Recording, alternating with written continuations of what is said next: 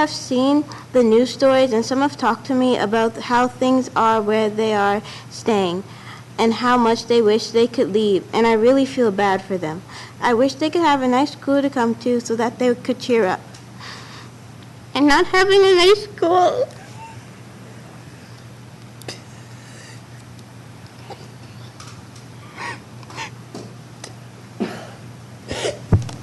It's okay, take your time.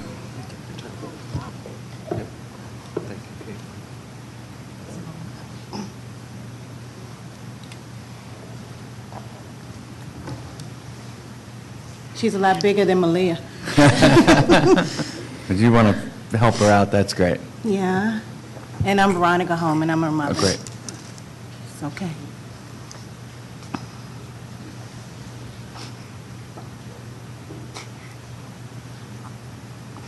I wish they could have a nice school to come to so that that could cheer them up, and not a school that makes them think of where they have to live now. I and my peers should matter. Just because we're kids doesn't mean we don't have rights and deserve to be in a nice place for school. Adults should never forget that we are the future. It is not enough to believe in us. You must invest in us also. Thank you very much. We'll move on to Olivia Scholl. Ms. Scholl, make sure you turn your mic on. It feels like we're being ignored. Stuart Hobson asked for and received money for the renovation. We've been waiting for years and it's been put off so many times. It makes me feel like we're not accepted by DCPS and they want us to shut down for some reason. Other schools are getting money and our school is going to get worse and worse over time.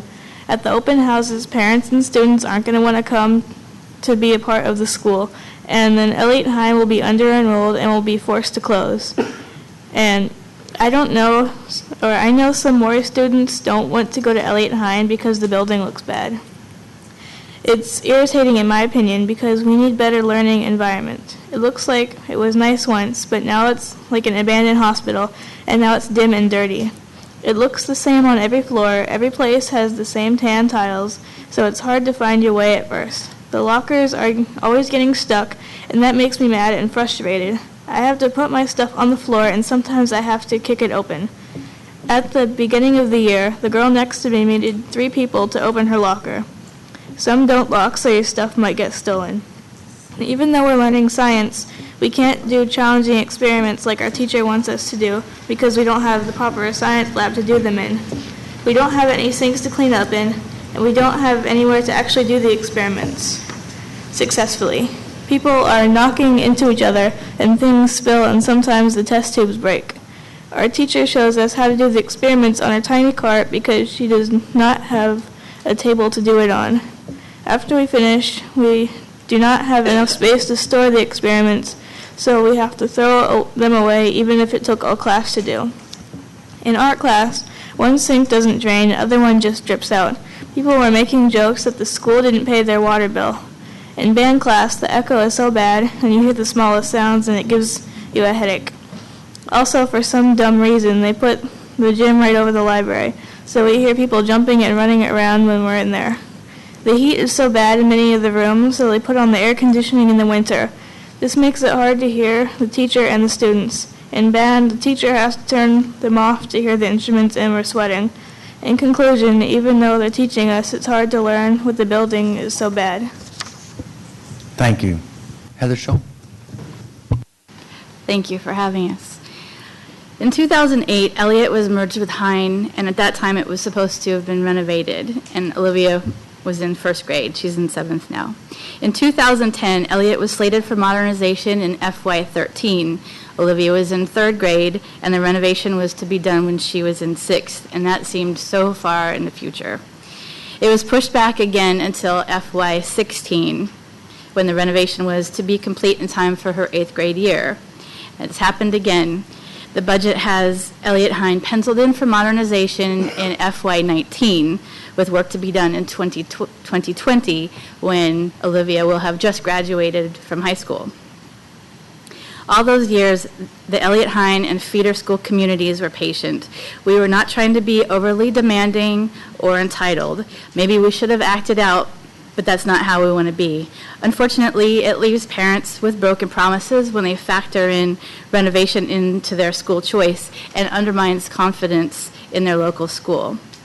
I started a Twitter campaign sharing some of the conditions at ELIOT-HINE that I found deplorable. I started that right after the budget came out.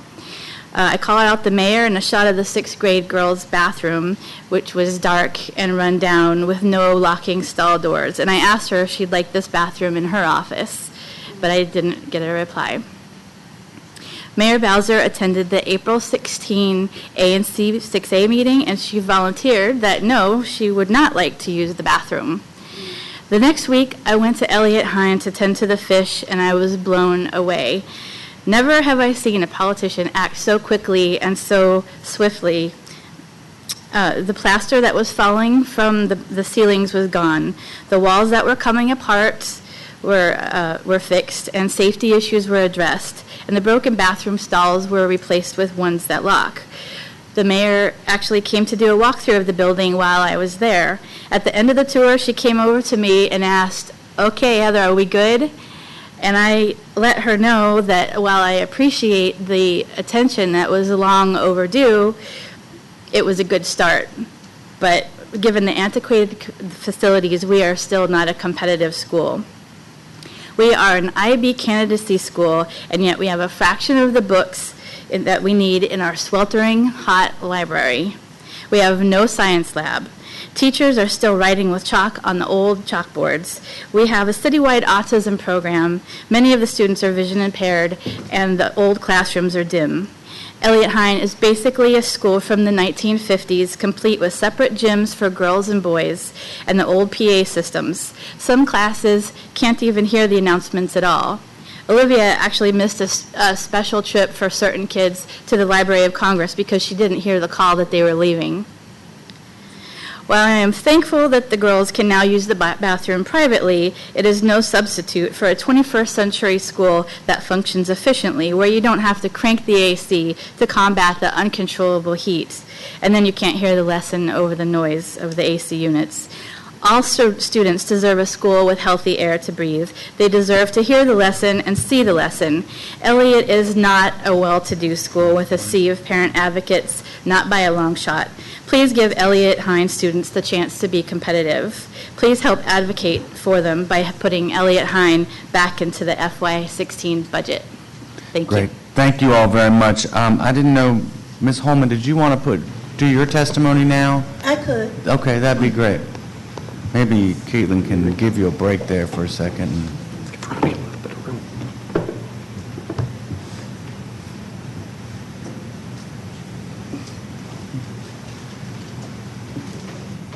It was already on. There you go.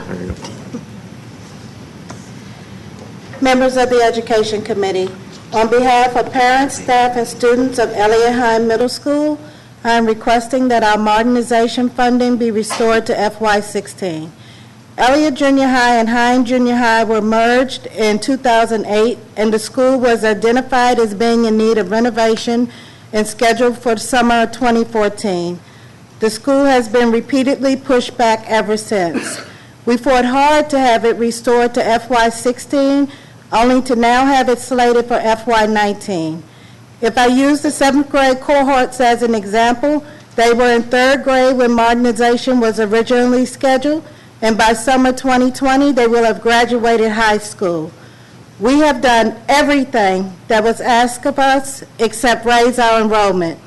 We implemented the International Baccalaureate program and are due for our final accreditation visit this fall. Test scores are up. Many students are on the honor roll. We have dynamic teachers and a great leader in our principal, Tanika Young. The data from Buddy Day, when children come to visit from our feeder schools, Mooring Minor and Payne Elementary schools, tells us that children complain about the dimly lit classrooms, horrible bathrooms, peeling paint, too hot, too cold. The boiler is old and temperature cannot be properly regulated in the school. Most of the windows are sealed shut and cannot be opened, which I'm sure is a fire hazard. Parents tour during open houses and decisions are made to do something different other than attend their neighborhood middle school because the building is in such poor condition. We will never be able to raise our enrollment under these conditions. 63% of our student population is at risk. Middle school students housed at DC General attend ELIOT-HINE. Elementary school students housed at DC General attend Payne Elementary, which feeds into ELIOT-HINE. We are asking students that are living in such deplorable conditions to attend a school that isn't much of an improvement over their current housing situation. How is that even justifiable? School should be a bright spot in any child's day and a sanctuary, beacon of hope for those children coming from more challenging home environments. We brought this to the mayor's attention at the recent ANC 6A meeting. We had letters from students, blown-up pictures, and parents from our feeder schools to explain why they would not want to send their children to ELIOT-HINE because of the facilities. The mayor did not hesitate to act. While she said she wasn't going to alter her plans for schools and that we should raise the issue with the city council, she initiated a series of emergency repairs at our school and walked through, accompanied by many, including Councilmember Allen, to ensure they were being completed. We have grown Ms. so Harmon, accustomed. can you just summarize? Your 3 minutes is up. Okay. We have grown so accustomed to pleas falling on deaf ears, no matter how strongly we advocate, that we did not think she would be responsive to our plight. We are both impressed and grateful. While we thank the mayor for her efforts on our behalf, and Councilmember Allen, who lives in the neighborhood, has always been our champion, we must ask the council to restore our Phase 1 renovation funds to FY16. Great. Thank you very much. And I want to thank you all for testifying. And, you know, it's a good demonstration of pulling together as a community and trying to say, okay, what's the plan for our neighborhood? And I think that the government has to be responsive to that. You know, whether it's folks from Maury pulling together and saying they're coming on, or whether or not you guys are already in the process, I think it would be unacceptable for us not to try to resolve this. So we're going to be working on it in my office.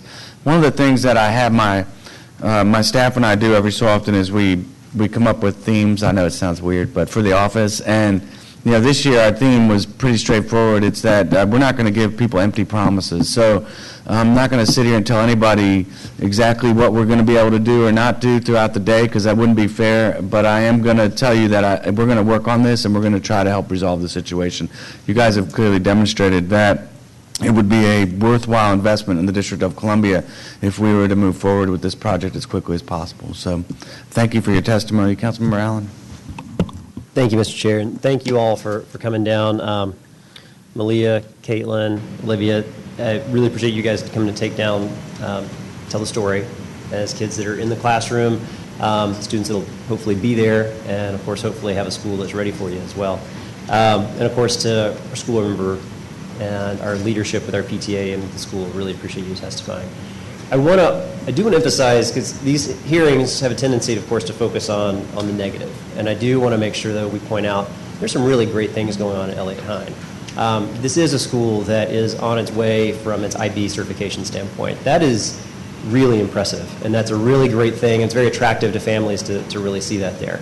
ELIOT-HINE hosts, I believe it's the city's only student-led radio program, who have interviewed national figures and have just done a phenomenal job there, exposing kids, students to technology, to engineering, also hosting. It's a really impressive program, and it's a strength of the school. You also have fantastic families and students, much like when we talked with the students from OR. Clearly it's not all negative. You got fantastic students and families that are a part of the OR community. We've got fantastic students and families that are part of the ELIOT-HINE community as well. And you've got great teachers and leaders there. So I do want to make sure we mention the positives there. There are immense negatives that a modernization will help address. I can't imagine teaching science in middle school without a science lab. You can't teach science in middle school in a science lab. So what are we doing to help prepare those students for high school or for beyond if we can't even teach the basics of science with the lab functions in middle school? We're setting those kids up to not be ready or as ready as they could be in high school with that. The windows, when we did the walkthrough just recently, the facilities people were talking, everyone kept asking why the windows were so filmed over, and said, well, there must be some type of application or a film on there, right? And he said, no, those were clear when we installed them. That's just how old they are, is that you can't see through the windows anymore. You literally cannot see out the windows, and there's nothing we can do to fix that. We've got a library. Malia, you talked about not many books on the shelf. It is not a library that suits a middle school, period. There's no way you can defend that library for a middle school. It has a handful of books, a couple of stacks that are there, and that's not a library that serves a middle school. It's got to be a significant investment there.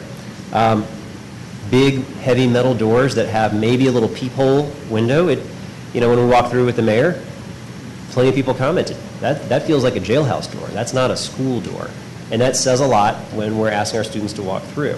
I absolutely appreciate the mayor's involvement, especially after the ANC meeting. I walked through the building the week before then and was seeing tiles missing, doors falling off their hinges, ceiling tiles gone, paint peeling. It was a real mess. And when the mayor came through, a lot of those things were improved dramatically. But that's what I was talking about, the difference between a stabilization and modernization as well.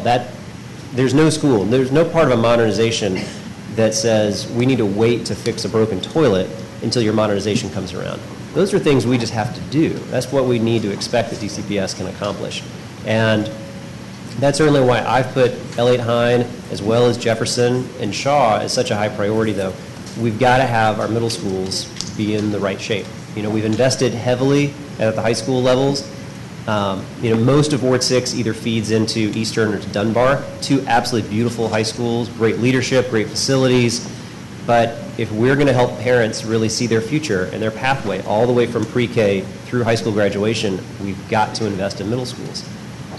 Just up the road, when you look at Brookland, which had been closed for several years, fully modernized, over 100 people applied to get into Brookland.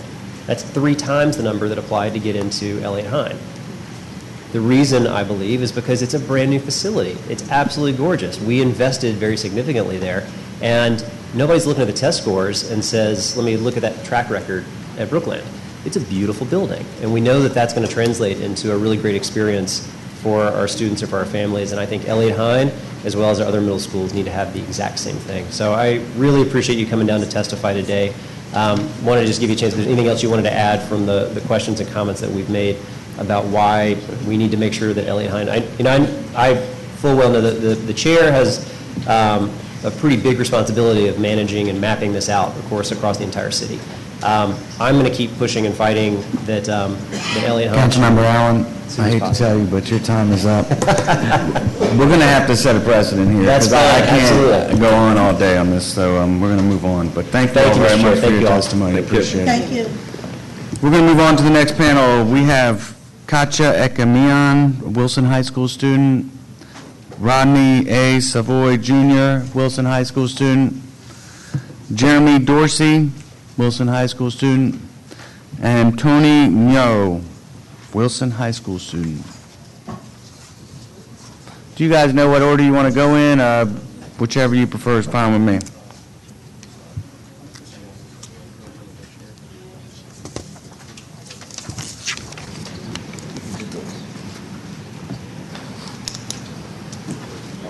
Whenever you're ready. Press this and speak. Yeah, just there you go. You got it. Good morning, Chairman Grosso and committee members. My name is Rodney SAVOY. I'm a Ward 4 resident and an out-of-boundary student of Wilson High School. I'm here today to speak on behalf of my school in the decreasing budget. The budget cuts will diminish some of the necessities that the students will need, such as the College and Career Center.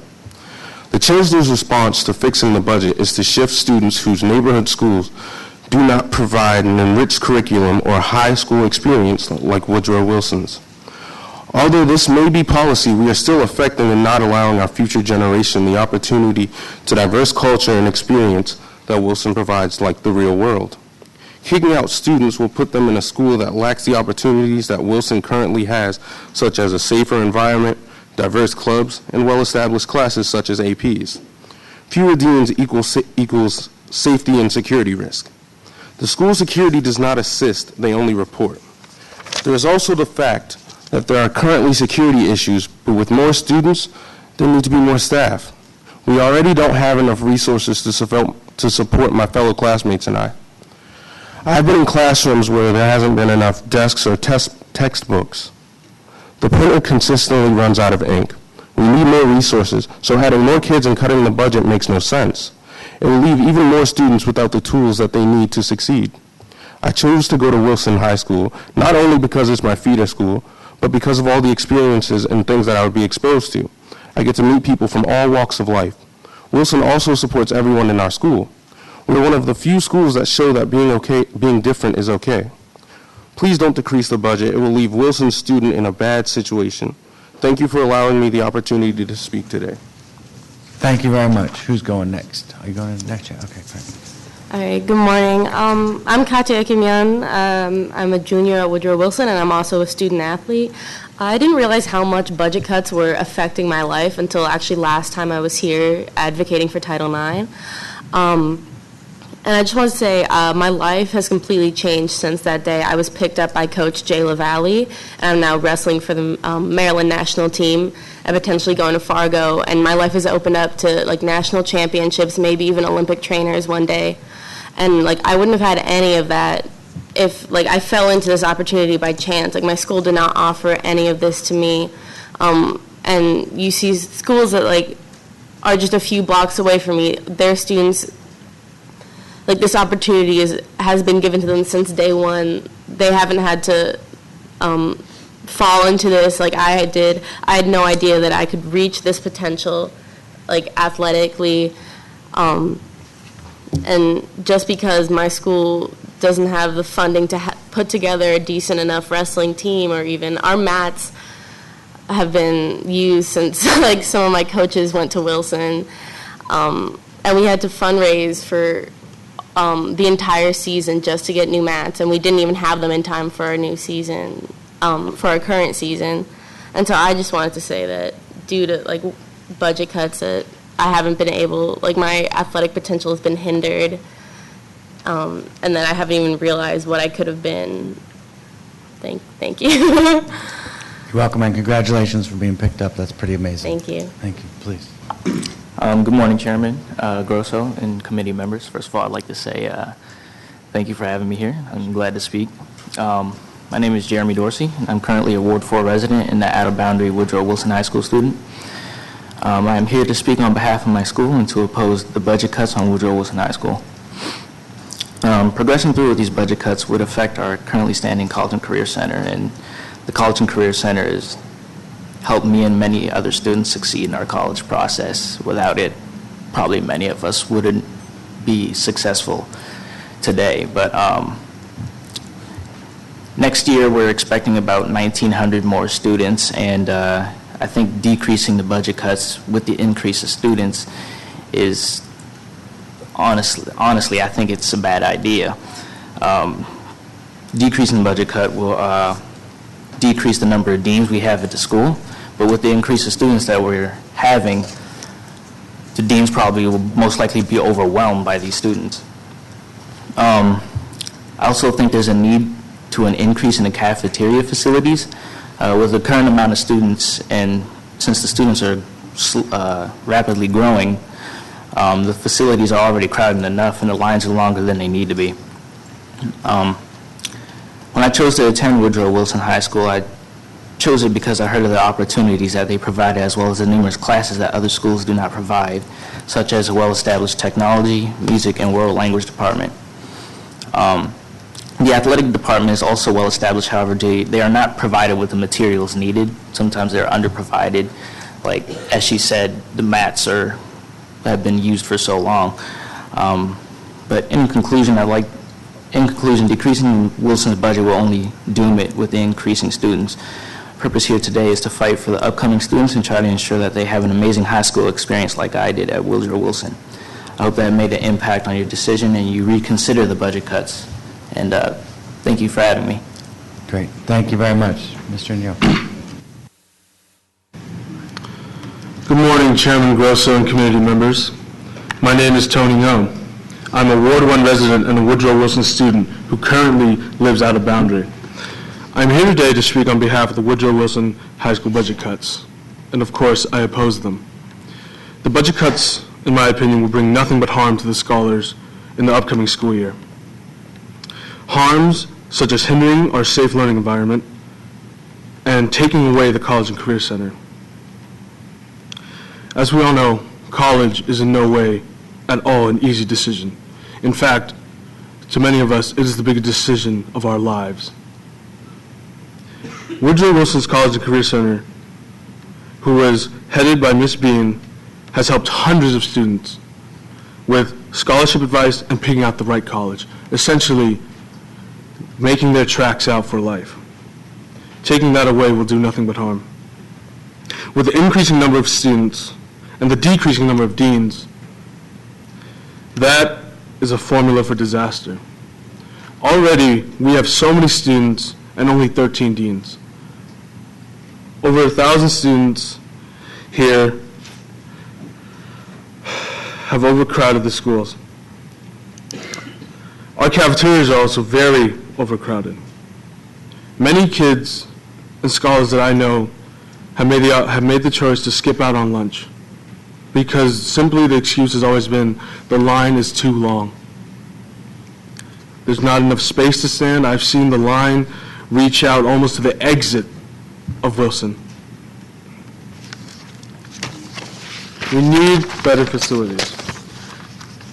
And with the budget cuts, our sports will also be affected. I myself was a member of the Wilson crew team as well as the Wilson wrestling team.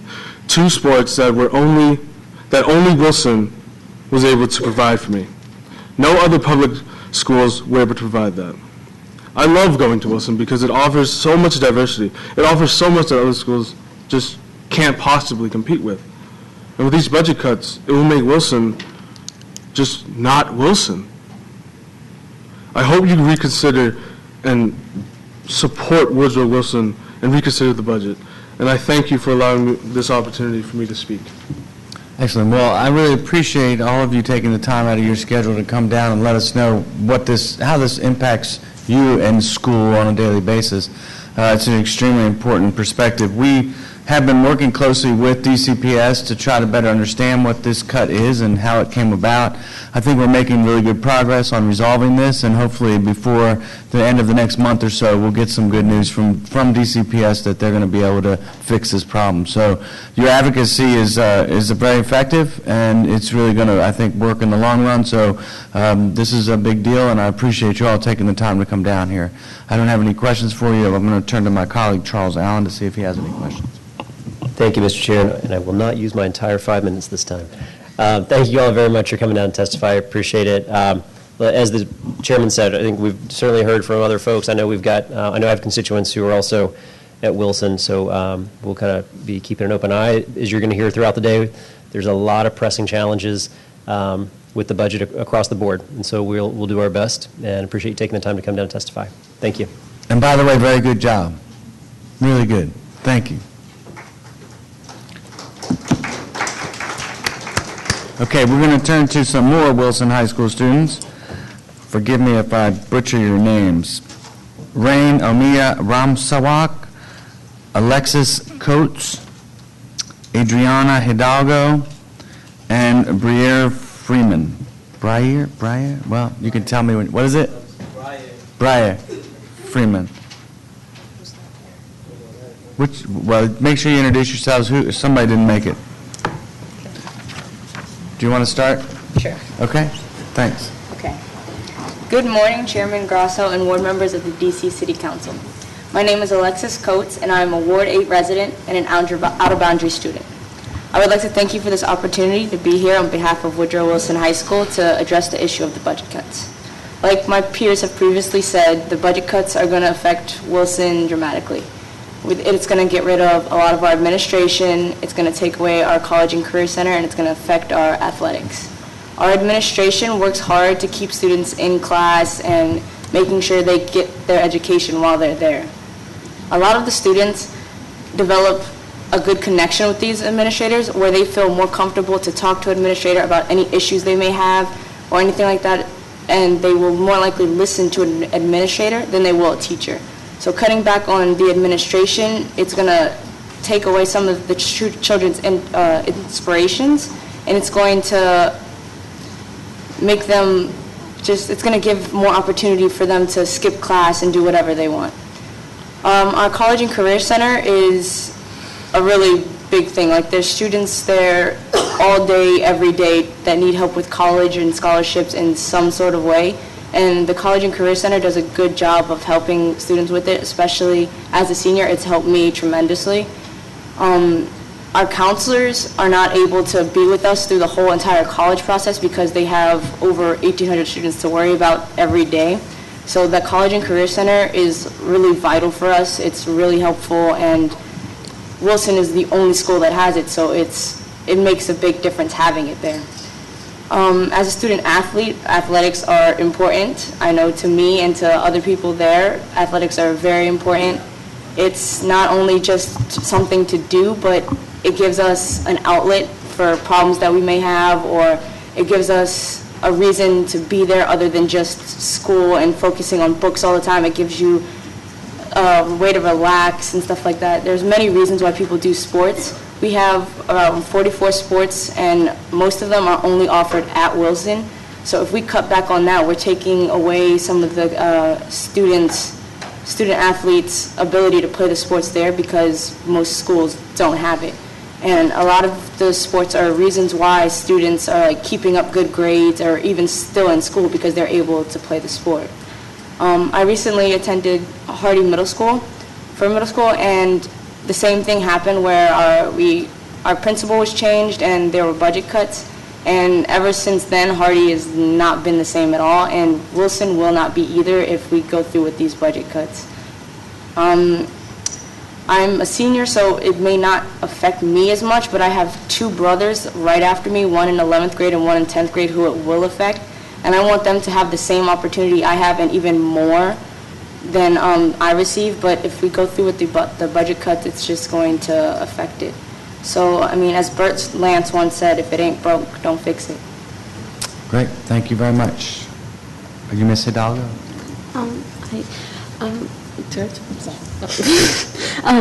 My name is ADRIANNA Hidalgo, and I'm a current year sophomore at Woodrow Wilson High School. I've learned a lot of things in life, but through it all, the obstacles and changes, school's always remained to be my backbone. What I mean by that is that school always seemed to support me in my personal choices in my childhood and then adolescence that would have the potential to influence my future career in education. Growing up in D.C. led to my father's choice in enrolling me and my sister and I in a bilingual school located in Woodley Park. Then, from the age of 5 until 14, my sister and I spent our years of education at the bilingual school, Oyster.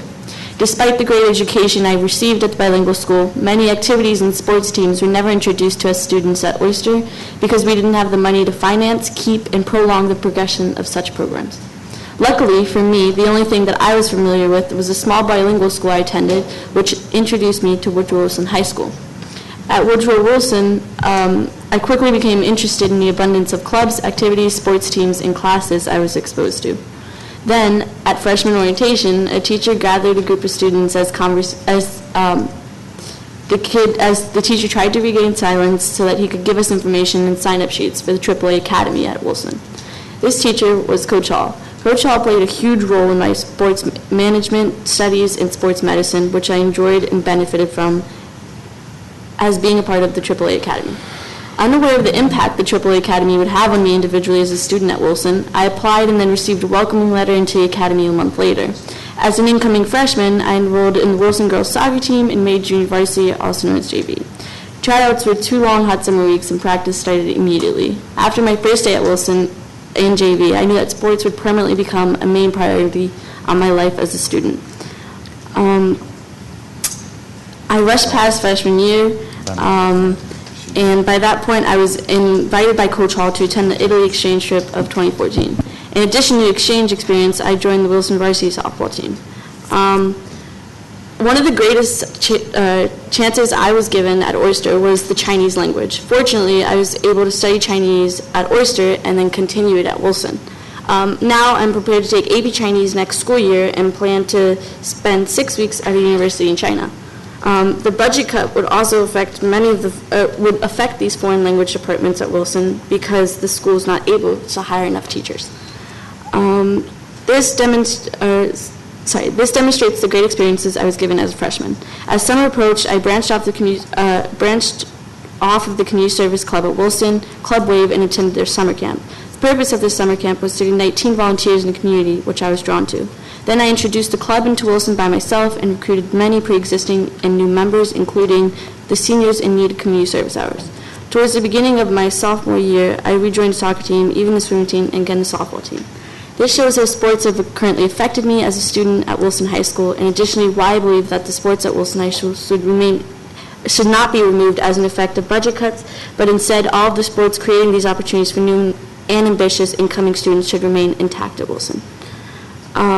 So yeah, basically these slots in multiple sports teams should stay at Wilson because I too know for a fact that many of us eager students who are full of hard work and rigor wanting to learn in the Wilson community should be given the opportunity of the 44 diverse sports teams that we have at Wilson. Thank you. Mr. Freeman? Good morning, Council. My name is BRY'ERE Freeman, and I am a junior at Woodrow Wilson Senior High School. I am one of the few members present of the AAA Academy, as well as one of the few members here on the City's Youth Council where I represent Ward 3. Wilson has truly made me who I am today. But as many academies, large diversity, and great staff, Wilson has affected my life in a way that I can only describe as positive. My freshman year at Wilson, I enrolled in an academy called AAA, which stands for Academic Athletic Achievement Academy. Through this program, I have learned sports marketing, sports medicine, as well as media broadcasting. AAA has given me many opportunities and also helped me choose a career path that I would like to pursue in the future, which is sports broadcasting. As well as just teaching me in the classroom, we also took many field trips that will broaden my horizon in my career. For instance, in November, my class went to the Barclays Center in Brooklyn, New York, and we saw the business side of the arena and just not the players. As well as field trips, we also create our own sports network called TSN, where we shoot and broadcast our school games to show that Tiger pride. If you cut the budget, that means you would directly or indirectly affect every student in Wilson, as well as every student in DCPS. When you cut the budget, you will have to let some staff members go. Staff members who students look up to, staff members who are role models and father figures to so many youth in DC. When you cut the budget, you would not jeopardize only my future, but every single student future in DCPS. Finally, when you cut the budget, you will also jeopardize your future. Why might you ask? Because the students standing in front of you are the future. Not only are we just the future, but every student in DCPS is also the future. And when you are taken away from our education, you are also taken away from our future. So I ask of you, council members, please don't cut the budget because at the end of the day, their futures are at stake, mine and yours. Thank you. Thank you very much. Thank all three of you. Ms. Coates, where are you going to go to college? I haven't decided yet. You haven't decided yet? No. Well, what are your choices? George Mason is my top choice right now. Okay. And I got on the waiting list for NC State, which was my first choice, so I'm waiting to see if I hear back from them. Well, congratulations. I can't wait to hear it. Thank you for your testimony again. You heard what I said to the previous panel. It's extremely effective and good advocacy so that we can make sure we're handling this, and I believe we'll be able to take care of it so that you can continue. The, what is it called? The AAA? AAA Academy. AAA Academy. It sounds like a great program. Allows you to combine all your interests, but also get engaged in a lot of activities. So that's really amazing, and I've never heard of it before. So thank you very much for letting me know about it. It's really cool. I'll check it out even more. Councilmember Allen, do you have any questions? Thank you, Mr. Chair. No questions. Just thank you very much for coming down to testify today, and Ms. Coates, good luck on whichever school you choose next year. Thank you. Thank you all very much. Great job. Thank you. Okay, we are going to move on now. This is a tough act to follow, but Mr. Penny, you're up next. Thomas Penny, General Manager, Courtyard by Marriott Convention Center, Chair of the Hospitality Industry Advisory Board, National Academy Foundation Academies. We also have Marullus Williams, CEO of LIMBIC Systems, Chair of the Information Technology Advisory Board, National Academy Foundation Academies. And Lisa Anders, the Senior Vice President of McKissick & McKissick's, Chair of the Engineering Advisory Board, National Academy Foundation Academies, and Sumaya Bhatt, Education, Finance, and Policy Analyst for the DC Fiscal Policy Institute. There she is. Great. Do you guys have an order you wanted to go in, or? Great. Thank you. Good morning, Chairman Grosso, Education Committee members. My name is Thomas Penny, and I'm here as the chair of the Hospitality Industry Advisory Board for 3 hospitality NAF academies and a representative of the hospitality industry, the largest employer in the District of Columbia. I'm a native Washingtonian and this year's chairman of the Board of Directors of the Hotel Association of Washington, D.C.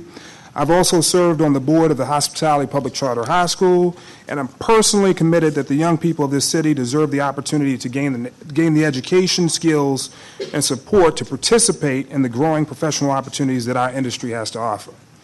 It is for this reason that with enthusiasm, I supported the effort that has become the NAF Academies of the District of Columbia.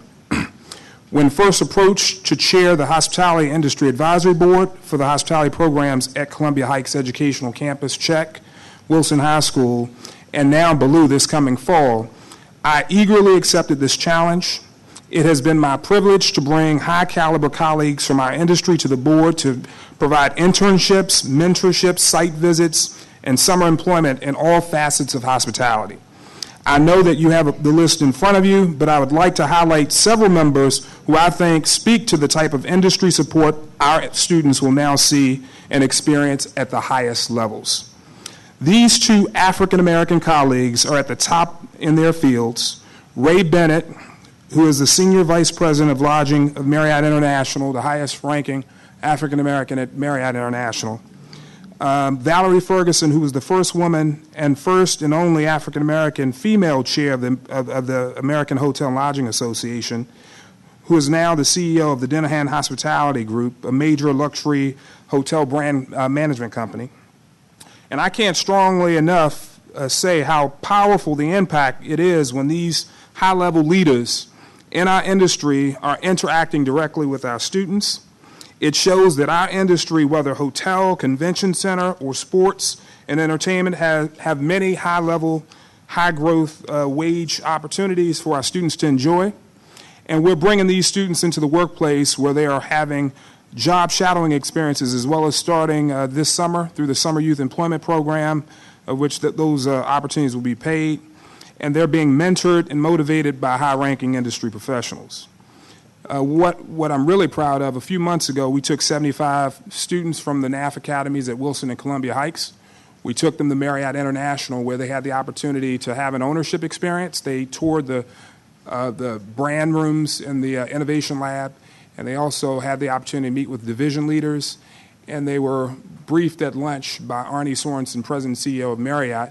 He had just come off an earnings call, and he took some time to address our students and share the results of the earnings call. He walked out of our space into an interview with CNBC. And so those are the kind of opportunities in which we are creating for these students. I'm grateful to all who worked to set up these NAF academies, and while we're thrilled to support the hospitality NAF program at Columbia Heights Educational Campus, Wilson, and the soon-to-open Ballou High School, we just urge you all to continue to support the NAF academies. And I also want to just give a major shout-out to Chief Dorso and Deputy Chief Bebo and our Chancellor for their strong support of career and technical education. Thank you, Mr. Penny. Ms. Anders. Good morning. Good morning. I'm Lisa Anders, with Vice President with McKissick & McKissick. Good morning, Chairman Grosso, members of the Education Committee, and other members of the D.C. City Council.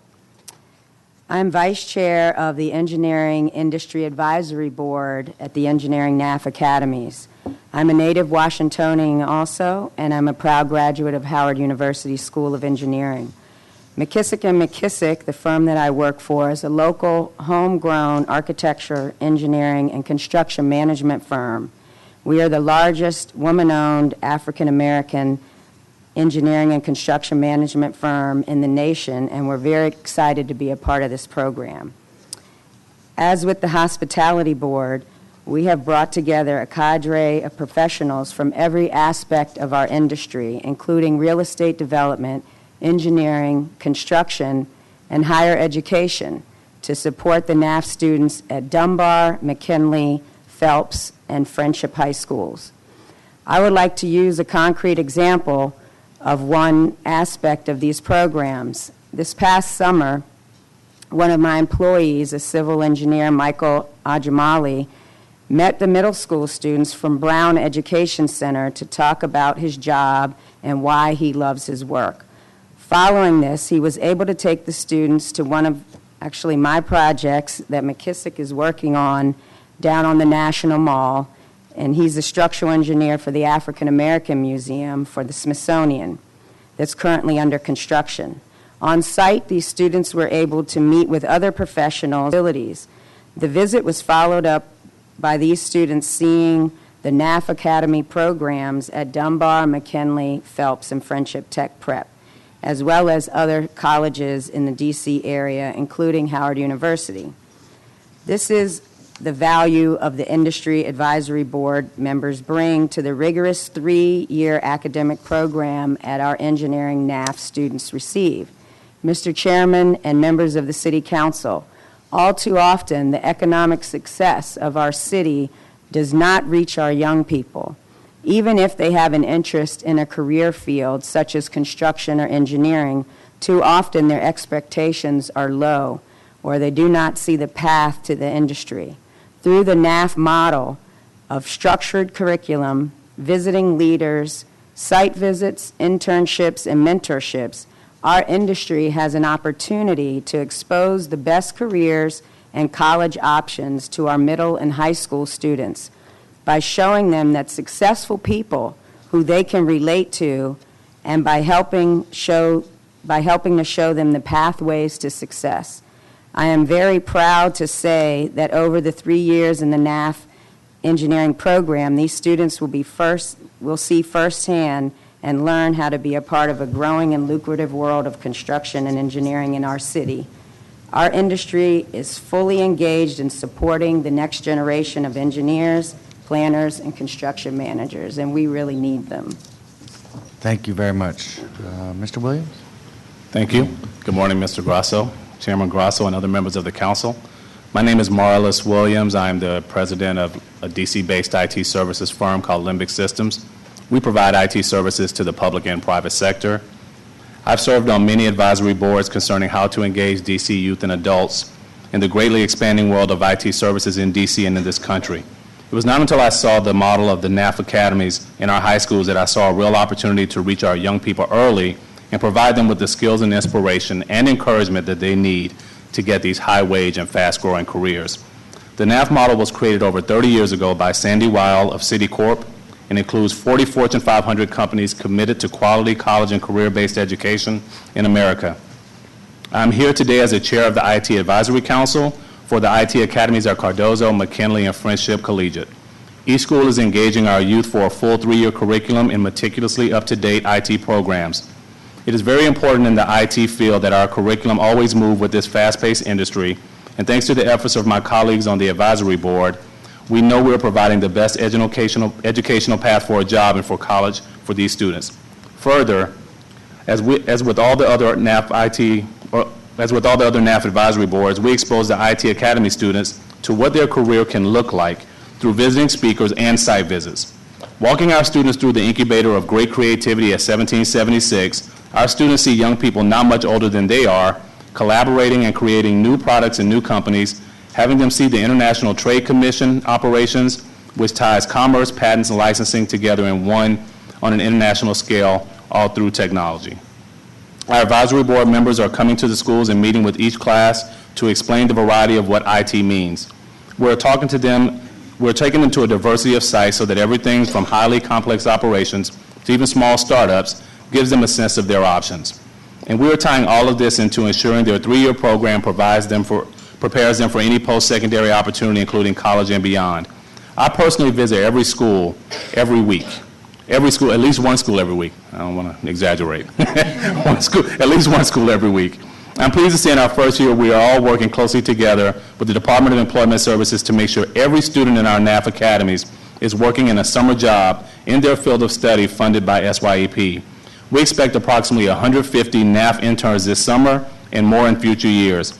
Our partners at Octo have agreed to host at least 5 interns from the Cardozo IT Academy this summer. I look forward to coming back here in future years to share with you our high school graduation rates, where students got immediate employment, and at what salaries and how many of our students are going to college and succeeding. Thank you. Thank you. Ms. Spott?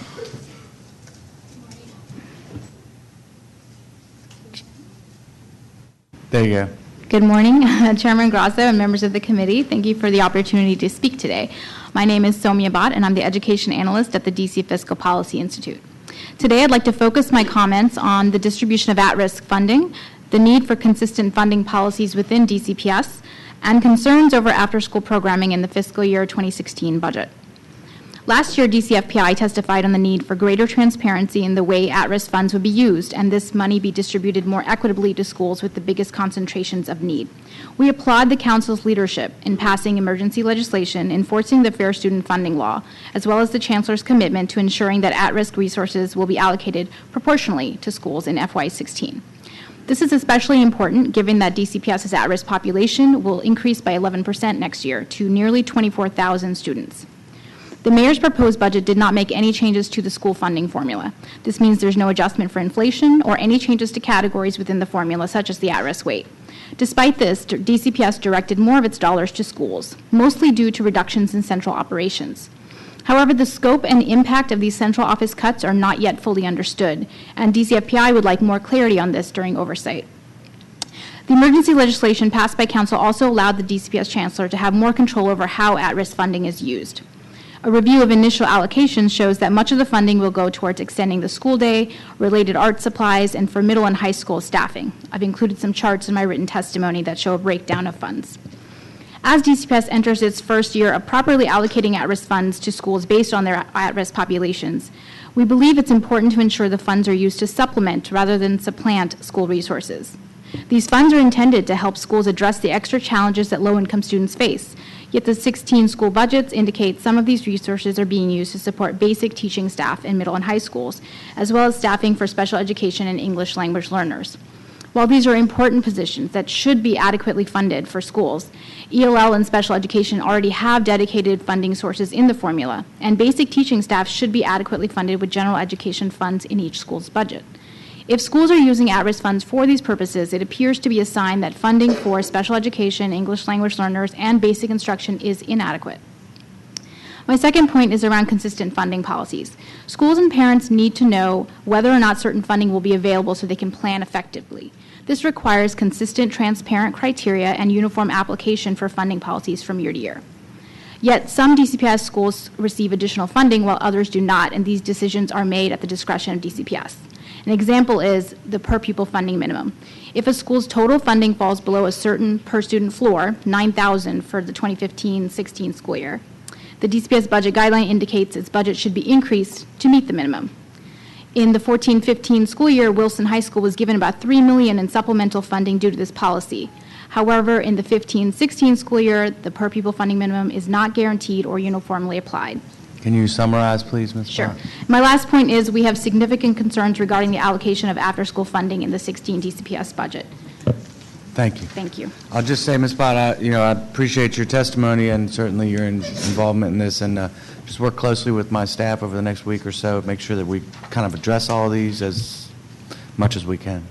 And I just want to say how much I support the NAF academies. I think they are a tremendous testament to the way we're doing things is different now in D.C. than ever before. And in fact, the partnership between the private sector and our education is really key here, and that, maybe, hopefully, that can kind of leak over into workforce development too, right? So we can set the stage here for what can really be done in the future when it comes to, programs that already have a need in the industries, being able to be connected to our workforce programs, just like you're doing with these students in the high schools.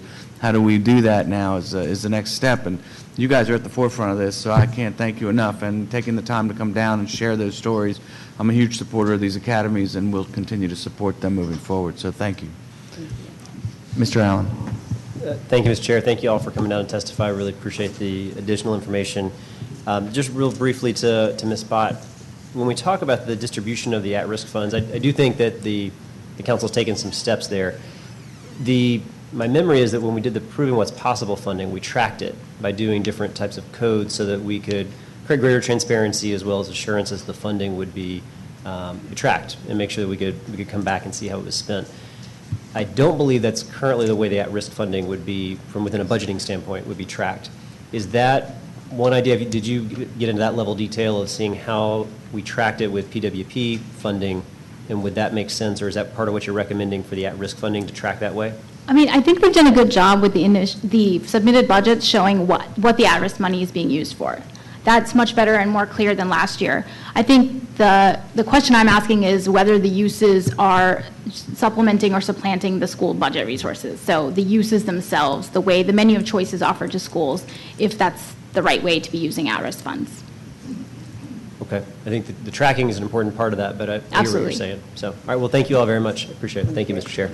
You all, just one second. Ms. Chase joined us as well, so hold on. The only thing I want to say, Councilmember Allen, is we did put in the at-risk funding change for this year, a reporting requirement coming out in the fall, exactly where that money was spent and what the impact was, so that's valuable. And we've been joined by Councilmember Che from Ward 3, who I'm happy to have here in the committee today, and I'd like to recognize you for an opening statement and any questions you have for the panel. Thank you very much, Mr. Chairman, and good morning, everybody.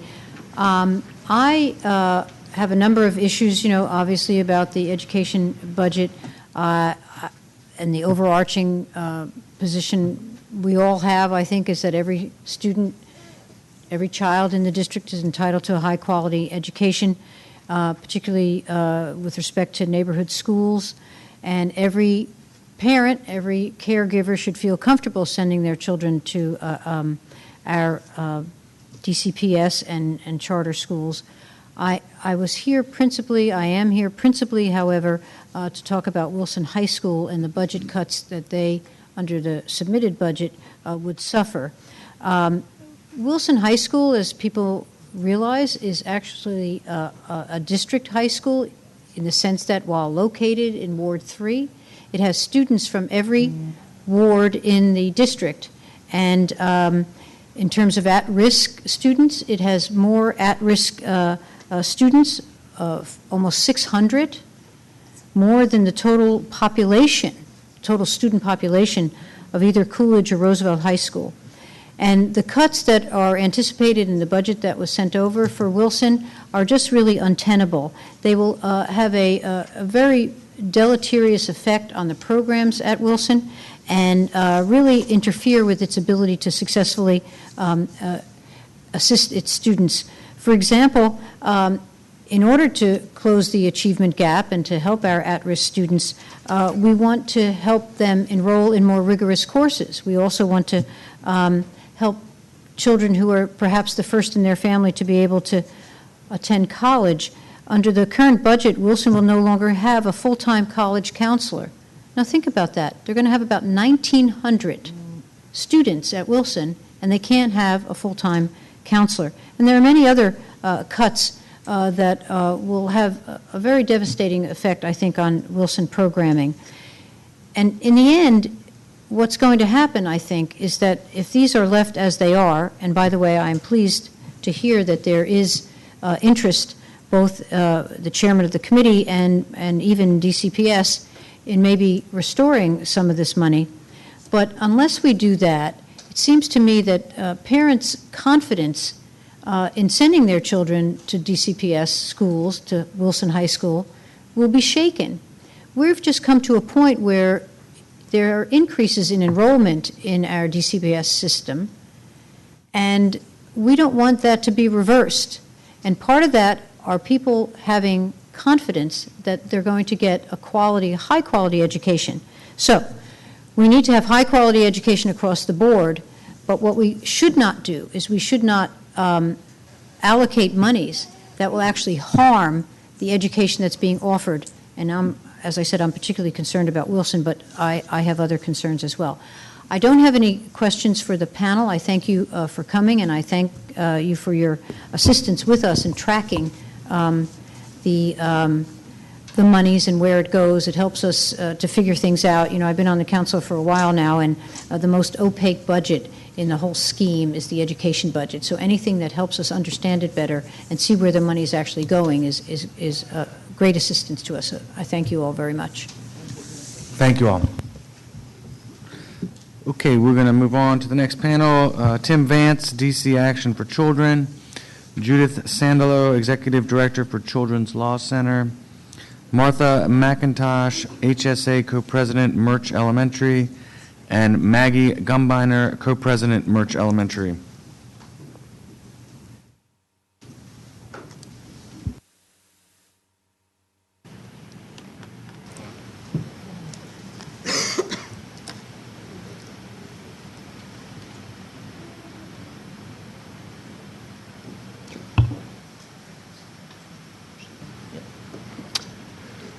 Good morning, Councilmember Grosso and members of the Committee on Education. Thank you for this opportunity to address the Council as it reviews the proposed fiscal year 2016 budget for the District of Columbia Public Schools. My name is Tim Vance, and I'm a policy analyst at DC Action for Children. At DC Action, we believe that sound policy that supports the well-being of children should be informed by rigorous research and sound local data. We found much to like in the proposed DCPS budget for 2016. We applaud DCPS for its continued investment in improving literacy in some of our city's lowest performing schools. However, given that only 27% of students in DCPS's 40 lowest performing schools were proficient in reading last year, just a 1.6% increase since 2011, we would like more information about the extent that these initiatives, as they're currently structured, have been successful and how DCPS plans to improve these supports going forward. Specifically, we would like to know whether any of the individual literacy programs or partners used in different schools have been more successful than others and can be expanded, or whether other literacy support models should be considered. We recognize that the budget process is not easy. Resources are not limitless, and prioritizing certain programs often means making tough choices to find funding from other areas. However, it is important that budget cuts do not significantly undermine the larger goals of our school system or fail to account for existing or growing unmet student needs. The expansion of IDEA Part C eligibility and the recent ban on suspending pre-kindergarten age children are both important policies that align with DCPS's larger mission to improve educational equity. However, we are concerned that the $863,000 reduction in funding for early stages will significantly undermine these programs. We want to ensure that this reduction, coupled with the concurrent cuts in funding for early childhood mental health services through the Department of Behavioral Health, does not prevent DCPS from fully realizing the potential of these initiatives. As more young students are eligible for special education services and teachers will need additional supports to maintain safe learning environments in their classrooms, it is important that our capacity to assess, diagnose, and treat young children with developmental delays or behavioral issues is sufficient to meet these new demands. We hope the Committee on Education will continue to work with the Department of Behavioral Health and other relevant agencies to ensure that adequate resources are in place to support our young students. We would also like more information on the proposed $2.4 million reduction in funding for health services under the Office of the Chief of Schools. Children from low-income families are more likely to suffer from asthma, vision and hearing impairments, and other preventable health issues, all of which affect children's readiness and ability to learn. That is why it's important that all of our public schools have adequate school-based health services that meet the needs of our student population. While school nurses are primarily funded through the Department of Health, school health services are another example of the importance of cross-agency cooperation to support our students. Mr. Vance, can I have you please summarize? Absolutely. At a time. Given that funding for school nurses has remained flat for the last 8 years, while DCPS enrollment has grown substantially, up 17% since 2009, we hope that the relevant agencies are working together to ensure that students have access to health services that they need. Thank you for this opportunity to testify. Ms. Sandalo? Good morning. Good morning, Chairman Grosso, members of the committee. Is my microphone on? It is. My name is Judith Sandalo. I'm Executive Director of Children's Law Center, resident of the district. I testify today on behalf of Children's Law Center, which fights so that every child in the District of Columbia can grow up with a loving family, quality education, and good health. With 100 staff and hundreds of pro bono lawyers, Children's Law Center reaches 1 out of every 8 D.C. children in our poorest neighborhoods, more than 5,000 children and families each year. The majority of the children we represent attend the district schools. Let me start by saying that we're very glad to see that the mayor's proposed budget continues to make education a priority and increases DCPS's overall budget by 2%. While the myriad problems our schools face can't be solved through funding alone, increased funding will certainly help. But as I've said before, special education in DC is in a state of crisis. Only 1 in 5 DCPS students who receive special education services tested proficient in math or reading last year. This is, and I know you agree, totally unacceptable, which is why I'm excited that the reforms in the recently passed special education laws are already beginning to go into effect and making a difference. As DCPS continues to implement these reforms, it's essential that the budget fund the special education system at levels that will allow more schools to provide high-quality services. Although this budget keeps special education funding levels relatively flat, I understand from Dr. Nathaniel Beers, who's chief of DCPS's Office of Specialized Instruction, that the budget does allow DCPS to take a few targeted actions that will improve special education services. Perhaps most importantly, Dr. BRY'ERE says that the plans embedded in the budget numbers provide for 35 additional special education teachers, 12 social workers, 6 new psychologists, and 10 behavior techs. Although there is also a cut of 7 special education aides, we believe that these other staffing increases will more than make up for that decrease. Also, for the first time, reading interventions, which have been successful in self-contained classrooms, are being expanded out into more elementary schools. And DCPS will continue its very important and very successful public-private partnership with Ivy Mount School. I'd like to briefly flag a few concerns. The budget documents show that early stages, the provider for special education evaluation for children ages 3 to 5 has a funding cut. After raising this concern, I've been advised that it is actually just an accounting issue and that funds are flat from last year. Still, this is a program that should be expanded, as we know that early intervention is most effective and prevents more costly services later on. Finally, I have concerns that DCPS has not adequately funded transition services to prepare students with disabilities for adulthood. Funding levels are flat, which will not allow DCPS to fill the incredibly huge gap between the current need and available programs. I'd like to briefly express my appreciation for your dedication, Mr. Grosso, and that of the full committee in ensuring that at-risk funds follow the students. And I really encourage DCPS to actually give school leadership flexibility when using these funds. Each school has a unique student population, and we really believe that school leadership should be deciding how to serve those students. Thank you. Thank you very much. Ms. McIntosh? Yes. Good morning. Good morning, council members and staff.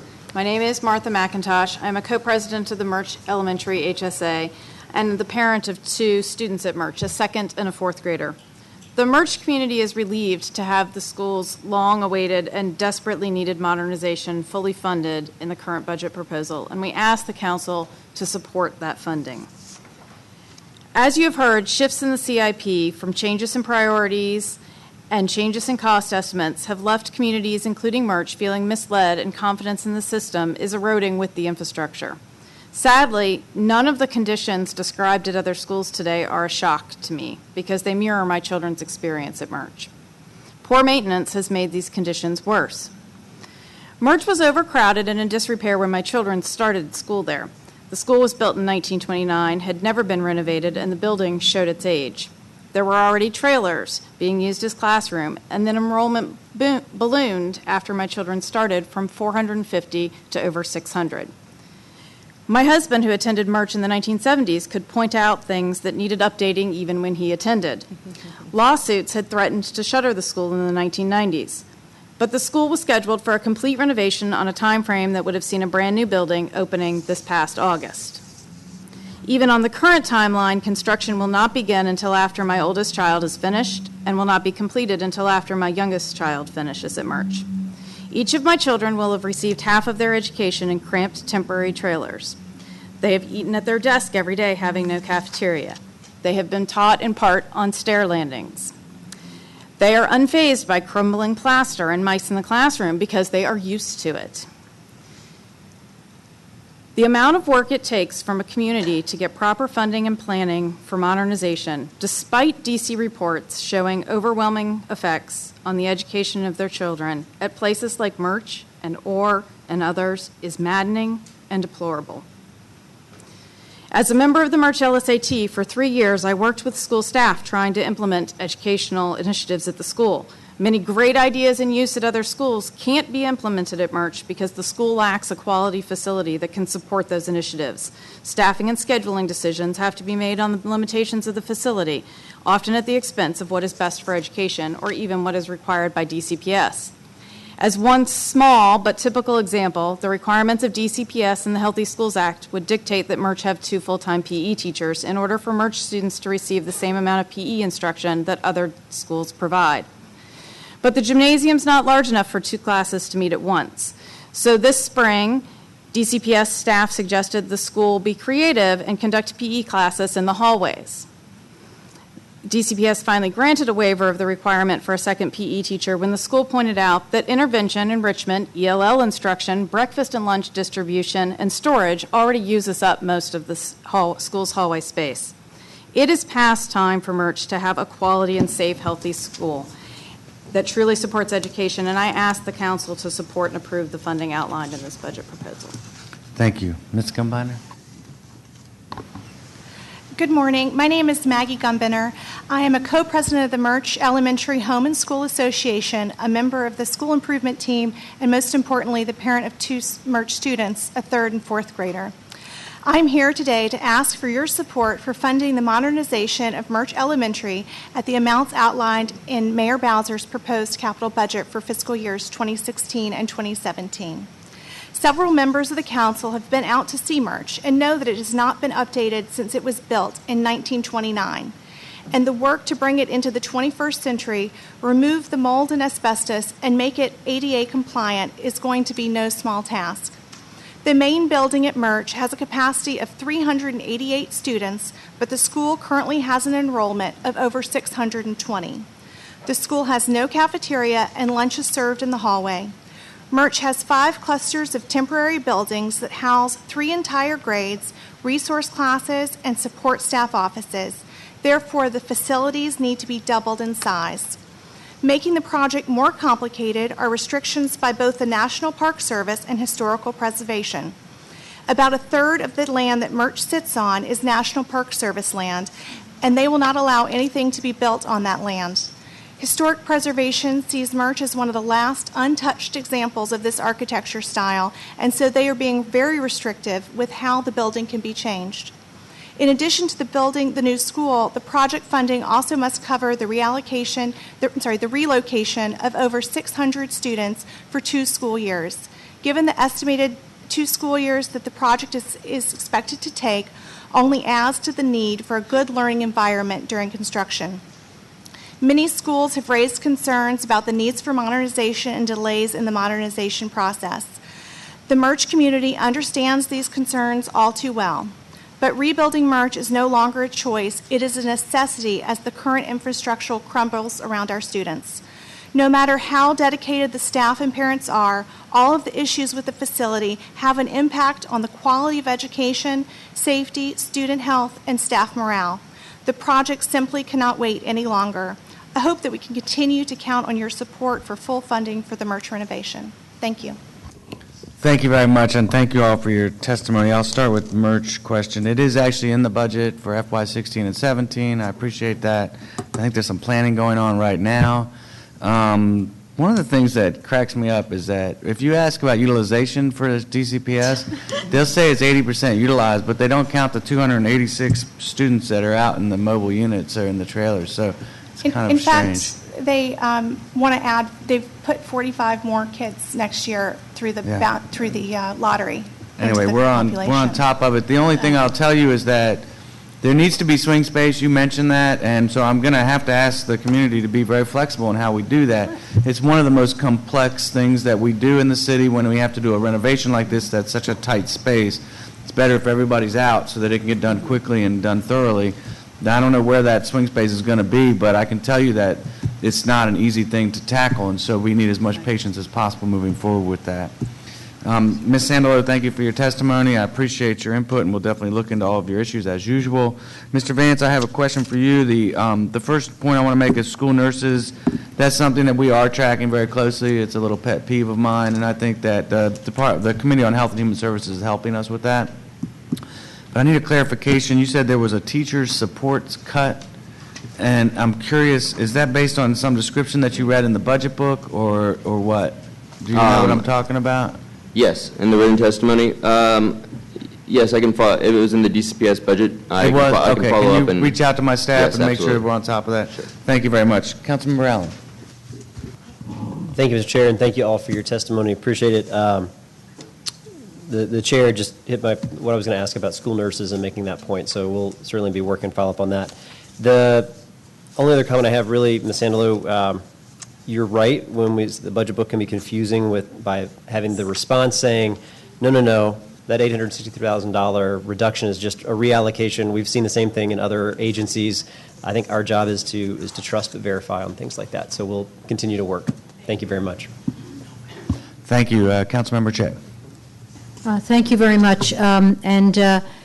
Ms. Sandalo, I want to echo the thanks to you and also Mr. Vance, because I think you highlight some things that are key about this budget, but also other budgets as well. We have to be careful that we don't scrimp on things that enable students to succeed. And we sort of work against ourselves where we want to talk about high-quality education, pathways to jobs, and all the rest of that, and yet at the same time, the very neediest in terms of the kind of assistance that we should be given seems to, not be front and center. So I'm glad you brought that to the fore. Ms. McIntosh and Ms. Gumbiner, what can I say? You've been stalwarts throughout. I know it's been a long process, and you haven't despaired. So, and you've kept at it, and you've fought and fought. And as you know, my own children many, many years ago were students at Murch, so I'm very familiar with Murch, and they also were in trailers, and that's like, I hate to say decades ago, I guess. But it is in the budget. I told the mayor it was my top priority, and I was pleased to see that it went over, fully funded, and like the mother hen, I will watch it through the process to make sure it stays exactly that way. So thank you for coming today. Thank you all. Just note that I have visited Murch twice in the past year and a half, and I've seen the kids eating in the hallways. It's bizarre. So we can fix it. 80% Yeah, no, it's not packed. Okay, we're going to move on. We have the next panel is Keisha Bolaji, DC resident, Rebecca Rena, parent at Cleveland Elementary School, Aparna Kumar, parent at Cleveland Elementary School, and Nancy Fox, parent of Garrison Elementary School. Hold on one second. Okay, so who are you? Rebecca Rena. Rebecca Rena. Nancy Fox. Of course. Okay, so then we'll keep going. Nicole Davis. Is Nicole Davis here? Michael Sanford. Michael Sanford here. Maggie Ryden. See Maggie? Maggie's over here. Joyce Robinson Paul. Okay, Faith Hubbard. Is Faith here? Hi, Faith. You could start whenever you're ready. Thank you for the opportunity to speak today. My name is Rebecca Rena, and I'm here to discuss three things. First, I'd like to quote a portion of a letter sent on behalf of Schools Chancellor Kaya Henderson to parents who wrote to her office regarding their concern about budget cuts at Wilson High School. Quoting, "The budget process is zero-sum, and anytime we direct more resources to one place, it means fewer resources available for another. Cutting other schools would mean taking funds from those same schools with high concentrations of at-risk students that benefited from the proportional allocation mandated by the law." End quote. Because I have small children and I have not slept in 4 years, I might be missing some nuance. But the quote above is unfortunate because it can be construed as blaming at-risk students for the budget cuts at Wilson. It sounds, to use my son's favorite word, like a load of poop. It sounds like the Chancellor's office is trying to start a class war. It is not acceptable for any public official to formally state that Wilson High School students have to suffer potentially destabilizing budget cuts because of an attempt to properly support poor and homeless students. That framing is needlessly divisive and must be rejected. There is no us versus them. There is no them. There are only students that deserve to be educated. The vast income inequality in the city obviously complicates DCPS's mission, but the District of Columbia has a legal and a moral obligation to effectively educate all its residents, which brings me to my second point, at-risk funding. I was outraged after reading the Post's coverage of how at-risk funding was spent this school year, so I cobbled together a group of parents who drafted a letter on this topic, which you should be receiving within the next hour, thanking the council and the mayor for the at-risk funding itself and for improving its allocation for next year. This funding is especially critical at schools like Cleveland, which have a majority of at-risk students. I urge the council to continue to support at-risk funding while working to improve its implementation. Finally, language immersion programming in DCPS. My son is a pre-K 3 student in the dual language program at Cleveland Elementary. We are so happy with the program that we did not enter the lottery for next year, and we will return to Cleveland in the fall. I am concerned that the city does not have a plan for my son beyond elementary school. Under the boundary revision process, McFarland Middle School is the proposed destination for students from 7 elementary immersion programs, but McFarland is at least 3 years from opening. 7 years from now, when I am looking for somewhere to send my son for middle school, McFarland will be overcrowded if there is not an additional DCPS language immersion option. Personally, I would like to see a second middle school immersion program at the proposed Shaw Middle School, geographically closer to existing DCPS immersion programs. I realize this would require a revision to the mayor's proposed capital budget for the next 6 years, which did not include money for Shaw Middle, with no explanation for the cut. Parents want to raise bilingual, biliterate children who have a deep appreciation for other cultures. More support for immersion programming, especially in Mid-City, can help us do that.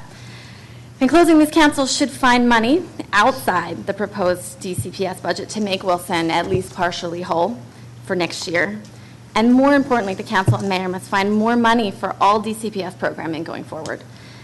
It's the most important job the city has, and the new district parents aren't going anywhere. We will fight for all the city's kids despite indications that portions of our city government are reluctant to do so. Thank you. Thank you very much. Ms. Fox. Good morning. My name is Nancy Fox. Let me take these off. And I submit this testimony as Vice President of the Garrison Elementary School Parent-Teacher Organization, as a parent of a preschool 3 student at Garrison, and as a Ward 1 resident. First of all, on behalf of the Garrison community, I would like to thank the mayor and the council for restoring modernization funds redirected from Garrison in February and fully funding Garrison's renovation in the proposed fiscal year 2016 and 2017 capital budgets. I'm pleased to note that the modernization implements the very first short-term recommendation of the 2013 Facilities Master Plan to target capital resources for areas with the greatest facility need but low enrollment. As part of my testimony, I respectfully submit several comments on the DCPS budget process and objectives. First of all, amend the budget timeline in order to improve parent and community participation in the process. The SAT concept is well-intentioned but allows very little room for meaningful participation due to the 1-week schedule for reviewing and providing feedback on the budget once it's released. Please consider an expansion of the budget review period in upcoming years. Second, focus on improving educational outcome for the city's most vulnerable students. I applaud the actions of the council to ensure that funding allocated to at-risk student flows to the schools that they actually attend. The Garrison PTO is one of several parent organizations to sign a recent letter submitted to the council, the mayor, and the chancellor, urging you to continue and expand this commitment. Garrison has a diverse student population with about half of our student body comprised of at-risk students. Providing needed supports, allowing appropriate flexibility in the use of supplemental funds, and monitoring the efficacy of interventions offered are absolutely vital to Garrison students and to the strengths of our school community. If we want Garrison and DCPS as a whole to perform on par with the best schools and school districts in our region, we need to move the dial to improve educational outcomes among students who face the most challenges to their learning.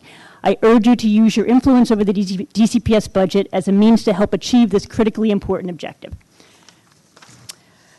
Third is to provide consistency and predictability in DCPS budgets. And you've heard a lot about this today. It serves no one's interest when schools are pitted against each other over budget wins and losses. While I recognize that budgets are not unlimited and that fiscal discipline is needed even in flush economic times, I ask you to serve as advocates to securing additional funding in the budget to avoid the impacts that per student budget reductions may have on individual schools. In conclusion, I want to convey something about the importance of the city's investment in Garrison and similarly situated schools. DC certainly needs to address the financial needs of its highest achieving and most desirable schools, but doing so is not going to stem the forces that have created the highly uneven landscape of enrollment pressure and school quality across the city. Nor will it put at ease the minds of parents who live outside the boundaries of these sought-after schools. DC desperately needs to increase the supply of great neighborhood schools around the city. Garrison is on the right trajectory and has the potential to become a high-performing, highly desirable school, and I'm sure that Garrison isn't unique in this regard. Is our success at Garrison contingent only upon the funding it receives from DCPS? Of course not. There are lots of other factors. Can you summarize, please? You're almost done. Money is important. Investment in Garrison's facility and operations clearly signals the city's commitment and makes a noticeable difference to current and prospective Garrison families. Thank you for this opportunity. Thank you. Ms. Rodney? Good afternoon, Chairman Grosso, fellow council members and committee staff. My name is Maggie Ryden, and I'm here to testify today on behalf of the DC Alliance of Youth Advocates, a coalition of over 130 youth-serving organizations, to give our feedback and recommendations for the DCPS FY16 budget. In the last year, DCPS has continued to make progress in ensuring positive academic outcomes for DC youth.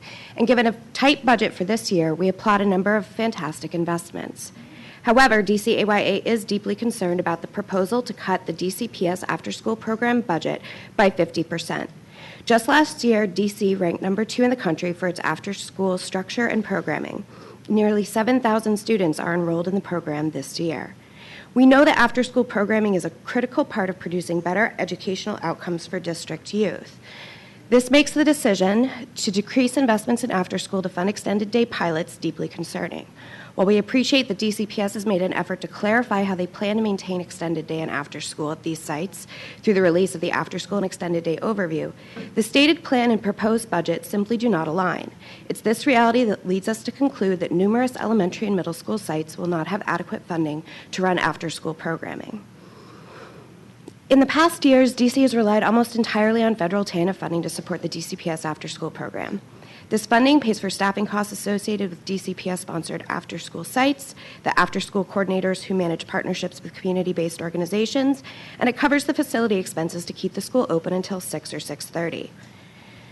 Although DCPS was able to identify funding to fill a cut that occurred this July to maintain after-school programming, it's not identified additional funds to keep these critical services stable for next year.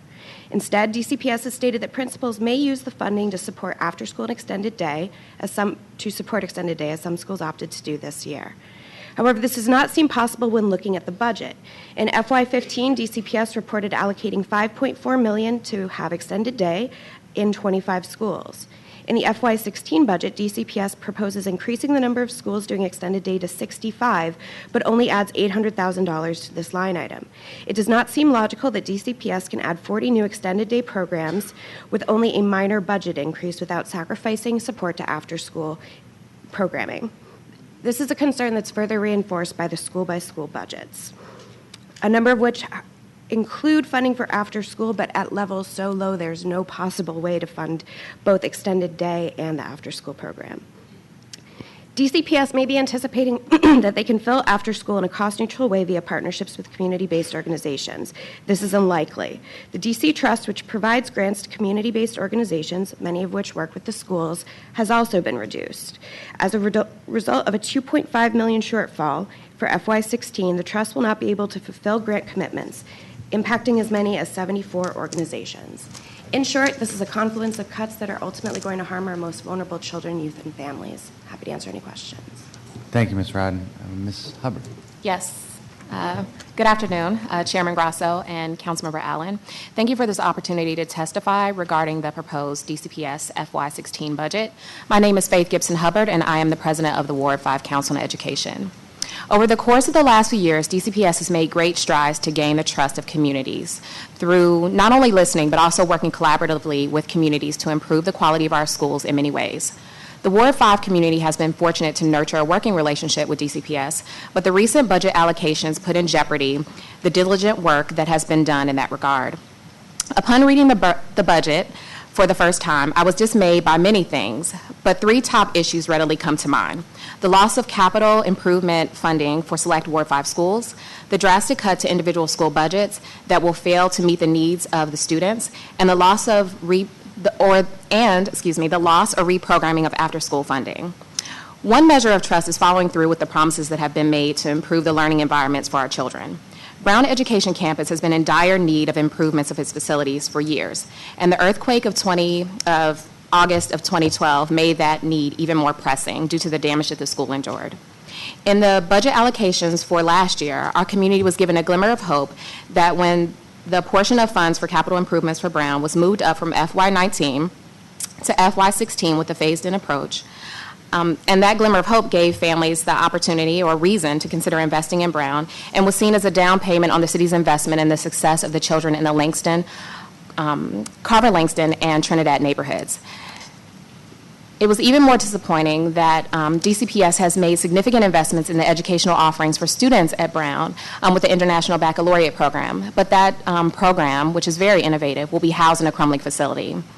To further express my disappointment, I only need to mention Spingarn and how it's completely fallen off of the budget. So I'll just let the rest of that part of the testimony go. But that's also a common theme with other schools in Ward 5, such as Burroughs Education Campus, Langley, and even Langdon. If priorities shift, which we know that they do, it's better to engage the community around those priorities changing instead of just zeroing out the budgets. Every area of the city has been touched by proposed cuts to the recent budget, and that's unfortunate. In Ward 5, those cuts have been drastic, but also devastating as well. With the opening of Brookland Middle School, which we're excited about, many Ward 5 education campuses will revert back to elementary schools. Unfortunately, the funding that's been given to those schools will not be adequate for the students that they need to serve. How can some Ward 5 schools be designated as STEM when they don't have the proper funding to do so? How can foreign language be a need that students need to be exposed to as a district priority, but a school only has a part-time foreign language teacher?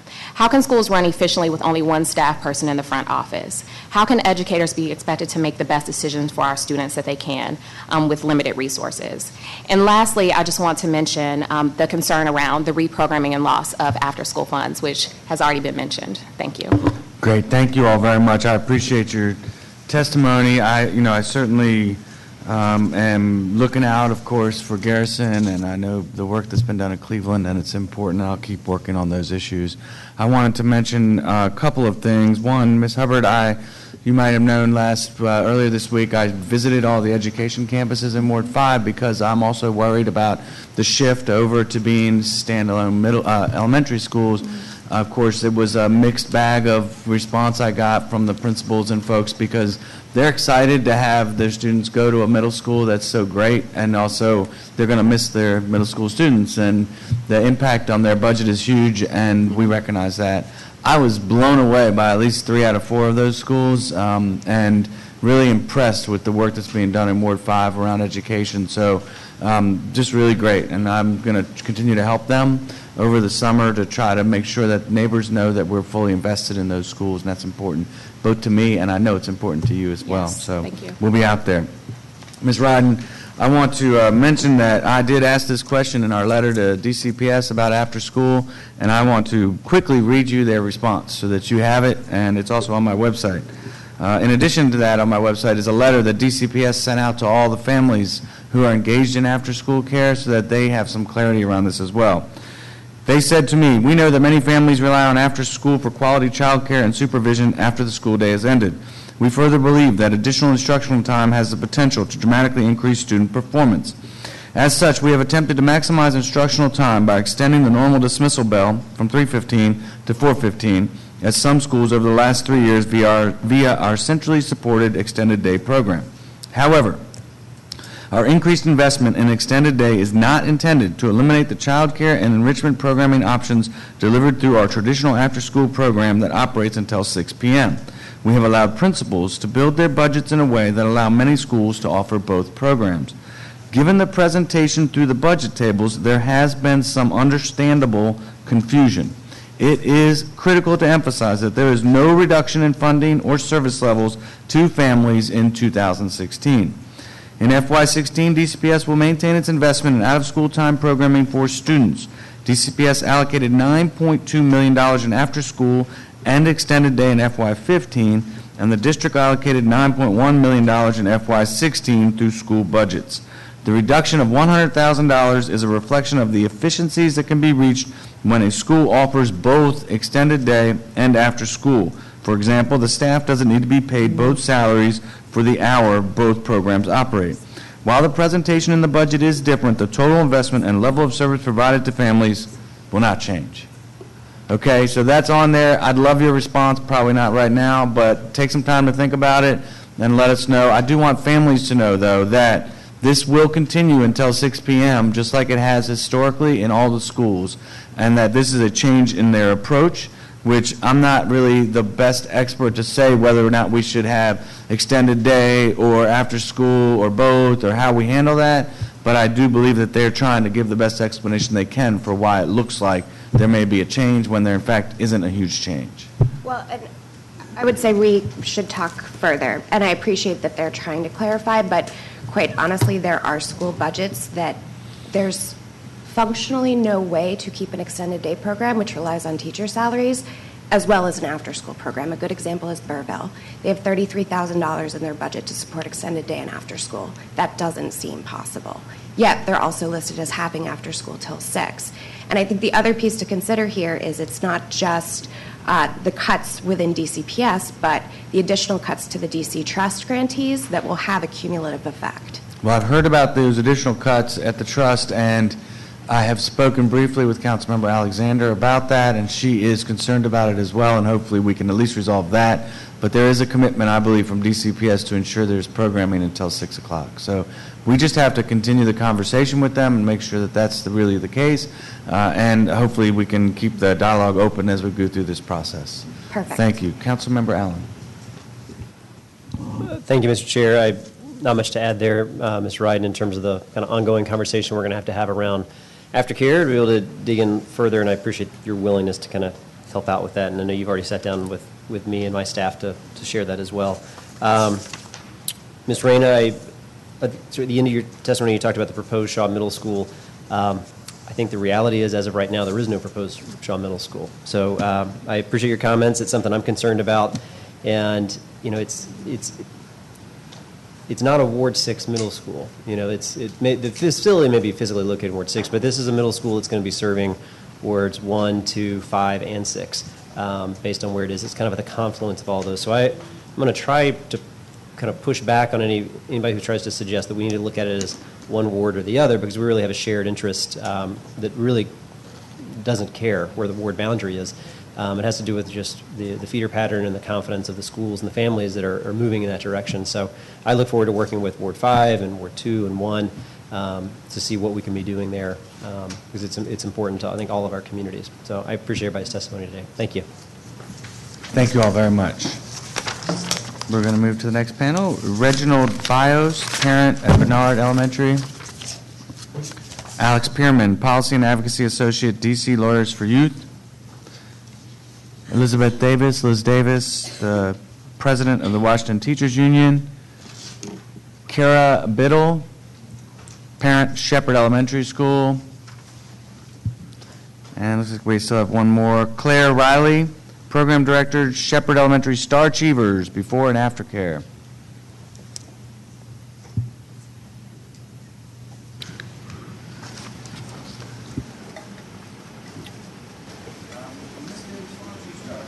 Okay, thank you. All right, good morning, Chairman Grosso and distinguished members of the Education Committee. I'm Elizabeth Davis, President of the Washington Teachers Union. And after receiving the proposed school budgets, hundreds of our members have expressed grave concern over the proposed budget cuts for their schools. These cuts will leave schools with insufficient staff to sustain quality education programs, cripple schools' efforts to close its achievement gap, and compromise efforts to serve the neediest and most at-risk students in our school system. Student populations in the 40 lowest performing schools in our school district calls for additional support services such as counselors, special education teachers, social workers, and other wraparound services. Without additional funding, these schools will be left to make difficult decisions that will impact students for years to come. DCPS, over the course of the last 7 years, has unilaterally enacted divisive programs and policy, exited more teachers than it employs, and closed a record number of schools, all with little, if any, improvement. And in some cases, academic decline has occurred for many of the students with the most need. The DCPS strategy to address declining achievement in schools with long histories of being starved of resources has been to continue that trend.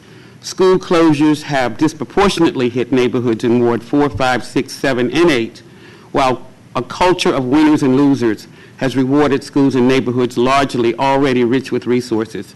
DCPS can no longer blame declining achievement numbers on the perceived unpreparedness of its teachers. Since 2007, the rate of teacher turnover in the district point to a workforce largely hired under the critical eyes of this DCPS administration. This is not merely data from the Washington Teachers Union. Experts in research have all looked at DCPS with caution. On the 2013 DCPS NAEP Education Week calls the strong gains reported into question amidst an enormous achievement gap.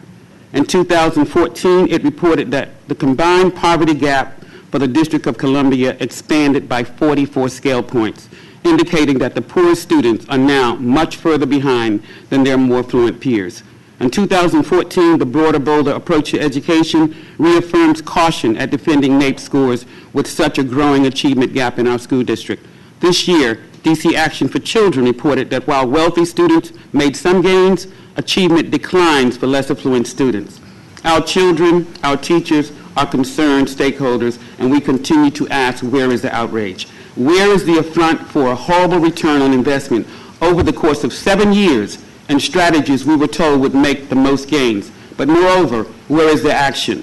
Recently, DC Action for Children produced a map of the results of third grade reading proficiency between 2007 and 14. This map can be found on page 3 of my testimony. As you can see, it reveals a huge disparity in how schools in certain parts of our city are rewarded. I can see you have quite a ways to go. Can you just summarize? Yes, I can. Thank you very much. Members of our local, those who work closest with students, have put forth a number of strategies through our shared vision. One of them is to ensure that teachers have the trust, support, and time they need to do their jobs. Second is to advance initiatives that improve students' readiness to learn and resources that will help them to realize their full potential. As the elected representatives of the people of D.C., this committee must have access to accurate, disaggregated data if you are to discharge your oversight responsibility over the government agency that delivers educational services in this district. Our teachers deserve better, our schools and our communities deserve more, and our students can't wait another 7 years to improve. Thank you for your consideration, and I'm prepared to answer any questions you may have. Thank you. Mr. Pearman? Good afternoon, Chairman Grosso and members of the Committee on Education. My name is Alex Pearman, and I am a Policy and Advocacy Associate at DC Lawyers for Youth. We're a research, advocacy, and direct service organization that seeks to improve DC's youth justice system. My testimony today will focus on the negative impact of out-of-school suspensions, trends in the use of suspension in DCPS schools, and how the district could use the budget to help its schools decrease their use of these practices. Research has long shown that being suspended puts a student's education off track. Suspended students are more likely to repeat a grade and come in contact with the juvenile justice system. And a recent study has shown that high suspension rates negatively affect the learning of non-suspended students as well. Using longitudinal data, this study found that independent of student-level factors like poverty and school-level factors like rates of misbehavior, schools with higher than average suspension rates had lower student achievement on reading and math standardized tests. This effect may be because harsh disciplinary climate distracts students from learning, or because high suspension rates create instability and fragmented relationships in the classroom. The key takeaway is that on average, school exclusions hurt both those students who are pushed out and their peers. Unfortunately, DCPS data show that its schools have made no progress in decreasing their rates of out-of-school suspension over the past few years. In school year 2011-12, DCPS schools issued about 1 out-of-school suspension for every 4 students, and it did so again in school year 2013-14.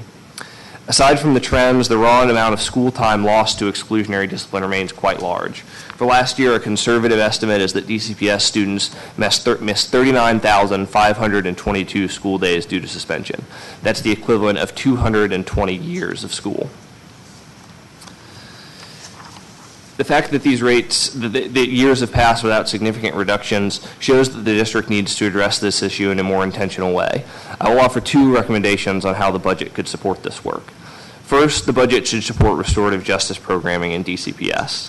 Suspensions that are eliminated will generally need to be replaced with alternatives. This is likely to pose a particular challenge for staff at schools that currently have high suspension rates. We hope to see a publication consistent with the provision that Chairman Grosso placed in last year's Budget Support Act requiring DCPS to report its implementation of a restorative justice pilot program. Indeed, we ask that this year's budget go a step further and explicitly fund such a restorative justice program in the DCPS Office of Youth Engagement.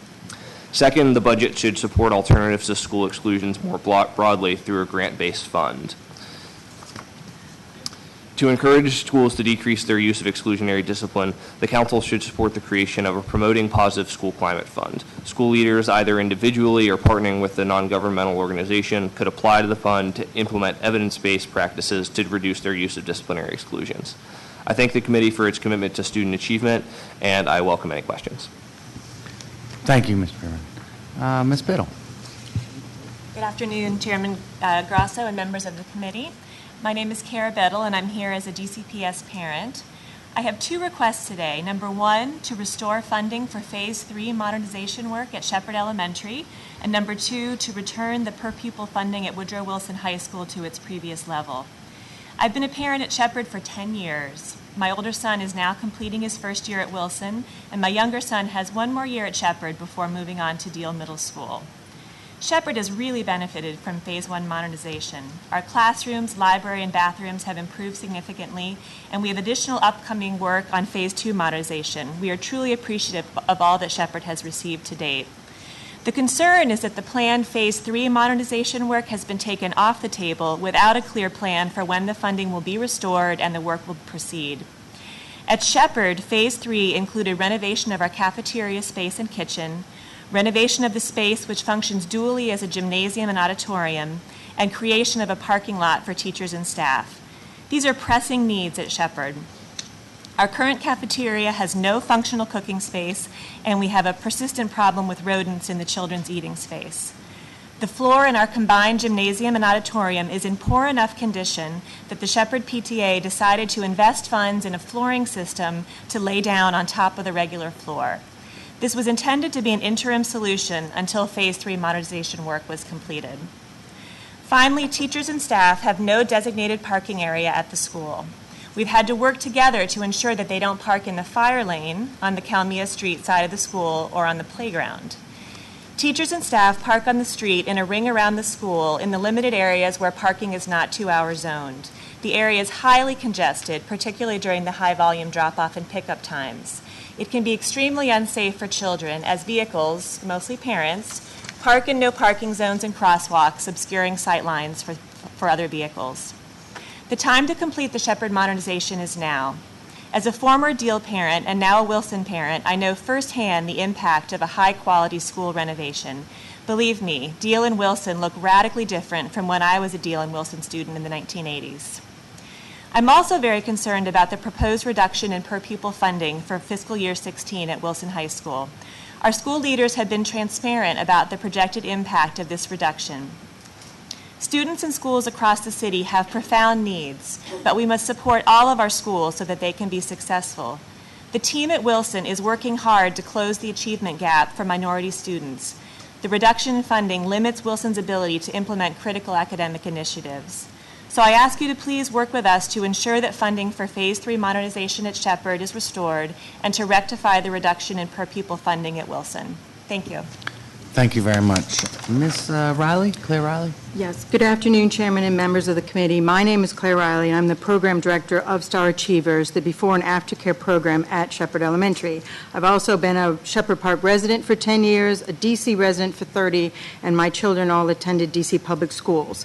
Star Achievers is a nonprofit organization run by volunteer parents specifically dedicated to the before and after school needs of children at Shepherd Elementary. I'm here today to point out several important reasons and emphasize why Shepherd Elementary needs additional funds to complete renovations on its building. Star Achievers enrolls approximately 1/3 of the elementary school students in our before and after care programs. Every day, our children use the only two common spaces in the school, the cafeteria and the gym. With such little common space, we need the funds to improve these rooms as well as to add parking so we may offer more enrichment activities in a safe and welcoming environment. The building has been tremendously improved in the first phases of renovation. Most of the building is bright, clean, and functional, except for the cafeteria and the gym auditorium. It's not fun or inspiring to eat, work, and play, organize enriching activities in subpar spaces. In particular, as was mentioned, the cafeteria condition is poor, and in addition, it has been noted it's difficult to evacuate in a fire as currently configured, as there's only one exit away from the current kitchen. We'd also would like a sanitary place to eat and to use for after-school activities, dance, creating art, and offering more hands-on science activities. A new kitchen would help the after-school program tremendously. It would allow us to offer classes with hands-on cooking activities as well as nutrition and wellness classes we cannot offer now. These offerings would be coordinated with a vegetable garden that we will tend when the building renovations and landscaping are completed, and that's not possible to do within the current space. A new gym would with a modern stage would allow us to schedule more cultural music groups to perform for all our aftercare students at once instead of in the limited spaces that we have now.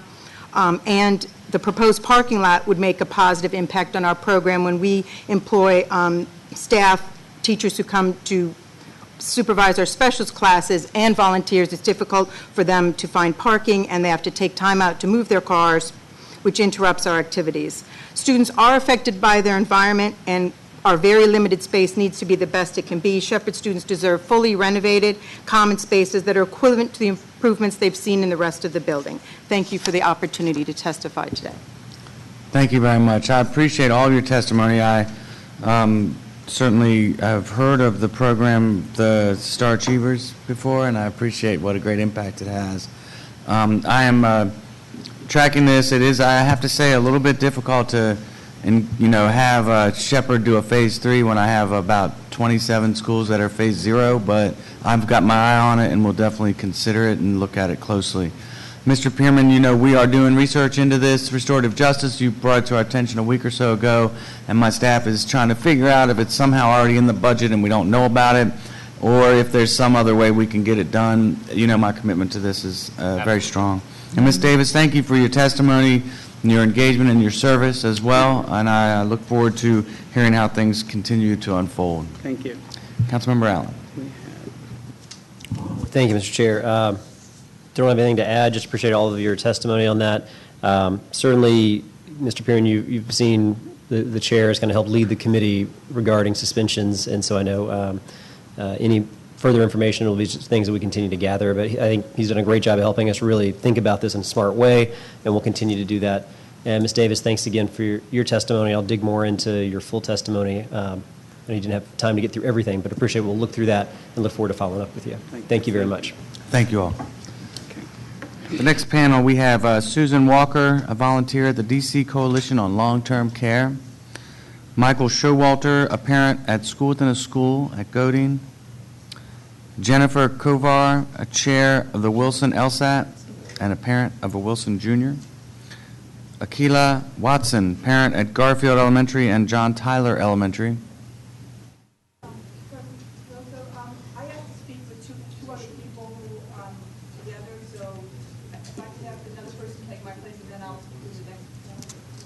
sounds good. Who do I have so far? I got Jeffrey and Michael. Is Akila Watson here? Okay. How about Allison Kleiner Brown? Why don't you come up, Ms. Brown? And Ann Schiff? You want to wait and do it with her? No, she's not. I want to do it with Veronica Jansen-Sharp and Carol Lassiter. All right. Is Elizabeth Bacon here? I didn't see her. Oh, you're here. Oh, come on up.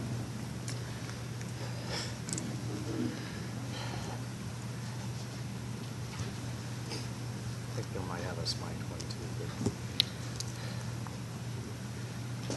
These mics are both live. Mr.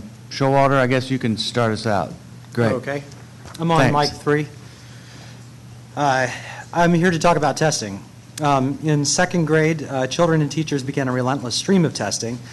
And there are tests given multiple times a year called DIBELS and TRCs. There are computerized math tests called iReady, also given multiple times per year. There's the ANET versus PIAs, now called UNIT tests, given 5 times a year. In third grade, the PARC test is added, which will ramp up to a fall, early spring, and late spring session. Not all schools take the same test, but they all take many. There is a lack of equity from school to school with one major consistency. The data from these tests is often inaccurate, redundant, or unusable for a teacher, and some of the tests, particularly the unit tests, are so poorly designed that a 7-year-old cannot succeed. Each teacher or administrator I spoke to said that the units are horrible. The word awful was used by more than one. A huge waste of instruction time. When asked to explain specifically what was so bad about the units, I was given several reasons. First, the questions don't match the material covered in the unit.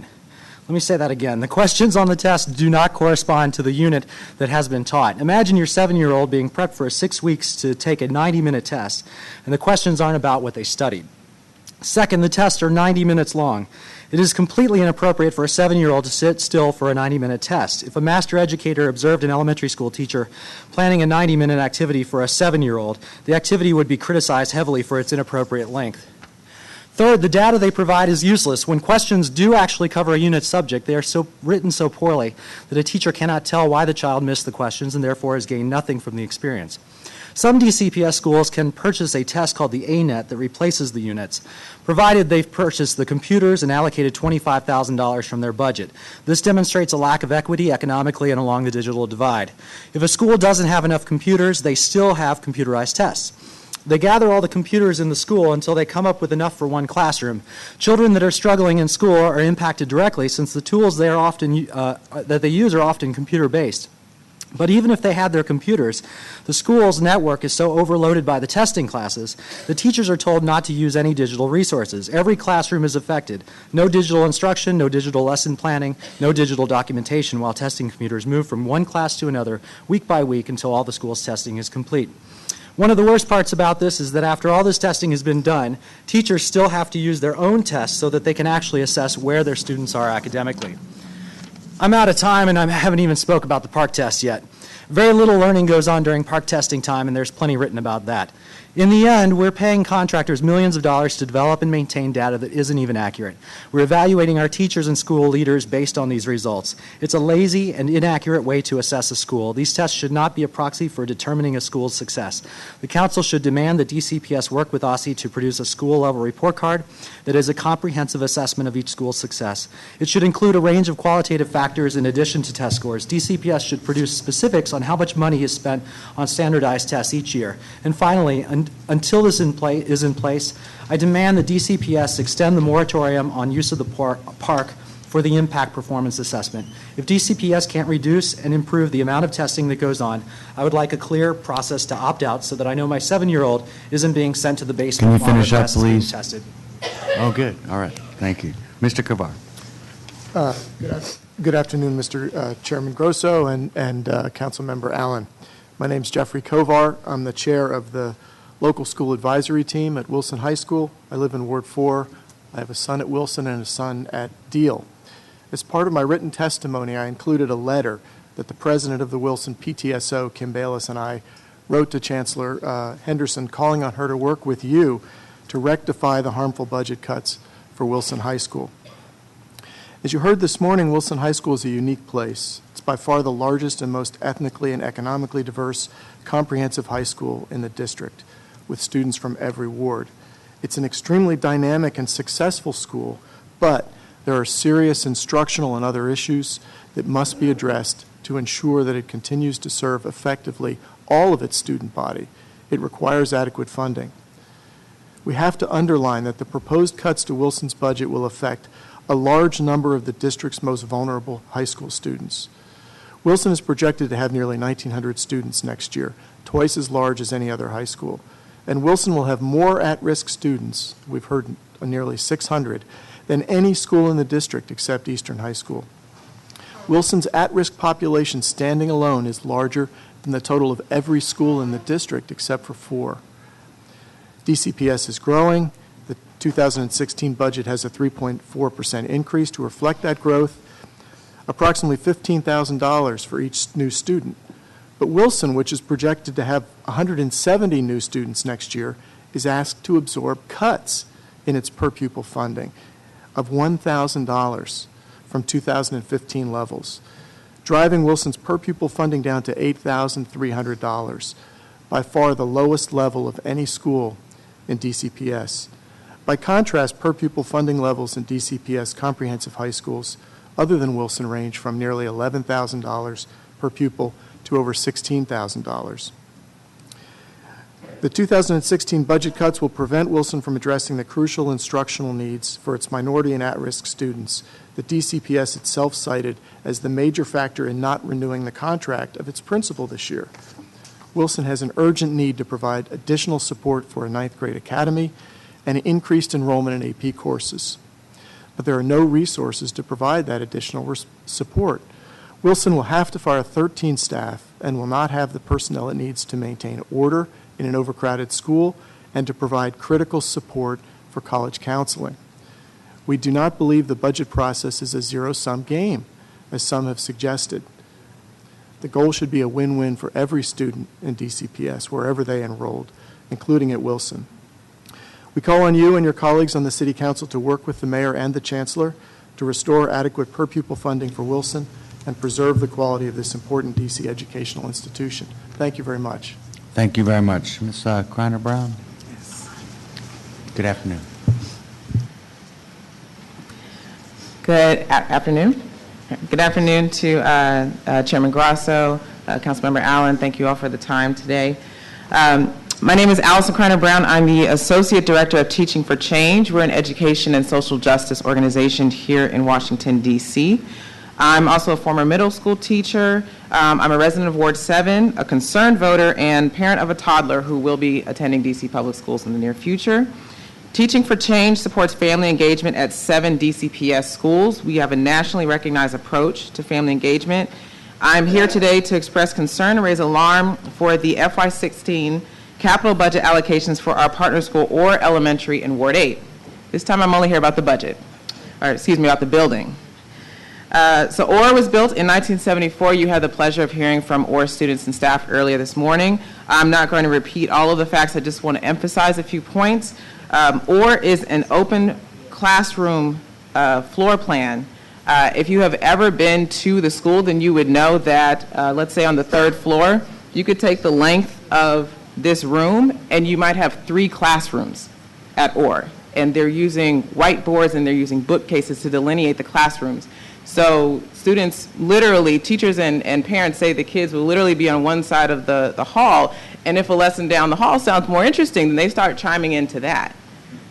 So when this comes to testing, when this comes to learning, we have students with special needs. There are students from DC General. We have a significant homeless population. This cannot wait. OR is one of the last schools in the district with the open floor plan. The building is also extremely inadequate. The principal and staff talked about, not just how old the building is. It looks like a prison. There are so many things old and just wrong, and or they cannot be fixed. The principal, I actually just spoke to her. She said, make sure you mention the boiler is 40 years old. She said they don't even have the replacement parts for it. Every year that I've been there, students have lost school in the wintertime because the boiler has broken, and DCPS has had to send someone to spend the night to fix it. And even if they could, then it was broken then soon thereafter. So the combination of the condition of the building, we still have students who there are plans in place that on the days that it is too hot, it heats up too much on the 3rd floor, so students who have asthma have to be brought down to the 1st floor to sit in the office just so they can breathe. They can't even be in classrooms. So it's just unconscionable what is happening in the budget this year regarding the modernization for OR. So parents fought last year, and after visits to the school and when the cause that people have been patiently waiting for was finally brought to the attention of others, they received $39 million that was supposed to be FY15, 16, 17. The $3 million for FY15 just for planning still hasn't even been spent, and now there's zero for FY16. There's no guarantee this building will actually be built. It cannot wait. So please, I want to just urge that the council consider and push the $26.4 million that is now in FY17 back to 16. This cannot wait. Thank you. Thank you, Ms. Kreiner-Brown. Ms. Bacon. It's on. It's on. You're good. Okay. Good morning or good afternoon. I'm Elizabeth Bacon, a parent at Watkins Elementary School, part of the Capitol Hill Cluster School in Ward 6. Hello, Councilmember Allen and Grosso. I serve on the Cluster PTA leadership and on the LSAT. First, I want to thank you to the committee for holding public hearings on important education issues in our city. We appreciate your commitment to providing a genuine venue for public engagement regarding our schools. Before I speak on the operating budget, I just have a few words about the capital budget. I've been asked by the parent representatives of the Watkins SIT team to express our appreciation for the council's and the mayor's support of modernization of Watkins School and Recreation Center. So thank you. Regarding the operating budget, I'll focus on the supplemental at-risk funding. This year, allocations of at-risk dollars improved. Money followed the students, and it was available in the school budget for uses that looked more in line with at-risk needs than student satisfaction, like it was last year. At Watkins and Stewart Hobson, we saw significant at-risk allocations. But from my perspective, the process is still in need of improvement. The at-risk allocations came already pre-filled in our initial budgets among 27 possible categories that were all typical or ongoing DCPS funding categories. For instance, the Watkins budget came pre-filled with a related arts teacher, and Stewart came pre-filled with funding for computers, additional teachers, athletic supplies, and excursions. As an LSAT member, I had no idea why or how these categories were chosen, and I had to ask friends of friends for the DCPS budget guide to help me investigate, because any detailed guidance about how these categories came about was not given to LSATs nor made public before the budgets were due. The pre-filled categories did little, in my view, to promote creative thinking or room for school communities to say, what do my students need most to address the challenges in the classroom, at lunch, or in the hallways? What models or solutions should we use or can we expand on to meet these needs? If these categories were the intended outcome of the Chancellor's discretion per the December emergency resolution, I gather that the argument for the discretion is that DCPS maybe knows better than the school communities what would have most impact on at-risk kids, and that there was little time to determine on the principal's part the best use of these funds. But what about flipping that process? The number of at-risk kids at a school is no surprise, and nor should it be impossible to provide an earlier estimate of a school's at-risk funds. So school communities really could plan ahead for programs and initiatives that would best meet the needs of their at-risk populations. There are models and best practices that the schools could implement outside of the DCPS staffing models for at-risk needs as well. The committee has the opening to urge DCPS to do this differently, and maybe this is a model to show that greater principal and LSAT autonomy over their budgets can work and would indeed benefit students. Thank you. Well, I want to thank you for that, Ms. Bacon. I grapple with that as well. I'm not sure exactly what the best balance is between the DCPS central office and the schools and trying to determine what's best for the use of this money. I think there needs to be better collaboration between the two entities and at the beginning, and I think we're trying to create that opportunity. But we're tracking this pretty closely so that we can see. The predictability of this money is a different question. You know, being able to say earlier in the year is hard because you don't know in the big picture of the overall budget exactly how much they'll put in for at-risk even, right? This year we were fortunate to have a lot put in, but that's not always a guarantee. So that's hard to do, and I have a lot of sympathy for all parties involved because it's, I know, a hard one to balance out. So we'll keep an eye on it. So one piece, the Cornerstone project-based learning pieces, are you familiar with that? I've heard of it. I think the district worked with teachers and folks across the district to come up with standard project-based learning pieces that every school could do at the same time for each unit to sort of infuse more projects. So I was thinking about that after I read this, sort of a model like that where there'd be some pre-thinking about models, you know, that weren't in the typical categories that could be used, you know, sort of pick and choose from once you know what your budget is, but models that work. Well, that's the general idea. What we tried to do this year was, you know, DCPS would present a dozen or so ideas that then the schools could figure out which ones fit best. But again, it's such a compressed amount of time, it's really hard to make that happen in reality. So let's keep working on it. But the ideas were, you know, typical budget categories. They weren't, I mean, as I saw them, they weren't ideas specifically for at-risk kids. So. And then I just wanted to mention, Mr. Showalter, thank you for bringing the testing to the attention of the committee. Again, you know, it's something that I am very concerned about. I've talked about it a lot. I haven't been able to wrap my head around it yet. I think there's national implications as well as local implications when it comes to doing that.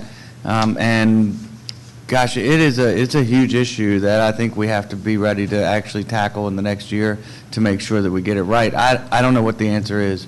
Your points are well taken, and in fact, your number of different tests and acronyms and all that you can name off the top of your head or in your testimony is remarkable, but it also demonstrates the complexity of the whole thing that we're dealing with. So it took a long time to figure out what was what. Yeah, I mean, it's a mess. I had to talk to so many teachers and principals who, I got to say, are very reluctant to talk about it. They're very reluctant uncertainty leads to reluctancy, so I'm sure that's what's I apologize going for not saying my name and rushing it at the last minute. That's okay. And Mr. Kovar, we've met on this issue, and we're trying to tackle it, and I think we'll have a solution soon. And Ms. Kreiner-Brown, thank you for representing Oregon. And I've been there. It needs to be torn down and then something nice built. The problem there is that it needs to be torn down and something nice built. It's hard to, I think, get their head around that massive of a project. It's not like some, for example, we were at Houston Elementary, and I was like, we just need to get the bars off these doors. They look like prison cells, and they went out and did it almost immediately because it was just a snap the finger and get it done. I think they're hesitant to put money into OR because they know they're going to just tear it down. And so it's kind of a weird chicken the egg game they play, and we just need to commit and get it done and tear it down and go from there. So yeah, and can I just briefly, they've known this for years. Like this isn't, this isn't new, and the requests have been put in, and so the, OR is being consistently told to wait and wait and wait and wait and wait. And meanwhile, on the one hand, they continue to gain more students because people love the school. They want to send their kids. I would love to send my daughter to OR, the new building OR. But with the teachers, OR is over-enrolled, even despite the challenges from last year. They actually, one other thing that should be noted, OR has the most early childhood classrooms of all the elementary schools in that area. They have 150 kids that are under age 5. That's 9 classrooms. The next closest school has, the other schools have 2 to 4. Yeah. And so when you're talking about air quality, when you're talking about the ability to focus, when we say this can't wait, and they've known about this long, and if it can wait now, why can't it wait another 5 or 10 years? From my records, phase 1 was originally supposed to be 2013, so that was a long time ago now. Yeah, and that's 2012 is the earliest we've been able to find. Yeah. But, and finally, I'll just say it's remarkable that that's when it was started to be addressed, and it is still on my phase 0 list. I have a list of schools that are phase 0, which means that no money has been invested in them. Mm-hmm. 7 elementary schools are east of the river that are phase 0. So that's a fundamental problem in itself that we're trying to address in the committee this year. There is an opportunity for OR because there is actually $3 million for FY15 that is allocated. It was supposedly, the SIT team had been told that the RFP would be released for the architect. First it was February 1st. Then it was April 1st, and then we found out what happened in the budget. So this isn't, moving a mountain in that you're trying to start from 0. And, there's money here already, so the fact that hasn't been spent is a concern, and then there's a 0 for next year. So, the need to keep the progression and actually have the money spent, that's the request. Thank you. Councilmember Allen? Thank you, Mr. Chair. One of the things I love is I think the chair's introduced a new term into our vernacular, and that's the phase 0, which accurately describes where a lot of the schools are. And it helps as we have to try to make tough decisions as well. And Ms. Bacon, I appreciate you talking about Watkins, because in my mind that's a really good example of one that has a really high demand, a high need, and that's why I've gone to bat and others as well to make sure that we're modernizing Watkins in the way that it's really needed. I kind of echo what the chair was talking as well about the struggle around the budget and how we are, I think, improving the way that that at-risk funding is going to be used and helps follow the student. But we obviously still have some work to do to make sure that we are having our parents and school community engaged in a way that that they're stakeholders in that, and they feel a full part of that and some of that decision-making process along with the school leadership. And Mr. Showalter, thanks for talking about the tests. I think we test a lot. We know that. I think a lot of our tests are, sometimes they're testing the schools and the evaluative piece of that, but they don't necessarily always evaluate the student's own growth. And so I think that's, I was talking with a principal recently who was really frustrated that she knows her educators, the teachers, are improving the students from the first day they show up to the last day of that school year, but her year-to-year metrics won't necessarily reflect that because the students are changing, the needs are changing, and so I appreciate what you said there. And on the scorecard, we actually just had the confirmation hearing for the new Aussie superintendent yesterday, and I raised this having just gone through the pre-K3 lottery myself. Test scores weren't necessarily what we were focused on and looking at. We actually didn't really pay too much attention to them. There were a lot of other qualitative parts as we looked at our DC public school choices within our neighborhood. That's really more what we made our decisions around, as to make sure we had a quality school, but it had to do with the leadership, had to do with the facility, had to do with could we get there easily from home. There's a lot of that qualitative piece that should be reflected, and I think she actually heard that. I want to give her a chance as she gets her feet underneath her as the new superintendent, but I think that she'd like to think through how we make sure that we're accurately reflecting what the parents and what the school communities are looking for within those scorecards. So thank you for bringing that up. But outside that, I don't really have any questions, but I appreciate everybody coming down to testify. Thank you. Thank you all. Next panel, Veronica Demison-Sharp.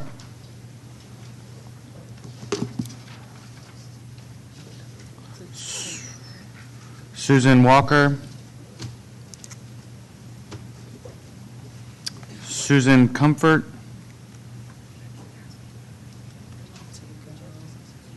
And Miriam Abdullah.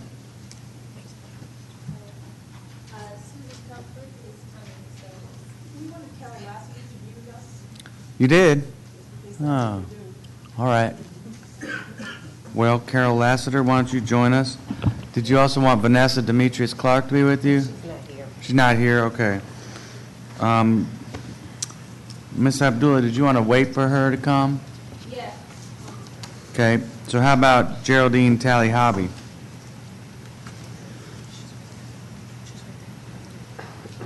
Great. So let's start with Susan Walker. Thank you.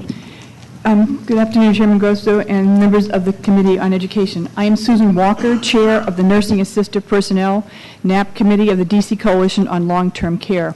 We greatly appreciate this opportunity to discuss with you the development of a healthcare training program for high school students, which will enable graduates to qualify for meaningful careers in the DC healthcare system to benefit the community with increased quality of healthcare services.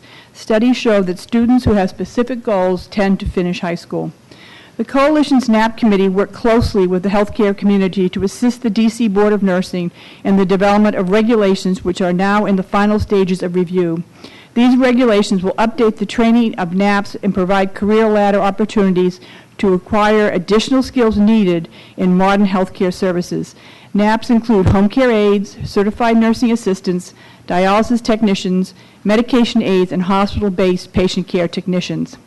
Currently in the District of Columbia, the training of NAPs is mainly for high school graduates in privately owned schools, requiring out-of-pocket payments ranging from $1,500 to $3,000.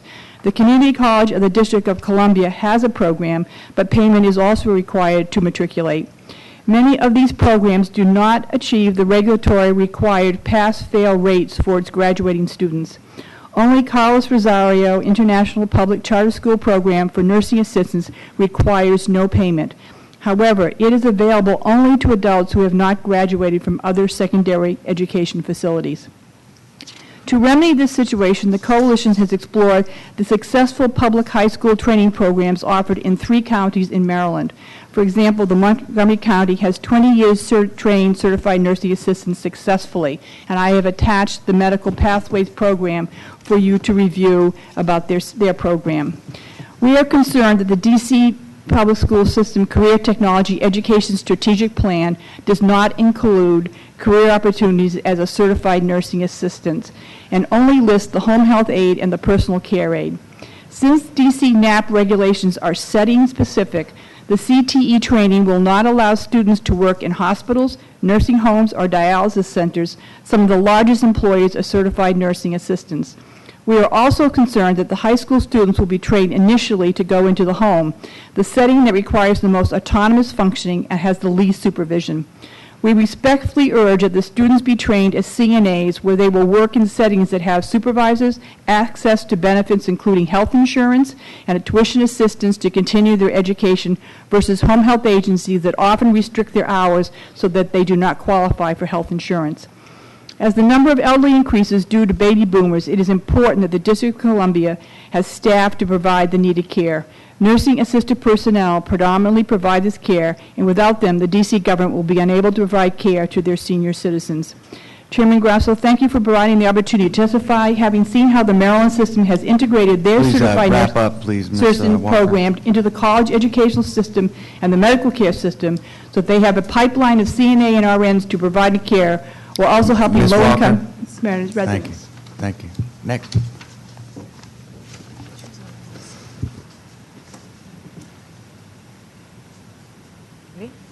Good afternoon.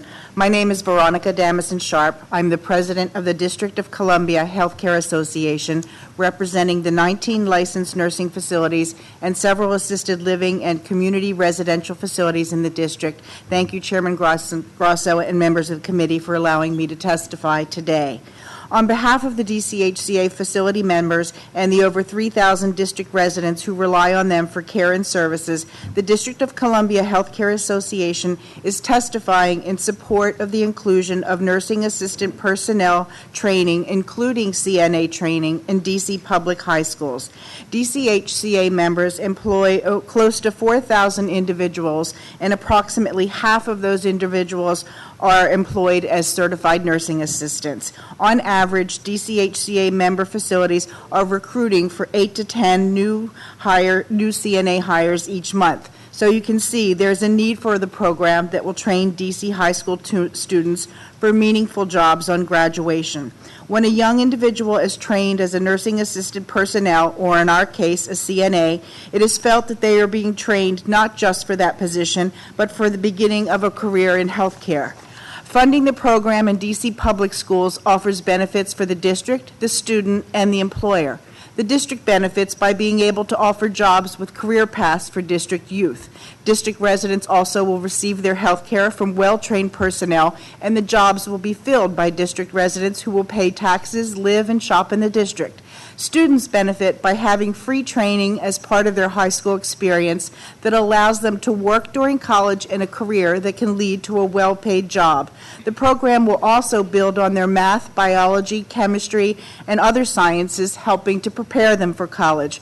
For the employer, the benefit is an expanded workforce to help fill the many healthcare positions that will be needed as our population continues to age. Having district youth trained in our healthcare cities also helps to decrease the amount of cultural differences between the residents we care for and the workforce. There's a perception that training high school students to become nursing assistant personnel doesn't train them for a job that offers a sustainable financial future. The intent is to offer training that can lead to a future in healthcare where there are many good-paying jobs. The average RN salary in long-term care is approximately $63,000. My members are in constant need of staff and would be happy to support such a program by providing clinical training sites. Thank you for the opportunity to testify. Thank you very much. Ms. Lassiter? Good afternoon, Chairman and members of the Council. I am working with Dr. William Leahy, a member of our Board of Directors, to establish an after-school home health aide and certified nurse program at our Ingleside of Rock Creek campus in Northwest Washington, D.C. We're working with Wilson High School. Dr. Leahy is a practicing physician in the field of neurology in Prince George's County for 36 years. Approximately 15 years ago, Dr. Leahy was involved as an investigator in a clinical trial of a medication that was being tested as a dementia-sparing agent. After a 6-month investigation, he established a curriculum to prepare secondary students, many who are non-college bound, for certification examinations as home health aides and certified nursing assistants.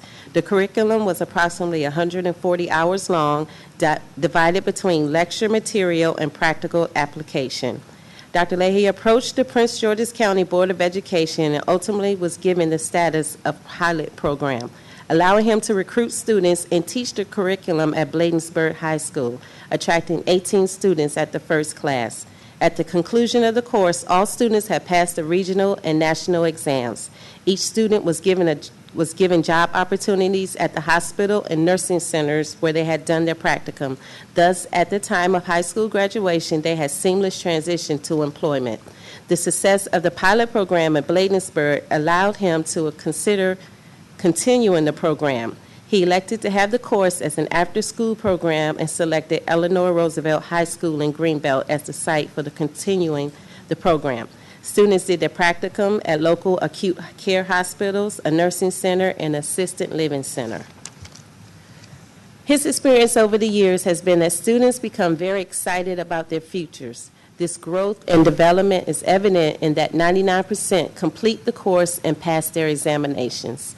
Approximately 18 months ago, Dr. Leahy joined the board of Westminster Ingleside Service Corporation and is a member of the Long Range Planning Committee. In the fall of 2014, the board adopted the Home Health and CNA program to be established in conjunction with 2 of the 3 campuses of the corporation. The Ingleside and Rock Creek campus in Northwest Washington, D.C. is working with Wilson High School to offer this after-school program. The curriculum and employment opportunities build a strong foundation for the students' future. The objective of the program is to encourage, educate, and employ eager and talented students. Thank you. Thank you very much. Ms. Tally Hobby, it's your turn. Excuse me. To God be the glory. God, I trust Jesus is Lord. Good afternoon, rather. Chairman Grosso and committee members. I am Geraldine Tally Hobby, and I'm speaking for the following group: the D.C. Injured Workers Committee, Civil Service Status Employees, Fed D.C., whose federal workers' compensation disability was wrongfully terminated, and also their employment, retirement benefits, which would have come from the U.S. Office of Personnel Management and the U.S. Treasury. Their names are myself, Thelma Moore, and deceased Geraldine Adams in that category within the D.C. public school system. The Testimony and Freedom of Information Act questions are as follows, and we need these questions answered in writing. First, let me state Dr. King's quote: "Injustice anywhere is a threat to justice everywhere. Whatever affects one directly affects all indirectly." He further stated, "It's never too late to do the right thing." We have given a lot of service to the District of Columbia. I have grandchildren and great-grandchildren. Thank you very much. These are some of the questions. What are your fiduciary duties and responsibilities in regards to employees of the District of Columbia, especially those who were hired under the federal government? Whether an employee who sustained a work-related injury should be terminated or separated from his work or position while injured. Whose responsibility is it to reinstate that employee and make them whole? What are the union's responsibility, ethically and accountability, and otherwise in regards to assisting teachers and other employees with labor issues? If they don't get assistance, what is the recourse? Data of employees hired prior to the transfer employees to the district is essential to tracing those employees, so the responsibility to keep accurate data records in this regard. Whether a tenured permanent employee who has seniority, longevity, stakeholder rights, and property rights, or otherwise who sustained work-related injuries is supposed to be, again, terminated or separated from service while receiving workers' comp disability benefits.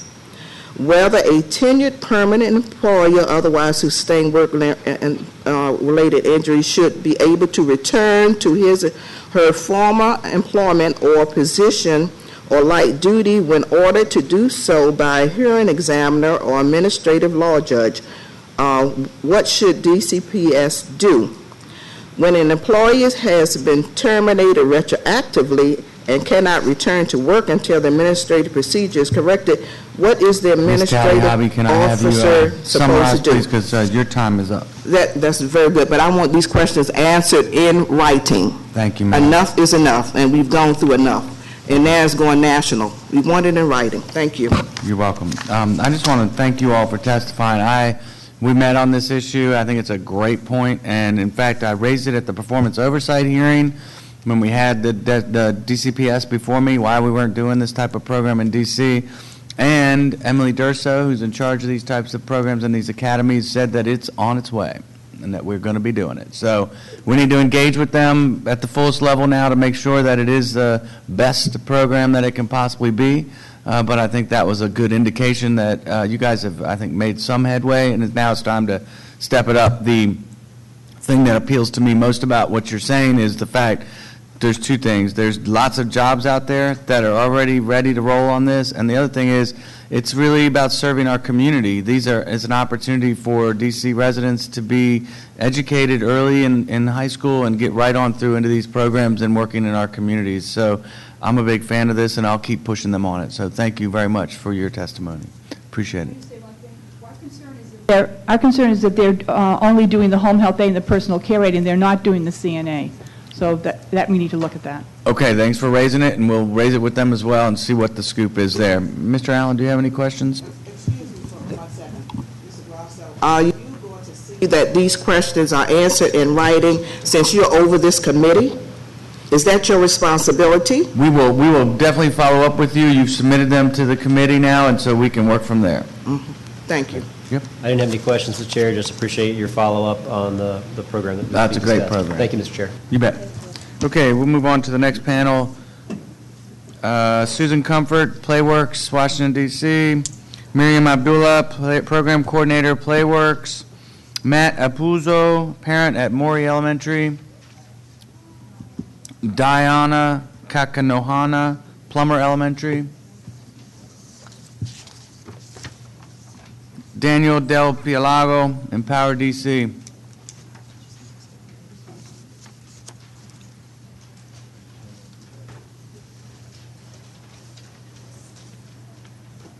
I think I have one more chair available. I thought. No, she's coming. Is she coming? Well, why don't you guys just take up those three chairs and we'll go from there. Great. We can put that chair back where it belongs. Let me get a bigger chair. Mr. Del Pialago, you're just going to be with the Playworks today. Yeah, you know, as it is. Do you want to go first? Do you want to let them go first? Why don't we let the young ladies go first? All right. Yeah. What is your name, and why don't you start? Good morning. My name is Anaya Carrington, and I'm in the 4th grade. I go to Tyler Elementary, and I'm part of the Junior Coach program. I first found out about the Junior Coach program from Coach Mo, who was yelling, "Sign up for Junior Coach at recess." I wasn't sure I would get in because everybody wanted to be in the Junior Coach program, but when she called my name, I was so excited. At the beginning of the year, I didn't really talk to a lot of people because I was shy. I also only played one game every day at recess. It was really boring. But when we had to earn our purple shirt, I really came out of my shell. Let me tell you what we had to do to earn our purple shirt. It was crazy. We had to set up recess in 10 minutes. Can you set up recess in 10 minutes? Every hula hoops and cones were everywhere. We also had to go on a scavenger hunt and take a full-page test on recess games, but it was all worth it. Because in the end, when I wear my purple shirt at recess, people really respect me and know I mean business. And we have so many more games and less fights. And this year, I finally had the courage to go out for basketball. All right. So thanks, Playworks, for coming to my school. Great. Thank you. We had sort of folded Anaya's testimony into our 6 minutes. So that's fine. That's great. But I'm going to start with a little attention getter. So for council members, staff, everybody in the room, if you can hear my voice, clap once. If you can hear my voice, clap twice. Hear my voice, scratch your nose. All right, everybody's paying attention. I'm Susan Comfort. I'm the Executive Director of Playworks DC. And I'd like to ask the council members, staff, everybody, to just think back to elementary school for a moment. Got it? You there? So did you like school? Did you like recess? Did you have friends? Were you ever bullied? And why am I asking all these personal questions? Because how kids feel at school matters for their learning and for life. Playworks is doing important social and emotional work to impact school climate in a way that no one else is doing it in Washington, D.C. So Playworks is an evidence-based national organization that focuses on the power of play to bring out the best in every kid. We operate full-time in 18 D.C. schools, and we offer professional development to dozens of other schools and camps on our methods. For nearly 2 decades, Playworks has honed a curriculum of social-emotional skills, and we focus on a high-functioning recess led by junior coaches like Anaya as the cornerstone strategy towards improving a school's learning climate. A recent randomized control trial from Stanford and Mathematica proved that play indeed works. My organization significantly reduces bullying, reclaims class time, helps students feel safer, and increases physical activity. Principal Mitchell Brunson from Tyler Elementary, Ward 6, could not be here today, but has submitted a letter of testimony to you all about how Coach Mo's PlayWorks program has helped transform his school in just 8 months, especially related to disciplinary measures. I will end my portion by inviting you all to come out to recess in the quadrant of your choice sometime in May. We also have a junior coach, Ward 7 and 8 junior coach academy in the National Youth Baseball Academy on May 19th. You're welcome to attend. And I'll cede some time. I'll introduce Coach Mo because we're combining the 6 minutes, who's an amazing play worker, and I want her to tell you a little bit about how we do what we do. All right. Now I want to do my own attention getter. When I say play, you say works, play. Works. Play. Works. Awesome. Good afternoon, everyone. My name is Mariam Abdullah, a.k.a. Coach Mo, and I am the PlayWorks coordinator at Tyler Elementary School. Go Tigers. I'm also a 2-year AmeriCorps alum, and I'm so honored to be here today. As Susan mentioned before, recess is a very important component to our PlayWorks program. However, it is just one of the many tools that we use to teach students social-emotional skills as well as conflict resolution skills. As a full-time employee, I am there early in the morning, and I don't leave until 6 o'clock at night sometimes. I work with every class in the school, and I coach 3 after-school sports teams throughout the school year, thanks to our partners at Capitals, the Wizards, and the Mystics. However, none of this is possible without the help of my recess superheroes, or as they are known across the recess yard, junior coaches that wear the purple shirt. They go through trainings with me twice a week after school, and they serve as role models, teaching new games and encouraging their peers to use rock, paper, scissors to solve their own issues at recess. At Tyler, there are 12 4th and 5th grade junior coaches. Great, and just to summarize, like I said, how kids feel at school matters. If a child doesn't have friends at school, they feel isolated. If a child is excluded or worse, bullied during school, they feel unsafe. If a child doesn't know many games, they won't even play at recess, or like Anaya said, it'll just be boring. If a child doesn't move much during the school day, they feel sluggish. And if a child is impacted by negative behaviors and words, they're going to imitate them. So to be clear, PlayWorks doesn't get any city funding. We're not here to defend our budget allocation, but we want more attention paid to social emotional learning in schools. And so whatever we can do to help you achieve that, we want to do. So we hope the committee will continue to engage with us to bring healthy, happy, and positive play to kids across the district. Thank you very much. Great. Thank you all very much. Mr. Del Piero. Good afternoon, council members. My name is Daniel Del Pielago. I'm an organizer with Empower DC, an Award 1 resident, also the parent to a 6-month-old, and we're jumping in the game pretty soon ourselves here. I head up Empower DC's education campaign, and we work with parents from around the city to improve and preserve our public schools. Councilmember Grosso, as you know, we've been working with the parents at both Sharp and Mamie D. Lee around the closure of their schools and move to the new River Terrace site. In preparation for this hearing, I reached out to the parents we've been working with to see what concerns and questions they have about this move and as it relates to the budget. A general theme of concern that persists amongst parents is that they have not received any real information as to what will happen next year. They are aware that the move will happen, but no real specifics on how will it affect their specific child and how to prepare for this transition. One parent I spoke with about this said, you know, she has disengaged from the process because of lack of information, and I believe that that's just terrible. Several parents are concerned about the continuation of specific medical services their children will receive. Additionally, no parents have heard what will happen in medical emergencies that may occur to their child, and as you well know, many of these children have some severe disabilities and medical needs.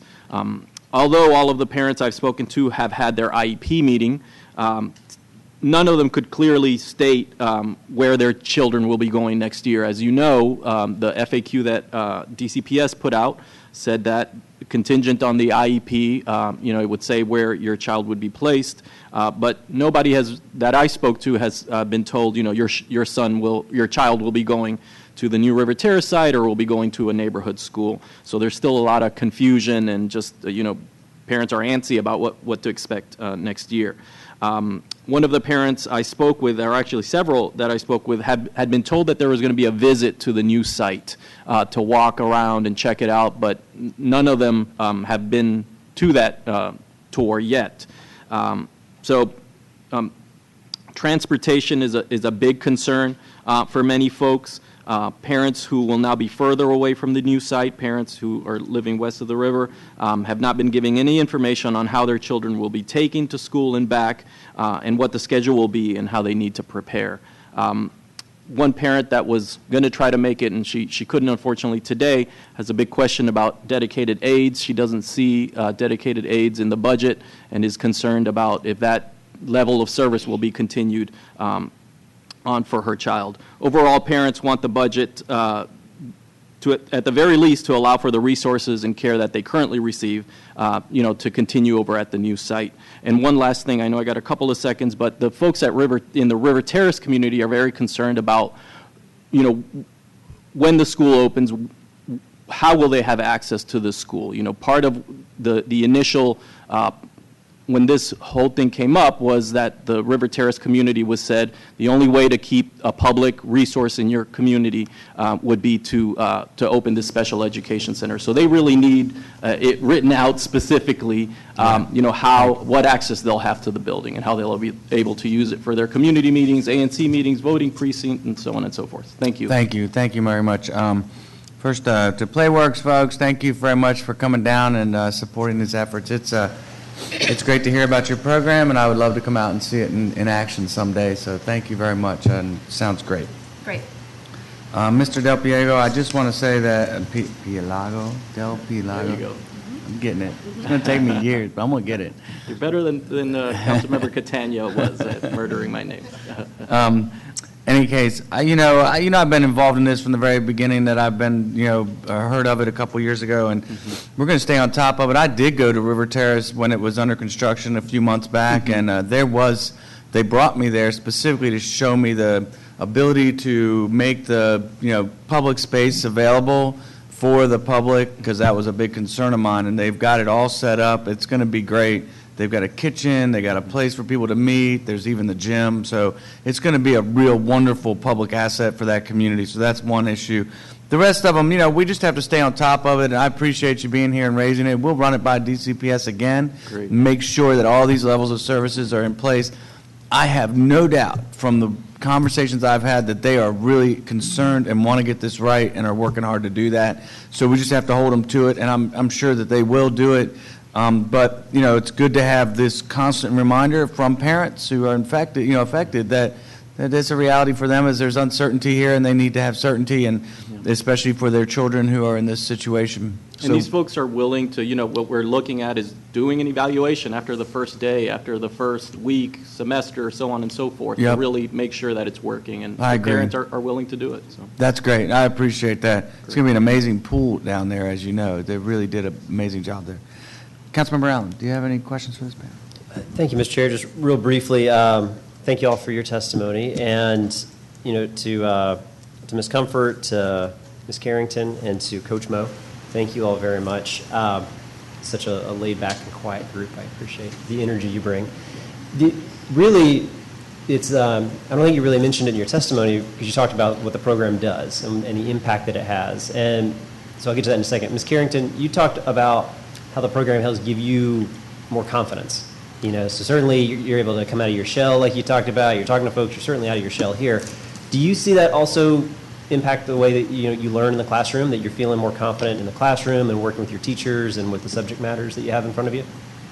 Yes, I do. It also impacts other kids in my class because it helps them work on their work harder, because it's like, oh my gosh, I have to turn in my homework. I don't want to lose any time off of recess. It's kind of infectious. Some people will actually say that because they got to bring this and they don't want to get time off the recess because they want to play a game like full sport or jump rope or spike ball.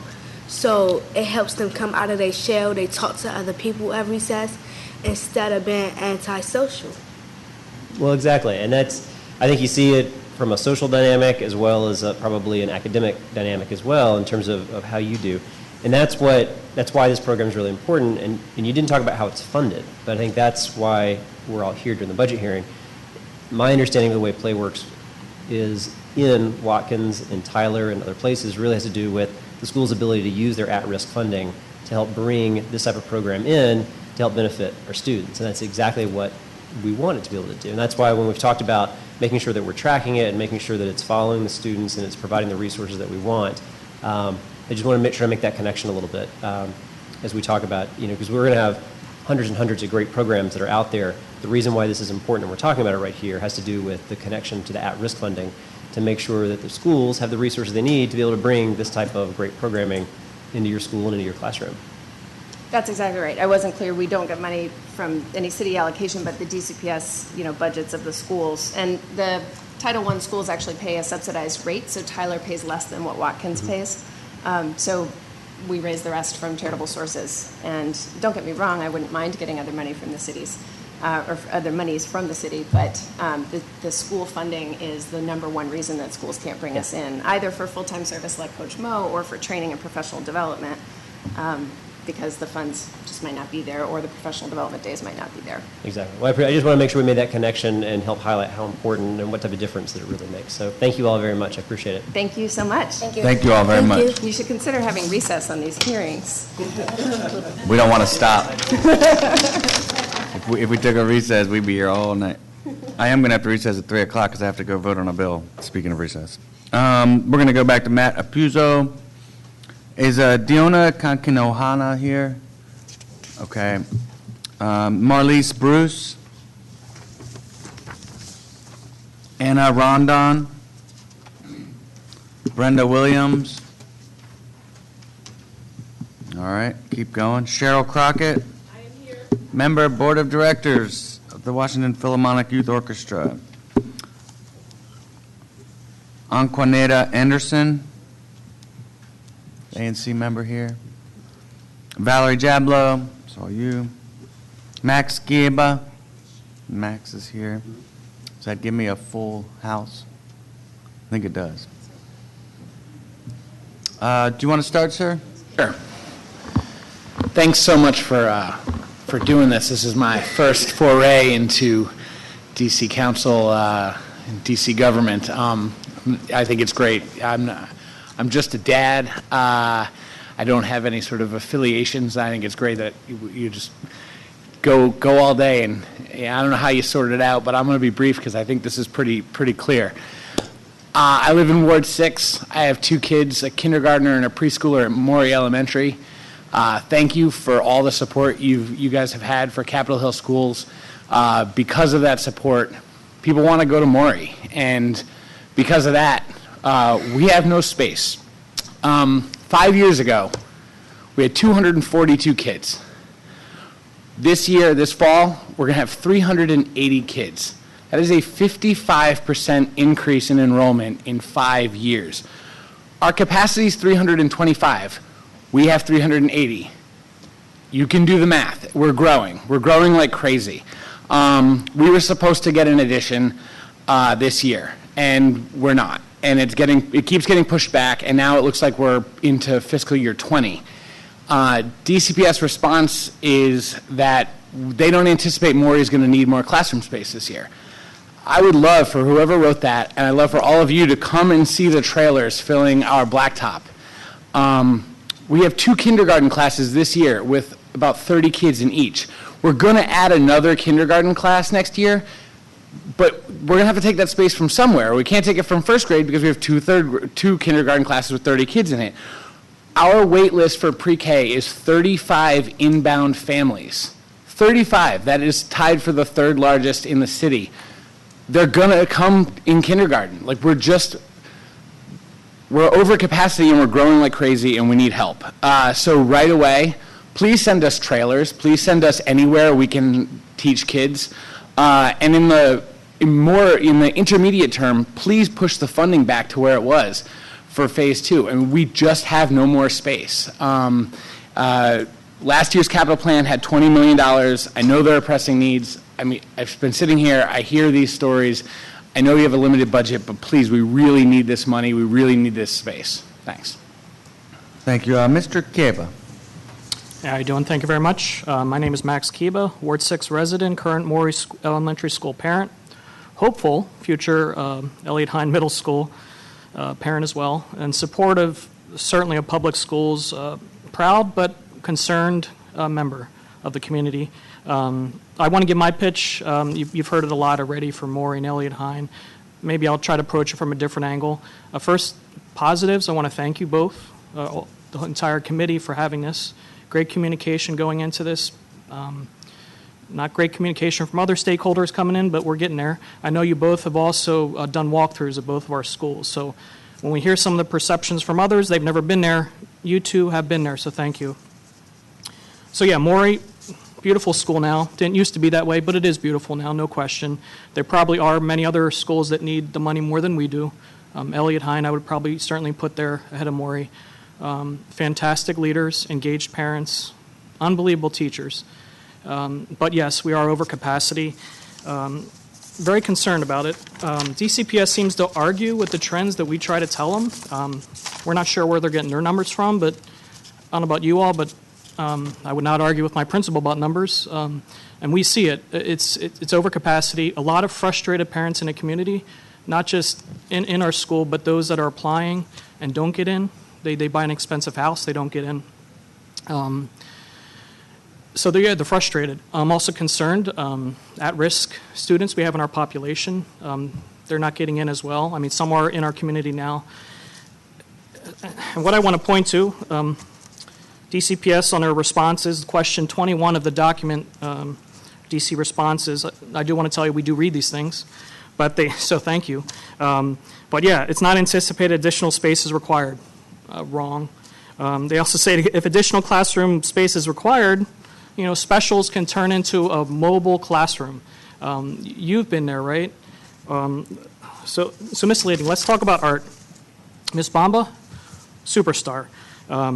So what's art? So art is truly an art studio equipped with a kiln, diverse art materials, large tables for stools, working artists, creative, challenging, reflective experience. What it's not, what it can't do is put it on a cart. Let's talk about think tank. Ms. Ford, another superstar. Talks about Earth, science. She's sending our kids to space camp.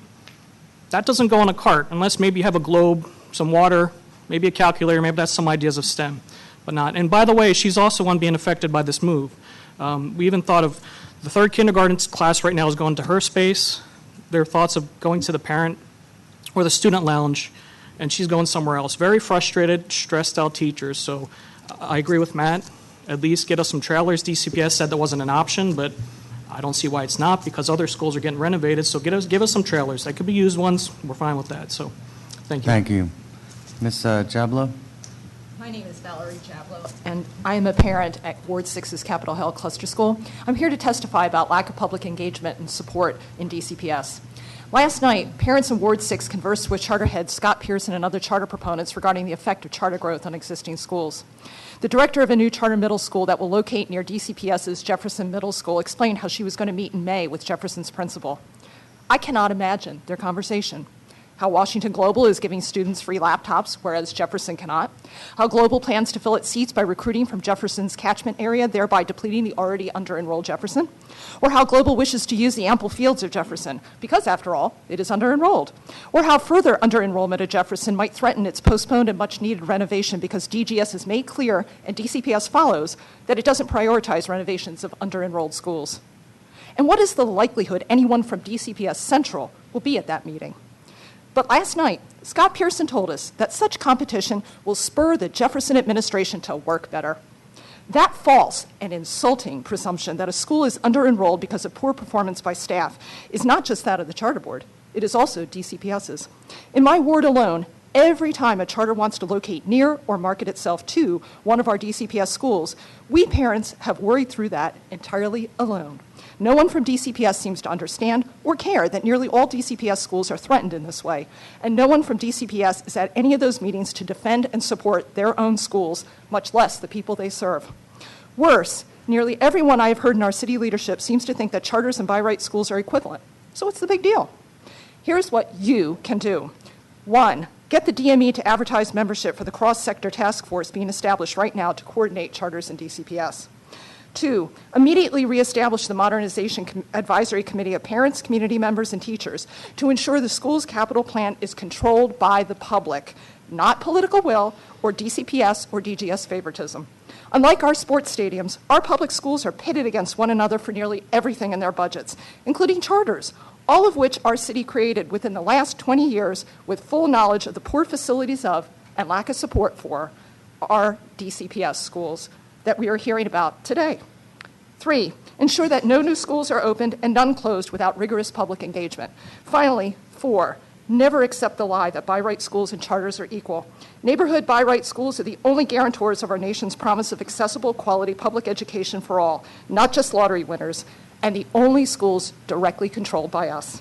Supporting by-right schools in all neighborhoods supports all of us. It's that return on investment that Elizabeth Davis spoke about earlier. Thank you. Thank you very much. Ms. Crockett. Thank you. I'm here representing the Washington Philharmonic Youth Orchestra.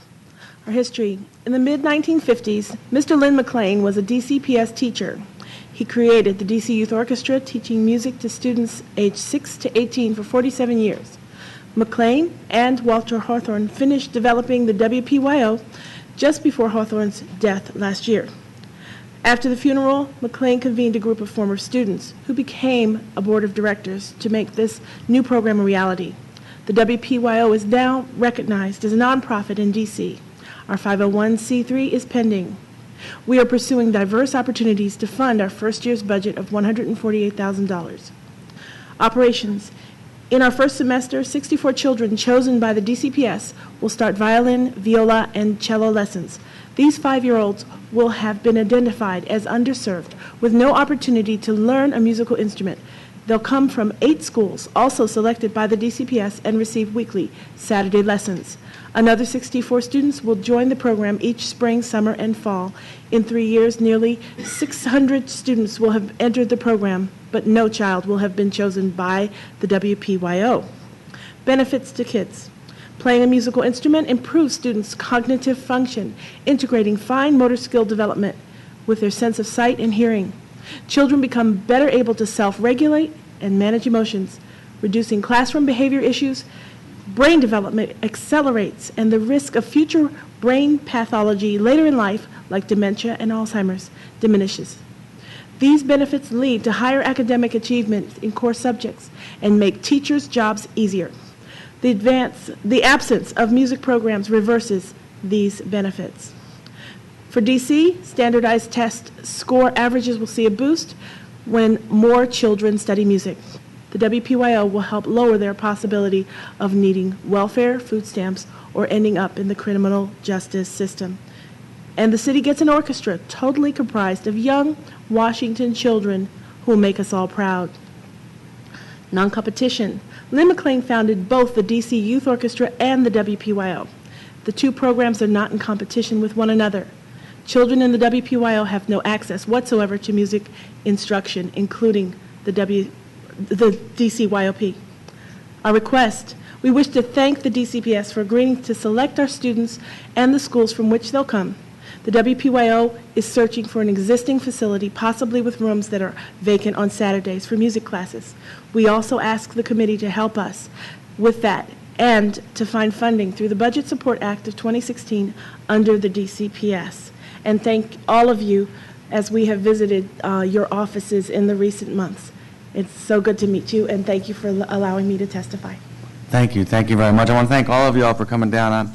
I want to point out, I did go to Maury, and I heard that there's actually already designs for the 6th classroom. I got a wonderful tour by Principal Albert Garvey, and she took me up to see the think tank, and I saw the art room and all of that. And it would seem a shame to me that we couldn't continue the growth there and the progress there. It sounds like the alternative is to limit the number of pre-K classes in order to have the space for the growth, and that's kind of a, well, not such a great idea in my opinion. So, especially since there's such great research and the results on the test have been going up, I think precisely because we've had such strong preschool and pre-K work at Maury. Yeah, you got to start early with these kids. That's the thing. Yeah, and that concerns me. Yeah, some of us are well-to-do. We'll figure it out. We probably, if we don't get in, we'll probably get our kids somewhere. Probably have to pay for it. But it's the at-risk children. The diversity in our community. It makes my son a better person. Makes me a better person. Right. So I don't want to lose out, and those teachers are stressed out too.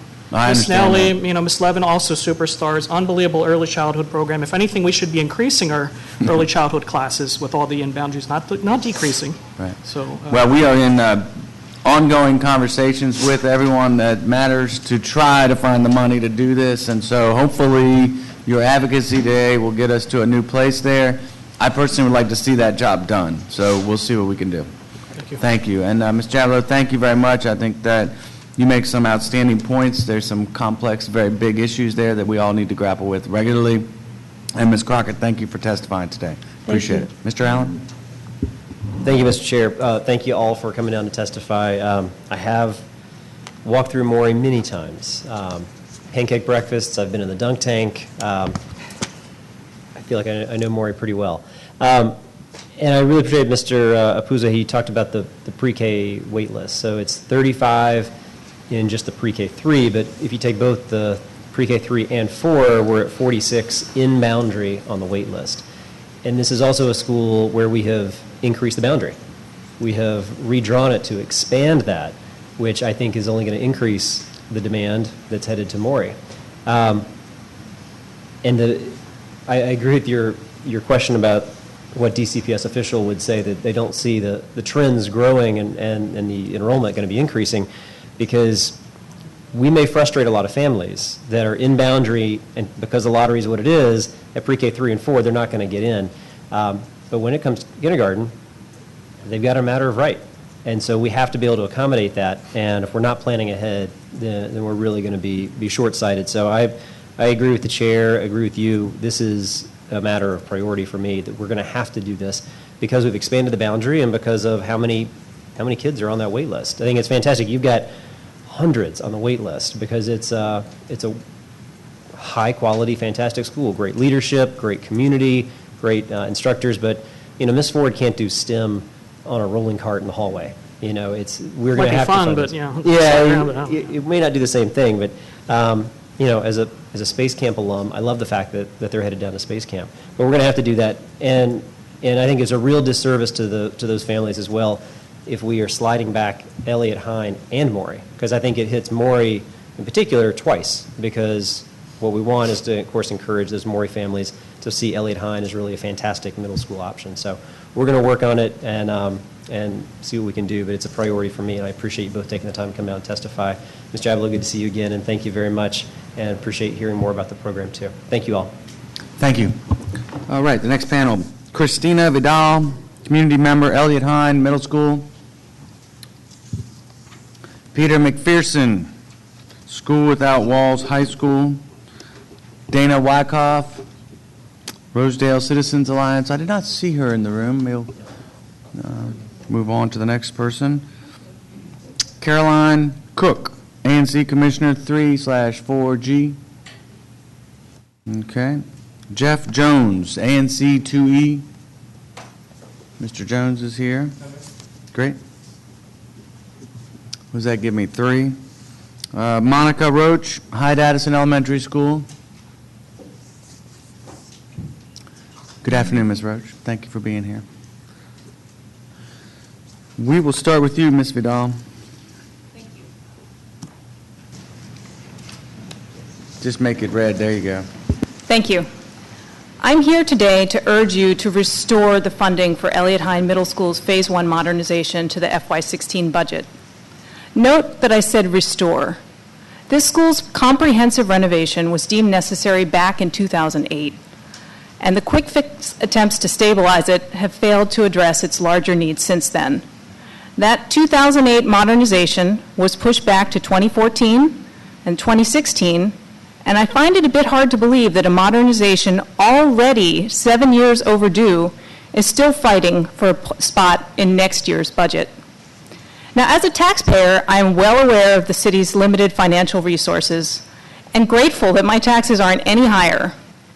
I'm also an architect by profession, and I know the power of places. I've led my local elementary school community through its Phase 1 modernization, and I think that process has the right priorities.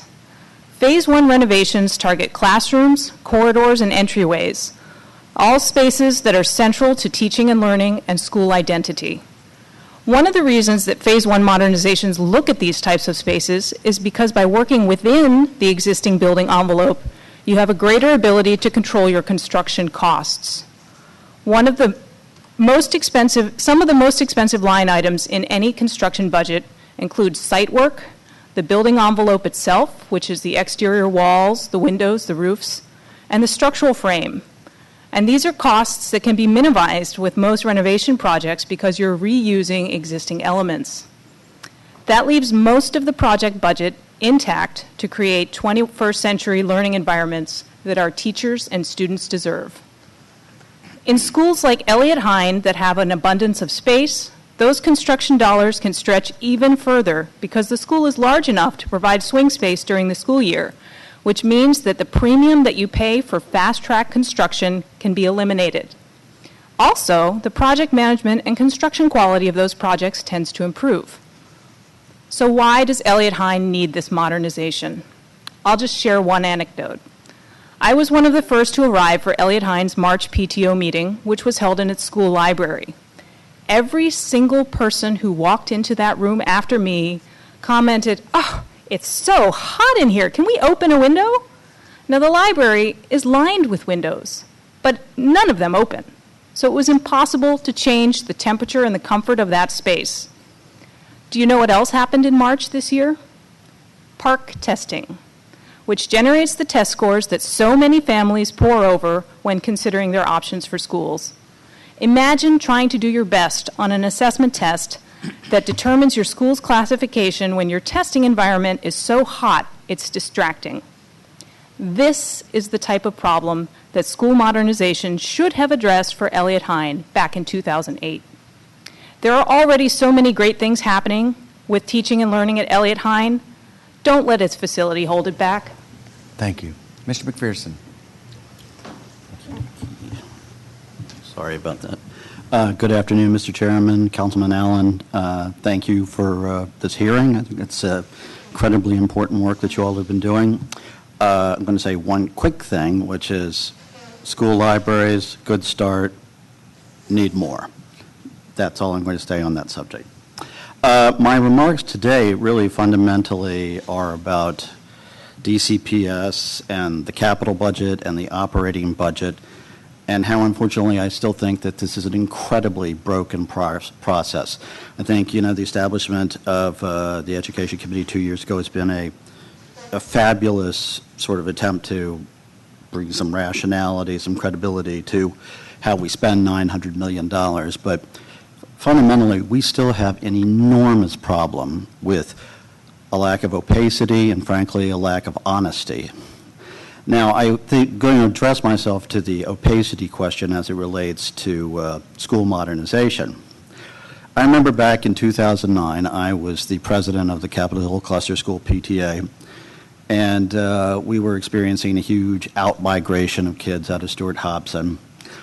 And I remember the principal and I went and had a conversation with then Chancellor Rhee, and we had a, and the issue of the modernization came up, and what was just so apparent even then was, how is this process decided? And it doesn't take you more than about 5 minutes to realize that there's no there there, relative to process. It is completely opaque. And frankly, when the Chancellor was here back last month testifying in the agency performance hearings, when she said that it's gotten so political and the money only goes to those who have been screaming the loudest, I remember my thinking was, gee, she thinks there ought to be a law against what we've been doing, And, there should be a law against what they've been doing, because what has happened is this is a process that they designed that's been going on for 7 years, and people are screaming now because they've been waiting a really long time. These buildings have gotten, most of the ones that I've, been hearing a lot about today, these have been issues that have been apparent for a really long time, And so the fact is that the opacity, and to me, the best example of this now is how in 2 years we went from an $80 million modernization of the Ellington School of the Arts to a $180 million modernization. There has not been adequate public discourse about it. And you look at when you look at the operating budget, again, it comes down to a thing of there are things that are just clearly not being represented truthfully. You look at the issue with the like substitute. I'll wrap up. The substitute teachers. Well, I mean, you look at the calculations. It's like they build that cost into the teacher salaries. That's $15 million. Are we really spending $15 million on substitute teachers? Thank you. So, I think that that's something that we have to demand more of from the Chancellor. Mr. Jones. Good afternoon. Good afternoon. Chairman Grosso and committee members, Councilmember Allen. Thank you for your time and attention to this very important topic. My name is Jeff Jones. I am the ANC Commissioner representing single-member District 2E03, where Hyde-Addison Elementary School is located. I'm here to ask you for your support in reestablishing the much-needed fiscal year 2016 funding for completing the modernization of this school. And just a little bit of background, you've heard this many times today, but this is something going on with Hyde-Addison. Hyde-Addison is another, as I heard Councilmember Chase talk about earlier today, this is a district school as well. It's about 60% are out-of-boundary children attending this school from all 8 wards. And also, it's a growing school. It's operating at full capacity right now. We also have a local baby boom that's occurring right now with 30% growth in children under the ages of 5 in the last decade, and it's forecast to accelerate. So in a few years, we're expecting double the need for classrooms, and right now we're already over capacity. Hyde-Addison is the only school out of 58 DCPS elementary schools in the district that does not have a functioning indoor or outdoor athletic space. In inclement weather, the children's recess or physical fitness requires them to stay in class, or if it's raining right now, recently if it would rain, children are required to sit in the hallway and play quietly, such as passing a ball. That's just not acceptable for a modern society, modern day school, for children to be asked to spend their recess or gym time for physical fitness to sit quietly in a hallway and pass a ball. The children are required to be bused weekly just for basic art curriculum. The Hyde-Addison is not ADA compliant. There's no ramp access or elevator. There's no covered access between the buildings as the campus is disjointed. The cafeteria is overcrowded. There's no space for performing arts. The library is under-resourced. I can continue on, but also, as Councilmember Che mentioned, there's a risk of losing confidence for the parents as well. So the good news is the necessity of building this addition project was identified by the district in 2010 or earlier with initial planned construction date of 2013. The bad news is the added construction was delayed until 2014, 2015, 2016, now being proposed at earliest of 2017. I don't know of too many other schools that has had to suffer this many ongoing delays since the 2008 $3 billion plus modernization of schools began. So we need to stop these cycle delays, and the main important point we want to say is we do not need there is some $23 million funding to start in 2017. We do not need all that money now. We just there's a very narrow window for DGS to start because it's such a small lot. They cannot do the excavation while school is in session, so they have to start the first day after the school's calendar year is complete. So they have this narrow window. If they miss it, they don't have the funding, then it's automatically one additional year. Right. So that's what's going on there right now. Thank you. They miss it, and it's continuing on. So this is why we need to keep the funding there for 2016. Thank you. Thank you. Ms. Roach? Hi. Good afternoon, everyone. My name is Monica Roche, fellow commissioner in 2E. And I'd like to thank the council for giving us the opportunity to speak today. So I'm here also in support of having funding for Hyde-Addison.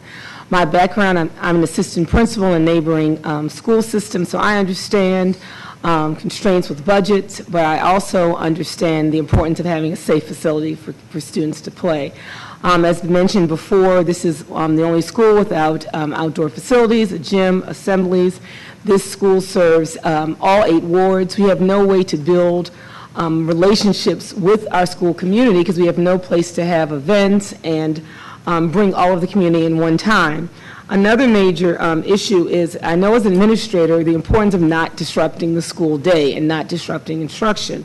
Weekly, students have to be bused to another building to receive their arts curriculum and their performing arts required curriculum, and it can't be offered in the school, so you're disrupting the day all of this time and busing these kids and loss of instruction. Also, Mayor Bowser's health initiative fit DC and DC Public Schools initiative to keep kids healthy. Well, we're not doing that when students, as we know how cold this winter was, students couldn't go outside and play. Having a kid quietly sit in the hall, I can't even imagine as an administrator keeping silence as kids play and other kids are in class during this indoor recess. It's just unrealistic that kids wouldn't be able to run around, during the day. So what I'm suggesting is that, one other thing is lack of confidence in the school community. Parents are, understand what's going on in this building. Why would you want to come to High in the condition it's in? And then this is going to impact Hardy Middle School's enrollment, which is our feeder school, if you don't have students, staying within High and committed to the community. So my request today to the council is to restore $12 million in the existing funds to FY16 budget and the remainder in the FY17 budget. DGS has communicated they will have all permits and planning completed in time to start by fall of 2015 and ready to start construction in June 2016. I ask that you review the long history of broken promises made to the school community regarding this project since 2013 by supporting the completion of a modern, safe, ADA-compliant school that will support the best educational environment for students from all 8 wards attending Hyde-Addison. Thank you. Thank you very much. I appreciate it. I appreciate all y'all's testimony. I have to admit I'm still coming up to speed on the Hyde-Addison history, but I appreciate you being here because that helps me, and I saw your testimony has a lot of the drawings and other issues in there, which is very helpful for me. And we will, keep our eye on it and see what we can do. We really appreciate that, and we'd love to have you visit the school sometime, and anything we can do to help, we'd be more than glad to do what we can. Great. Thank you all very much. Mr. McPherson, you hit the nail right on the head when it comes to these capital projects. I'm afraid there might have should have been a law against all of that, but in fact, there wasn't one. And so, we're going to need support from the community. We're going to need support from the city to right this ship. It's going to take some real political, effort to do it. Because we're going to start saying things like, well, maybe if a school's got no money, it needs to get a little bit of money. Maybe if utilization rates are such or other things, put some rules in place that we can all agree to that then can drive the conversation around when renovation happens and when improvements happen. I think historically it's been a squeaky wheel situation, and that's a fair way of doing it too, but not fair if you don't have any squeaky wheel in a particular school. And so I'm looking at trying to right this ship this year. I was asked, I think we had a conversation to wait until next year to do it and kind of engage in a business plan. Well, I'm going to try to do a little bit of it this year to indicate that that's the direction we're going for next year, and then encourage everybody to engage in a process to really commit to this. Wouldn't it be great if we had a capital improvement plan for the school system that was actually followed 2 or 3 years in a row? Yeah. I mean, it's remarkable if you think about how many promises there are and how many things happen and it's not followed and it's not followed. The common theme for every school that comes up here is, I was promised something that I didn't get. And I'm not going to do that anymore. If you didn't hear when you were here earlier, I made my opening statement. I said that we aren't going to make false promises in this committee anymore, and that's just the reality that I have to deal with, because politically that's probably a bit of a suicidal pact with myself. But I think in the end, it's going to make a better city. It's going to make more equity across the city and going to make it possible for everyone to start buying into their neighborhood schools in a way that we haven't seen before. Yeah. May I make a comment, Mr. Chairman? Yep. I think one of the big problems, and 5 years ago I sat at this very table and I said the same thing, which is there's not enough money on the table. I mean, we have been spending like drunken sailors on Liberty on these high school projects. I mean, we $160 million final cost on Ballou High School, 180 on for Ellington, and I mean, it has been apparent for a really long time that we were going to get to this place where it's getting a lot more tense, and everybody's getting a lot more agitated because you've got some really big schools that have been made to wait for a long time. And I think, frankly, the solution to the money issue is to bring more money to the table. I mean, frankly, I don't support the mayor's, this thing of creating new taxes when we have $2 billion in the bank. Okay, I get your point. Thank you. I will say one note on that's important to me, and I think this is probably revealing something. I'm not that excited that Dunbar is the greenest building in the world.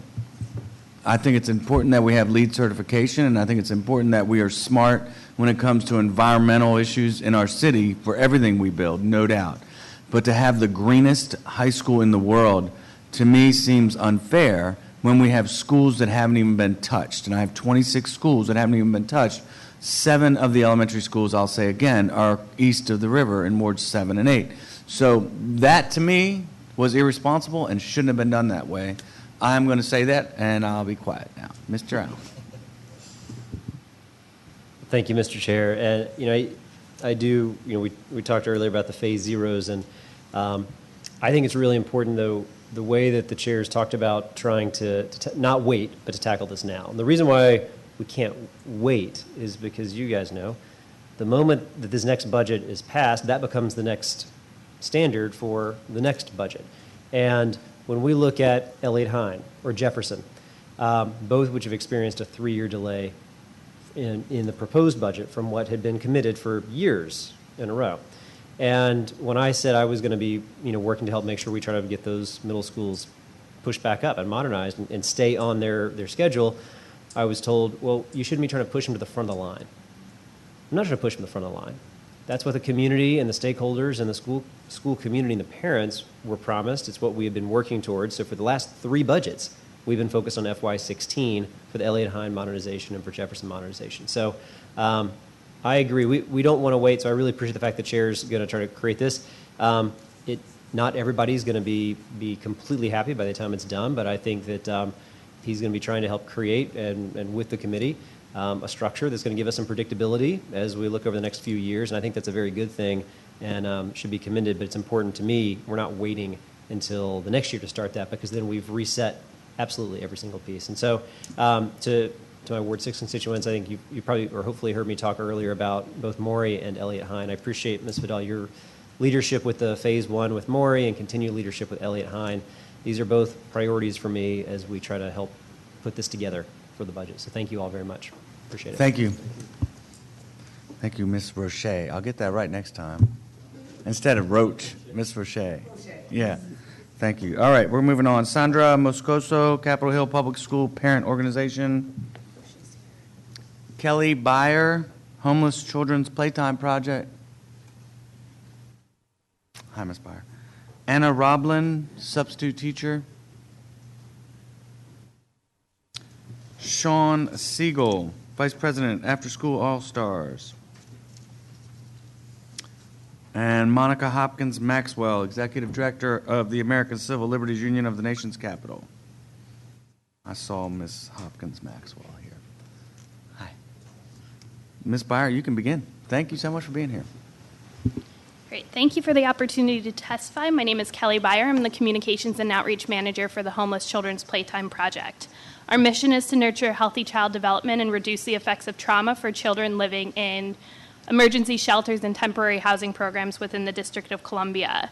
I come to you today to express our concern for the budget cuts that will affect after-school programs in the FY16 budget. The importance of after-school programs for students experiencing homelessness cannot be overstated. Children who experience housing security and those living in shelters are routinely denied the developmental opportunities and support necessary for healthy child development, as recreation is severely limited in their housing arrangements. After-school programs becomes even more critical for children living in transition, as the activities provided there act as a healing force to cope and restore normalcy to their lives. We understand that funding from 50% overall cuts to after-school programs is being redirected to fund extended school day in some schools. While extended day programs add another hour of instruction to the traditional school day, they are not an appropriate replacement for after-school programs currently offered. It is our experience as a direct service provider that our clients who participate in after-school programs as opposed to extended day programs are well supported with regard to their executive functioning skills, emotional and social development.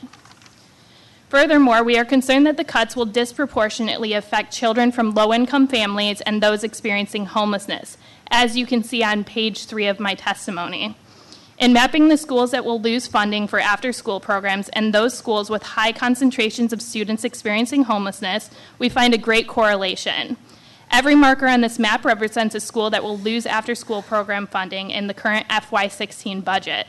The blue markers depict those schools at which more than 1 in 20 children in attendance is currently experiencing homelessness. And you can also find this map in an interactive form on our website.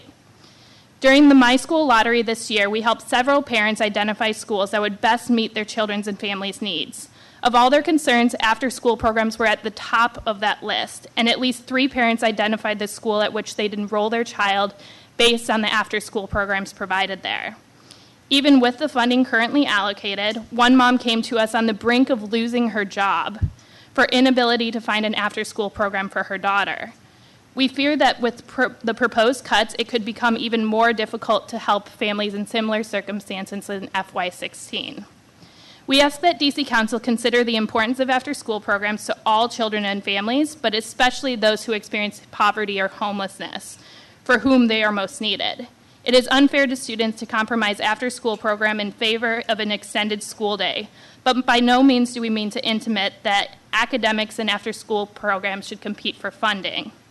Members of our staff who are significantly concerned about the cuts to out-of-school programs are seasoned educators with experience in education policy and proven records of raising student achievement. They know that evidence-based models for improving student achievement and livelihood share a common foundation. Strong after-school programs built around hands-on experiential learning and involving community partners. Currently, DC's after-school programs are rated number 2 in the country. Let's keep it that way by eliminating the proposed cuts, and thank you for the opportunity to testify today. Thank you. Ms. Roblin? Hi, my name's Anna Roblin. I'm a substitute in DCPS. I just really upset that you've actually cut the budget for DCPS instead of adding to it. I'm really shocked. I walked in here and I was shocked. I understand that you're building a new soccer stadium. I understand that you're building a streetcar on H Street where there are already buses. I understand that those projects add up to millions of dollars. I don't understand why you're saying there is no money for DCPS.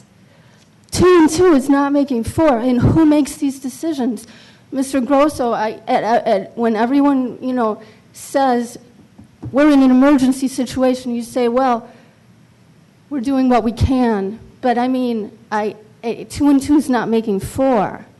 If you funded a soccer stadium, you're not doing what you can for DCPS. That was not a needed thing. These are young people. These are human beings. These are human beings. And you're minimizing things. You're so well-meaning. I see, Mr. Allen, you're so well-meaning. And I know you're well-meaning, Mr. Grosso. And I know you're all well-meaning, but 2 and 2 is not making 4. Thank you very much. Mr. Siegel. Good afternoon, Councilmember Grosso. Good afternoon, Councilmember Allen and staff. Thank you for the opportunity to submit testimony. After School All-Stars is a national nonprofit that provides comprehensive after-school programming to over 70,000 youth in 15 cities across the country. Last year, After School All-Stars opened its first program in D.C., serving Stuart Hobson Middle School in Ward 6.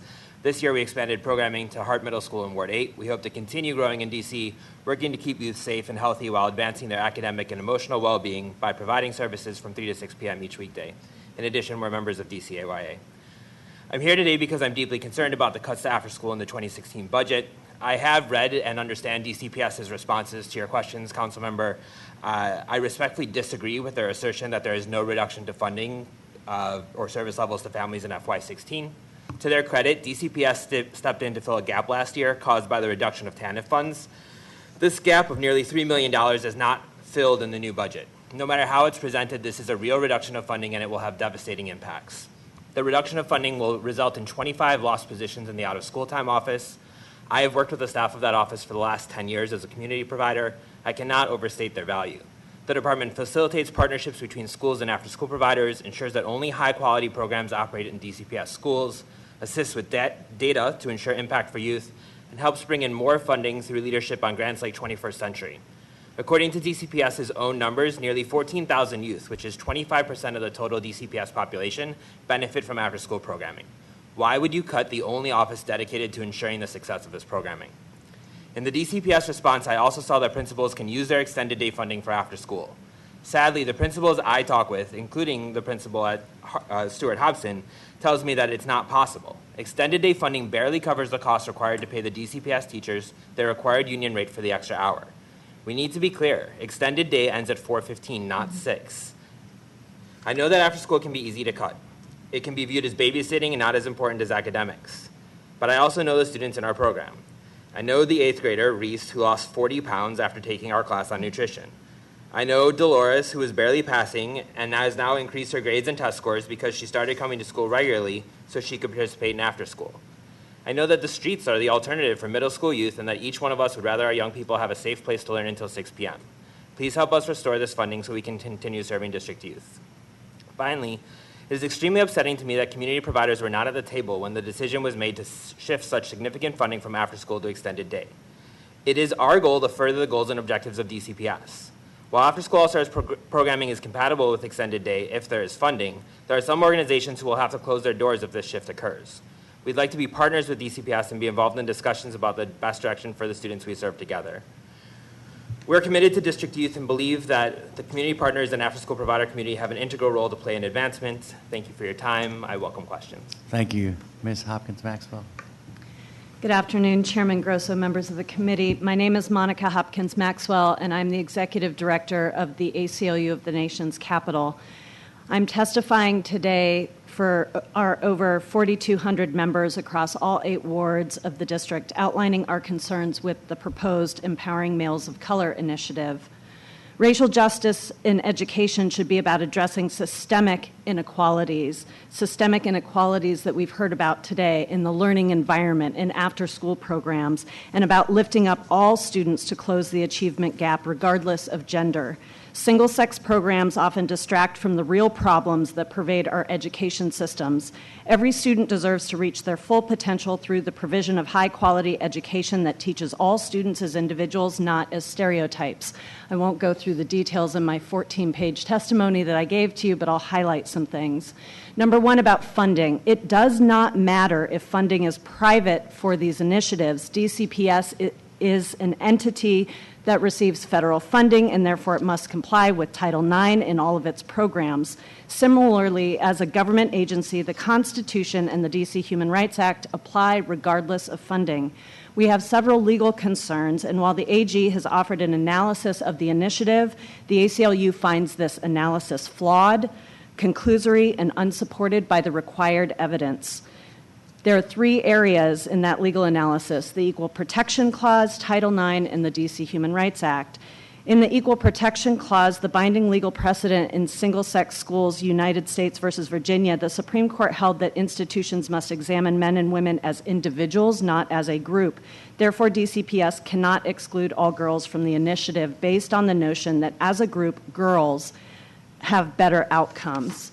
Title IX, within the framework of the school and other initiative programs, the paucity of information makes any meaningful comparison necessary for a legal analysis virtually impossible. The ACLU questions how the AG can show DCPS met the legal requirements required under Title IX. And the D.C. Human Rights Act provides the broadest protection against sex discrimination with an absolute prohibition on single-sex schools. We do have additional concerns regarding the treatment of LGBTQI students at a single-sex school, and also with the paid internships for young men that, while they're not part of the initiative, DCPS has said that they would be a place for employment and therefore would fall under employers in Title IX. Mostly, we want to highlight the government transparency or lack thereof in this process. We hope that you've engaged in a rigorous, detailed planning process, and there is no good reason to keep that process a secret. We have tried and tried again for information, and yet none has been forthcoming. We look forward to DCPS producing the documents that we have FOIA'd.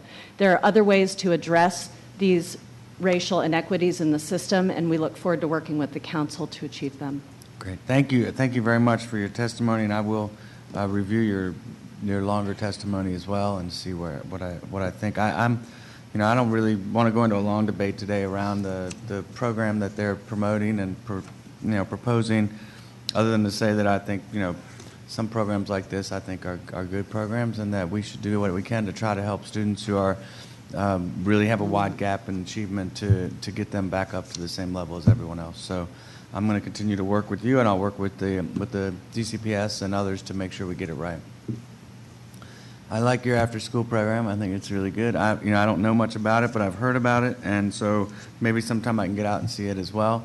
I appreciate your response to DCPS's response to our request, and I think what we'll do is we'll probably formalize this discussion a little bit more, get some folks in the same room and try to hash it out. And I appreciate the same answer for you as well. And then, Ms. Roblin, I've heard this argument a lot about needing to spend more and more money on schools, and I appreciate the argument. I will note, and usually it's my colleague Jack Evans that makes this point, which is, I think, a pretty valid point, that the two areas where we spend the most money out of this $10 billion a year budget is human services and education. We spend over $1 billion a year on education in the District of Columbia. In fact, we spend more money than any other jurisdiction per student. So I hear you. I think we should continue to invest and spend money on our school system, but I think there are things that we have to do to try to make it also perform better and try to make it also engage better in a way that produces results, and that putting more money into the situation is not always the best solution.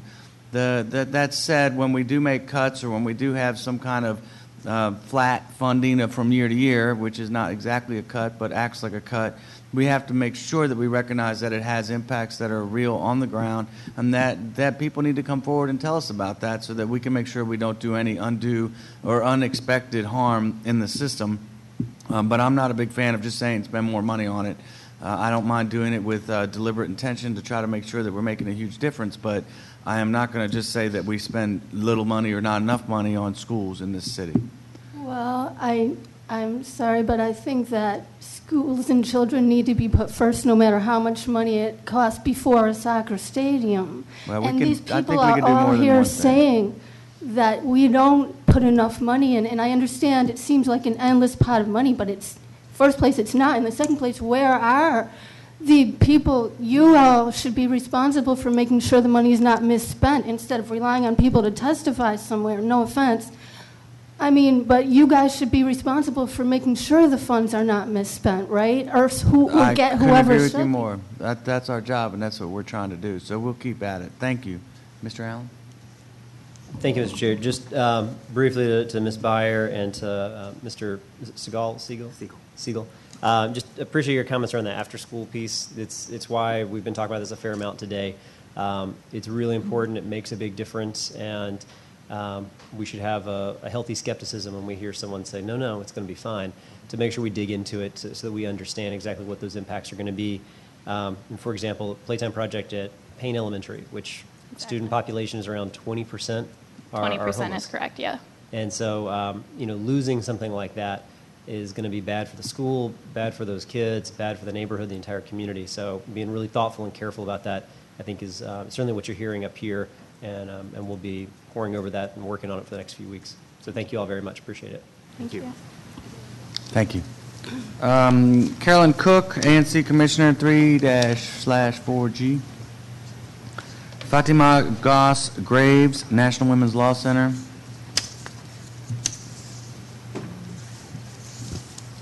Evelyn Boyd Simmons, Ward 2 Ed Network. I don't see Ms. Simmons here. Rick Bardach, Southwest Community Member. Carla Reed Witt, Member, Consumer Advisory Council, Georgetown University Center for Excellence in Developmental Disability. Kelly Sweeney McShane, CEO, Community of Hope. And I have one more chair, Jeffrey Wilkes, Reed Cook Neighborhood Association.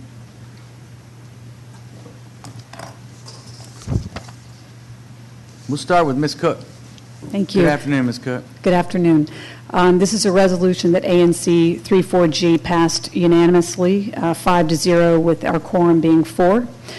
Whereas a quality public education enhances the district's economic competitiveness and quality of life for individuals, families, and businesses, and Wilson High School is the public high school that serves students within ANC 34G's boundaries and across all 8 wards in the District of Columbia. Whereas the proposed budget for 2015-2016 will reduce approximately $1,000 per student. This would be the lowest allocation of any neighborhood high school compared to an average of nearly $14,000 per student in other district high schools, whereas Wilson's reduction stems from an effort to invest additional funds in schools with the highest concentrations of at-risk students. 31% of the nearly 1,900 students at Wilson, nearly 600 students are at risk, exceeding the at-risk populations in several other high schools and the entire student enrollment in 2 of those schools. Whereas Wilson's student body continues to grow faster than expected, the current 2014-15 budget was based on a projected enrollment of 1,708, while the actual enrollment is almost 1,800. This discrepancy resulted in a shortfall of almost 790,000 for this year. Whereas DCPS projects that Wilson's enrollment will increase to 1,878 students next year, which is fabulous. While this reflects confidence in the academic program, adding 170 students to an already overcrowded building designed for only 1,550 students with no additional funding and, in fact, a $309,000 shortfall will have serious consequences. Whereas the proposed budget, Wilson would lose 10% of its teachers and administrative staff, not only jeopardizing the quality of instruction and student achievement due to bulging class sizes, but also fewer adults to monitor student behavior, which poses a serious threat to students, instructors, and staff safety. Fewer teachers and administrators will result in less class order and more disruptive class breaks and lunch hours. Whereas the budget cuts will cripple Wilson's effort to close the achievement gap by strengthening the 9th grade academy to prevent truancy, to provide tutors, study halls, review courses, and specifically a dedicated full-time college counselor for students who may be the first in their families to attend college and they need extra help with applying for colleges. Whereas in the DCPS declared year of the high school, the proposed budget will undercut years of investment and hard work that have made Wilson the gold standard and shake the confidence it already has of parents, students, our ANC, and the community in the future of DC public schools. Therefore, in recognition of these considerations, ANC 34G adopts the following resolution. Resolved, ANC 34G stands with Ward 3 Councilmember Mary Che, Wilson's parent-teacher-student organization and local school advisory team to urge DCPS and the Education Committee to provide a $900,000 student allotment to Wilson's proposed 2015-2016 budget. This funding will enable Wilson to continue to deliver high-quality academic programs while maintaining a safe and secure environment for students, teachers, and staff. We, the commissioners of ANC 34G, support maintaining funding for all of our schools, from the elementary school to the high school level, within our boundaries. Because schools in the district deserve adequate funding, however... Are you about done there, or does it go on for a long time? The increased funds for Wilson should not affect the proposed funding for any other D.C. public school. Thank you. Thank you. Ms. Goss-Graves, please. Thank you, Chairman Grosso. My name is Fatima Goss-Graves, and I'm the Vice President for Education and Employment at the National Women's Law Center. I'm also a district resident in Ward 6 and a DCPS parent, and I'm a member of the National Coalition of Women and Girls in Education, which submitted separate testimony. I'm pleased to speak today about the Empowering Males of Color initiative. We believe that EMOC's focus on single-sex misses the opportunity to tackle many of the underlying reasons behind poor educational outcomes for boys and girls. It doesn't tackle the fact that African American students are disproportionately enrolled in schools with fewer resources and less rigorous course offerings. It doesn't address punitive disciplinary practices, and it also doesn't attempt to provide any targeted solutions for girls of color, even though the data suggests an urgent need to do so. We therefore urge the district to expand the initiative to include Black and Latina girls and to prioritize taking on the systemic challenges that lower the outcomes for both boys and girls of color in school.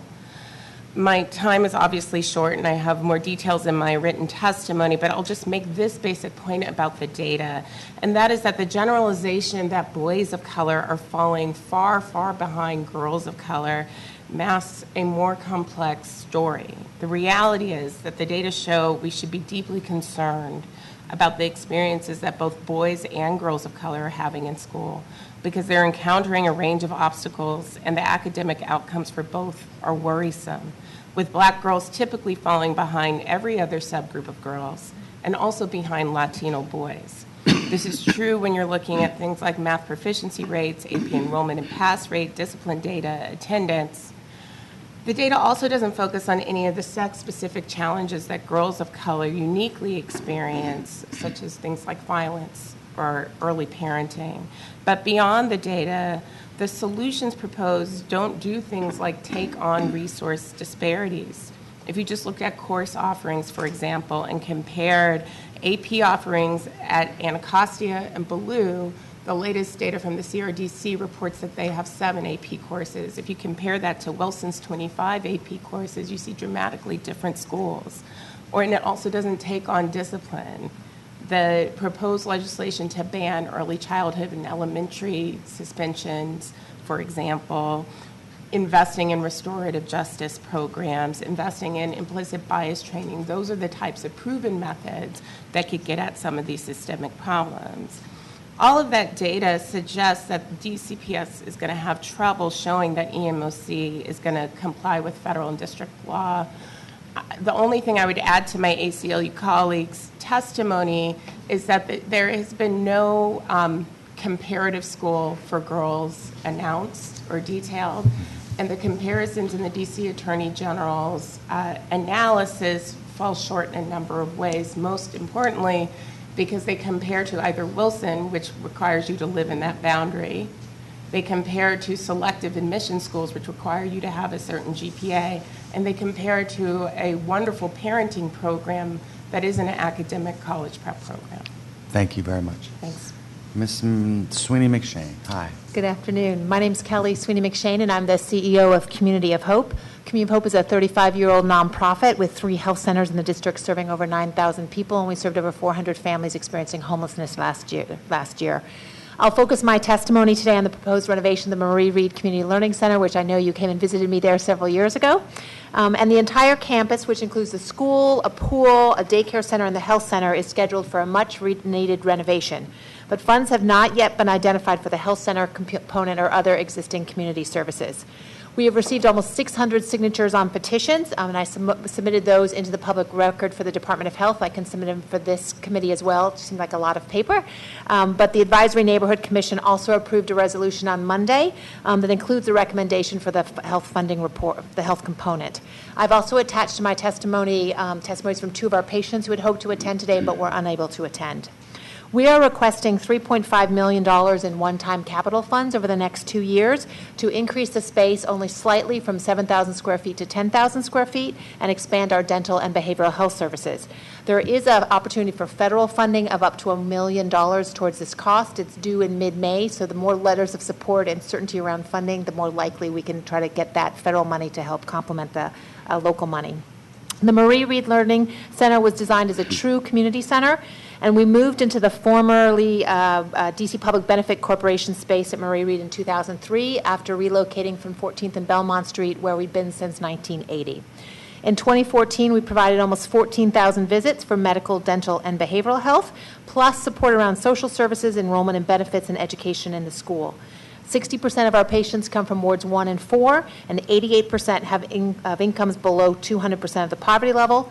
32% report being best served in a language other than English, and 16% report Amharic as their primary language.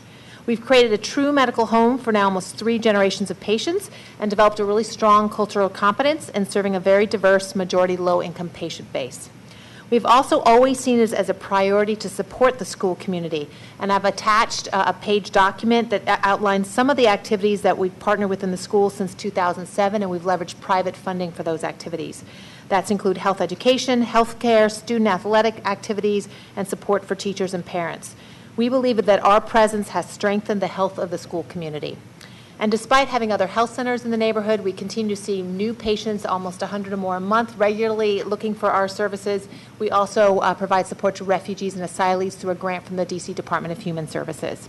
So due to the nature of this renovation and the complex, we will be unable to continue these vital community services if capital funding is not identified. So I thank you for this consideration of this request. Absolutely. Mr. Wilkes. Good afternoon. Thank you for allowing us to testify, Mr. Grosso and the committee. I'm chairman of the Education Committee of the Reed Cook Neighborhood Association, and I'm also on the school improvement team for the Marie Reed Modernization Project. Marie Reed was built as an open plan school in the 70s, and even among open plan schools, it's pretty much of a disaster. You have to leave crumbs as you walk around the school so you don't get lost. I'm quite serious. Now, funding obviously is a constant challenge for DC public schools, and we need to make the most efficient use of our resources. That's why I'm here. Marie Reed. Unique is an overused term, but I think it actually is unique in that it has all the components that Ms. McShane spoke about. And they serve each other. The school can use the health clinic for acute care for the kids instead of having to bus them somewhere. Obviously, the exercise facility is great for teachers that always need a little bit of relaxation. As Ms. McShane said, most of the parents are low income, free reduced price lunches. Many single parents working several jobs, grandparent and sibling caregivers, they often are time and resource challenged to access health care for their children and their family. The health care clinic is managed by the Community of Hope and serves the acute needs of the school. Our SIT team toured the health clinic several times, and it was real clear to us that it was a very well-run facility, very efficient, despite the fact that they have inadequate space and the HVAC system is pretty much of a disaster. I mean, they've had to throw out supplies because they couldn't keep them at the proper temperature. They had, I believe, around 13,000 visits in 2014. And this is not something that we could just sort of foist off onto Mary Center or some other facility in the community. The other thing that I think is really great about the clinic is that they fund a nutrition educator for the school that works from the school gardens and teaches the kids how to start improving their diet. What we'd like to do is extend that program to the parents, and so that they start to address things like obesity and diabetes that are a serious problem in the school community. The pool and exercise facility obviously provide exercise and relaxation and recuperative physical therapy for the school staff, the clinic and the families in the clinic and the community. What we'd like to do is, first of all, incorporate all the mandates of Councilmember Che's Healthy Schools Act, including the healthy food and nutrition, better exercise, and environmental literacy. Can you please wrap up? Your time is okay. Over. I also hope that we would produce an energy-efficient facility. It's not just about hugging trees and kissing frogs. It saves money over the long run in operating expenses. Thank you. Thank you. I agree with you entirely. I think in addition to that, one thing I can do is I can offer to help by writing a letter of support maybe for your federal grant. I think that's fabulous that you've reached out and you've found other sources of money to do this. I'm a big fan of getting this right. And I had a good meeting earlier this week with Councilmember Nadeau about it, so she walked me through a lot of it. I was happy to come out and visit when I did and was really astonished. The facility needs to be changed. The similarity is to OR, like we heard earlier, with the building type that needs to be torn down and it can't be really renovated. So there's a lot of complexity here. I'm a big fan of it. There is money in the budget to do Marie Reed, but not enough to do everything, and we need to figure that out. So we are working right now on this, trying to find the way to do it all once and do it all right and go from there. But finding some matching dollars like that would actually help my argument here big time. I'm happy, like I said, to send a letter of support for that. If that'll help you, I'm sure my colleagues will do the same. And then let's get the Committee on Health and Human Services up to date on this part of it, and of course the Committee on Parks and the Environment Committee, Councilmember Che's committee engaged too, because of the pool and stuff like that. So we're going to bring everybody together and try to solve this problem. But it's time. I really believe it is time. So let's try to get it done. Councilmember Allen. Oh, Sorry, I didn't I mean just to wanted to embarrass say, him. you know, the architects really need to start looking at this. It's a very complicated project, and they need to know what's going to be in the project real soon. So Yeah, I we know. appreciate your. They anything want you can do. consistency, and they want certainty, and they want money. I'm well aware of all their needs. Thanks. Okay, thank you all very much. Thank you for testifying. I'm going to go to the rest of the Marie Reed family here. Betsabe Rosas, Hector Hueso, Carol Miller, she's not here, and Jacqueline Aird. And so we'll go to Dana Wyckoff, Napresha Parham. I guess did I say that right? Dana, I saw you came in, great. Patrice Baker. Lucia Hanant. Anita Johnson. All right, Miss Johnson is here. Thank you for being so patient. I know you've been here all day. So we will start with the Marie Reed folks. Ms. Rosas. Good afternoon, members of the Committee of Education. Thank you for providing this public hearing for the fiscal year 2016 budget. My name is Betsabe Rosas. I have been an Adams Morgan resident for the last 10 years. Also, I am a PTA and an SIT member for Mary Reed School and the renovation, for which I come today to give my testimony on behalf. Our school is in urgent need for this change to happen. Currently, our children are attending a school without classrooms, without proper light, without proper room temperature, and without proper security. But I want to thank this committee for approving and budgeting our school renovation. We, the parents of Mary Reed, are very excited that the project is taking off.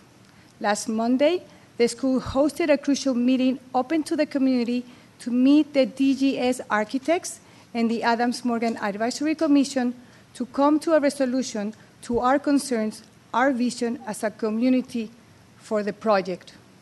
I ask this committee to continue supporting our school and to ensure that the other community services that are fundamental part of Mary Reed Community Learning Center are also included in the budget. Mary Reed School was built originally as a part of a community learning center. Our families benefit from a next-door healthcare clinic, the City of Hope, a next-door daycare, a gym, swimming pool, basketball, tennis court, playground, and a newly renovated soccer field. We would like to keep and improve these community entities along with our school. Mary Reed School is very well known for its early childhood education and its dual immersion program. The developmental value of these two programs is well documented to be effective in the high academic performance and positive cross-cultural attitudes in students. Mary Reed School is as ethnically diverse and vibrant as its home neighborhood, Adams Morgan. They share common historical roots. In 1954, in D.C., segregated black and white communities came together to create a common school that will welcome everybody. Adams Morgan, the neighborhood, became to exist. Later on in 1970, Bishop and activist Mary Reed led the community of Adams Morgan to materialize their ideal community. Mary Reed Community Learning Center was built. Can you finish up? Just ran out of time. Okay. Do you want me to stop? Well, you can do a quick summary of what you have left and then Okay. stop. The parents of Adams Morgan would like to see our school reaching its full potential in the same way Adams Morgan as a neighborhood has done it. We would like to see our school reach its potential in the same way we want to see our children succeeding as good, productive, cross-cultural members of this American society. Thank you so much for your attention. Thank you. Mr. Wessel. Good afternoon. Mr. Chair, members of the committee, my name is Hector Hueso. I thank you for the opportunity to testify here today. I am pleased to be here in the company, as you can see, of other Adams Morgan residents, parents, and advocates to express our views on the modernization plans for Marie Reed Elementary School. As an ASC commissioner in Adams Morgan, I chair the Public Services and the Environment Committee.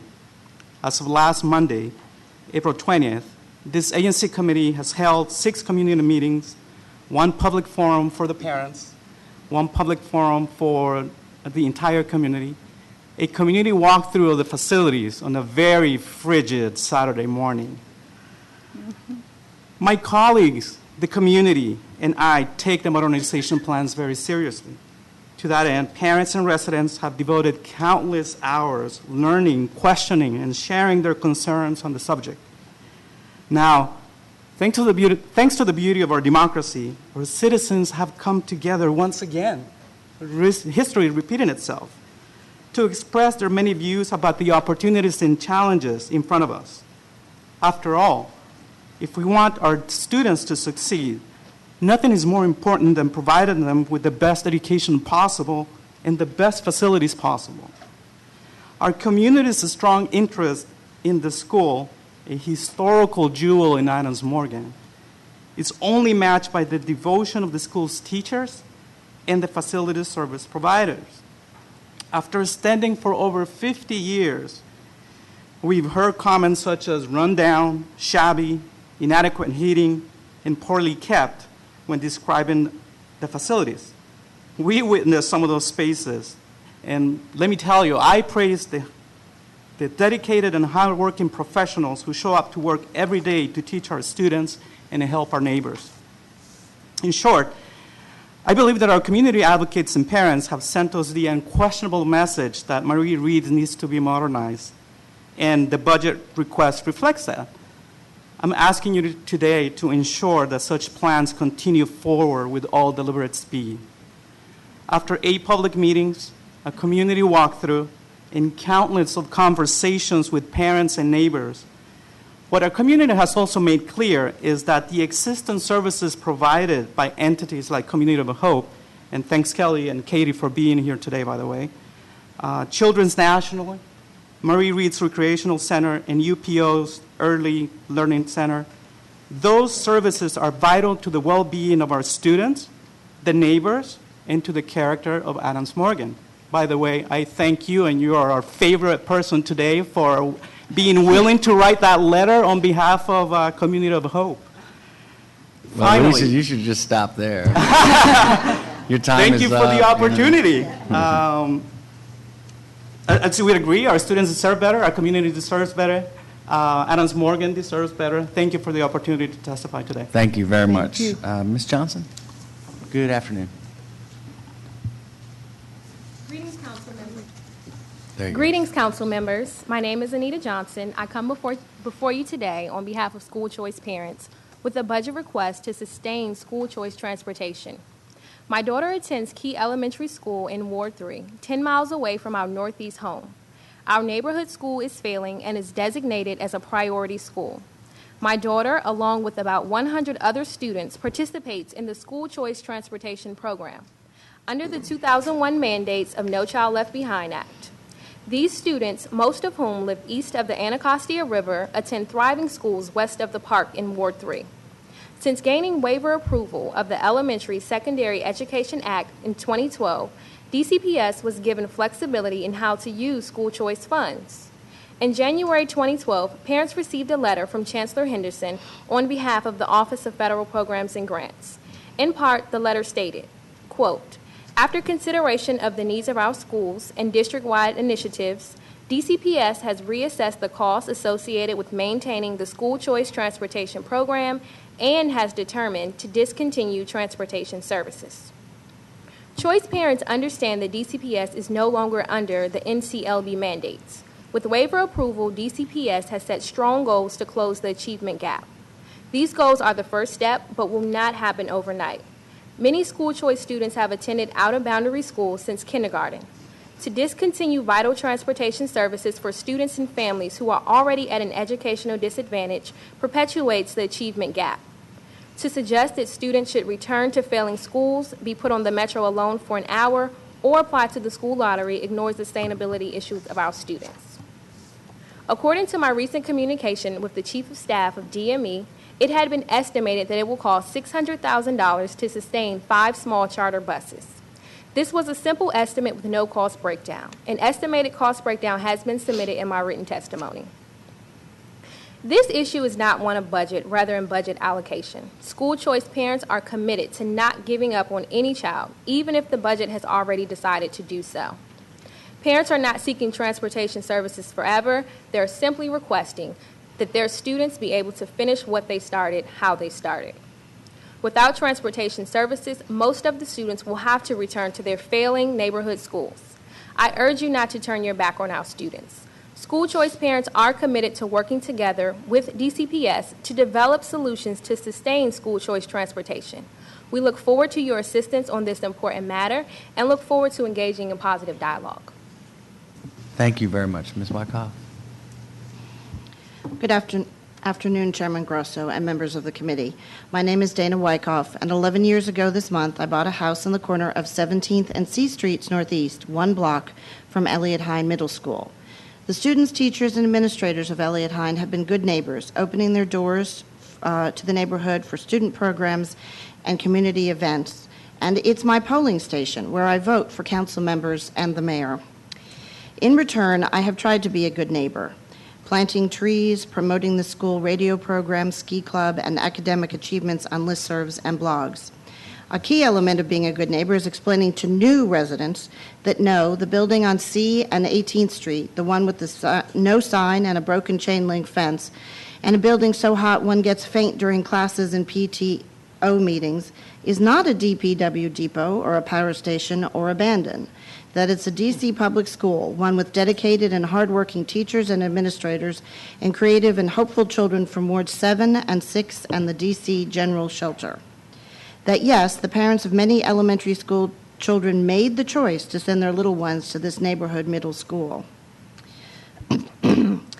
You cannot, I think that the word flabbergasted best describes the reaction of the neighborhood and our parents when the FY 2016 DCPS budget was issued, once again stopping planned renovations that had been promised and scheduled and canceled and deferred since 2008, when 2 middle schools were combined to form ELIOT-HINE. That's 7 years.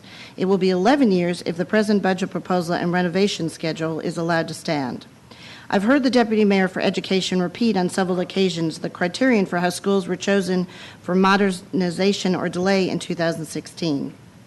Unfortunately, we find this explanation disingenuous, since the first criteria is for projects already underway, and ELIOT-HINE could have been underway or finished if money hadn't been reprogrammed several times in 7 years. The second criteria is to make whole those projects that were deferred in January. Again, ELIOT-HINE might not have been deferred in January, but it has been deferred and disappointed many times since 2008. The renovation waiting game has meant a decline in enrollment for the school, as year after year parents who committed to sending their children there based on failed promises scrambled to find other schools. DCPS then forecasts fewer attendees and cuts funds to the school. It is an endless and depressing loop of benign neglect that affects teachers, programs, equipment, and morale. Despite very recent and welcome repairs to cure blatantly unsafe and unsanitary conditions of the school, many of my neighbors doubt that the modernization that has occurred at other schools will ever happen. I choose to hope and to take another tack and ask why DCPS has not already renovated ELIOT-HINE, since it is both a feeder school for and right next door to the transformed ELIOT High School, and that together the 2 schools could form a vibrant educational campus in eastern Capitol Hill. Thank you for listening and for your patience. Thank you very much, Ms. Wyckoff, and thank you all for coming down. Ms. Wyckoff, are you going to be testifying for OSSI too? I don't know. Well, if you are, we'll just get you an office down yes, here. Okay. I'm here alive. I love the fact that you're down here. You always add a wonderful perspective to what we're dealing with, and it's really helpful. So thank you for testifying. Ms. Johnson, we're going to take a close look at this and see what we can figure out, and be in touch with Christina Henderson on my team to make sure that we get all your questions answered, okay? Thank you. Thank you, and thank you for being here, and thank you both for being here today. Thank you. Councilmember, okay, we're going to go on to the next panel. Erica Hart, Jason Townsend, parent and former PTA president for Brent. Clark Cohen, parent at Brent Elementary. Jonathan McHugh, ANC 3E. Grant Elliott, program director, Kid Power, Inc. We're just rolling through the list here. Jessica Anderson, the Young Women's Project. I thought I saw you over there. All right. Tara Brown, parent at Patterson Elementary. Oh, yay, all right. Carla Ferris, parent at Powell Elementary. Oh, hi, Carla. Good to see you. I got one more seat. I do not see, is Fraser Walton here? There he is. How you doing, Mr. Walton? It's been a long time.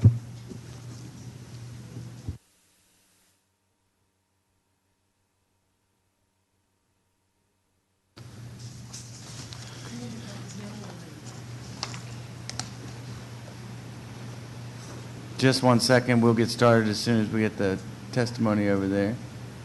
And let's start with Ms. Anderson, Jessica Anderson, the Young Women's Project.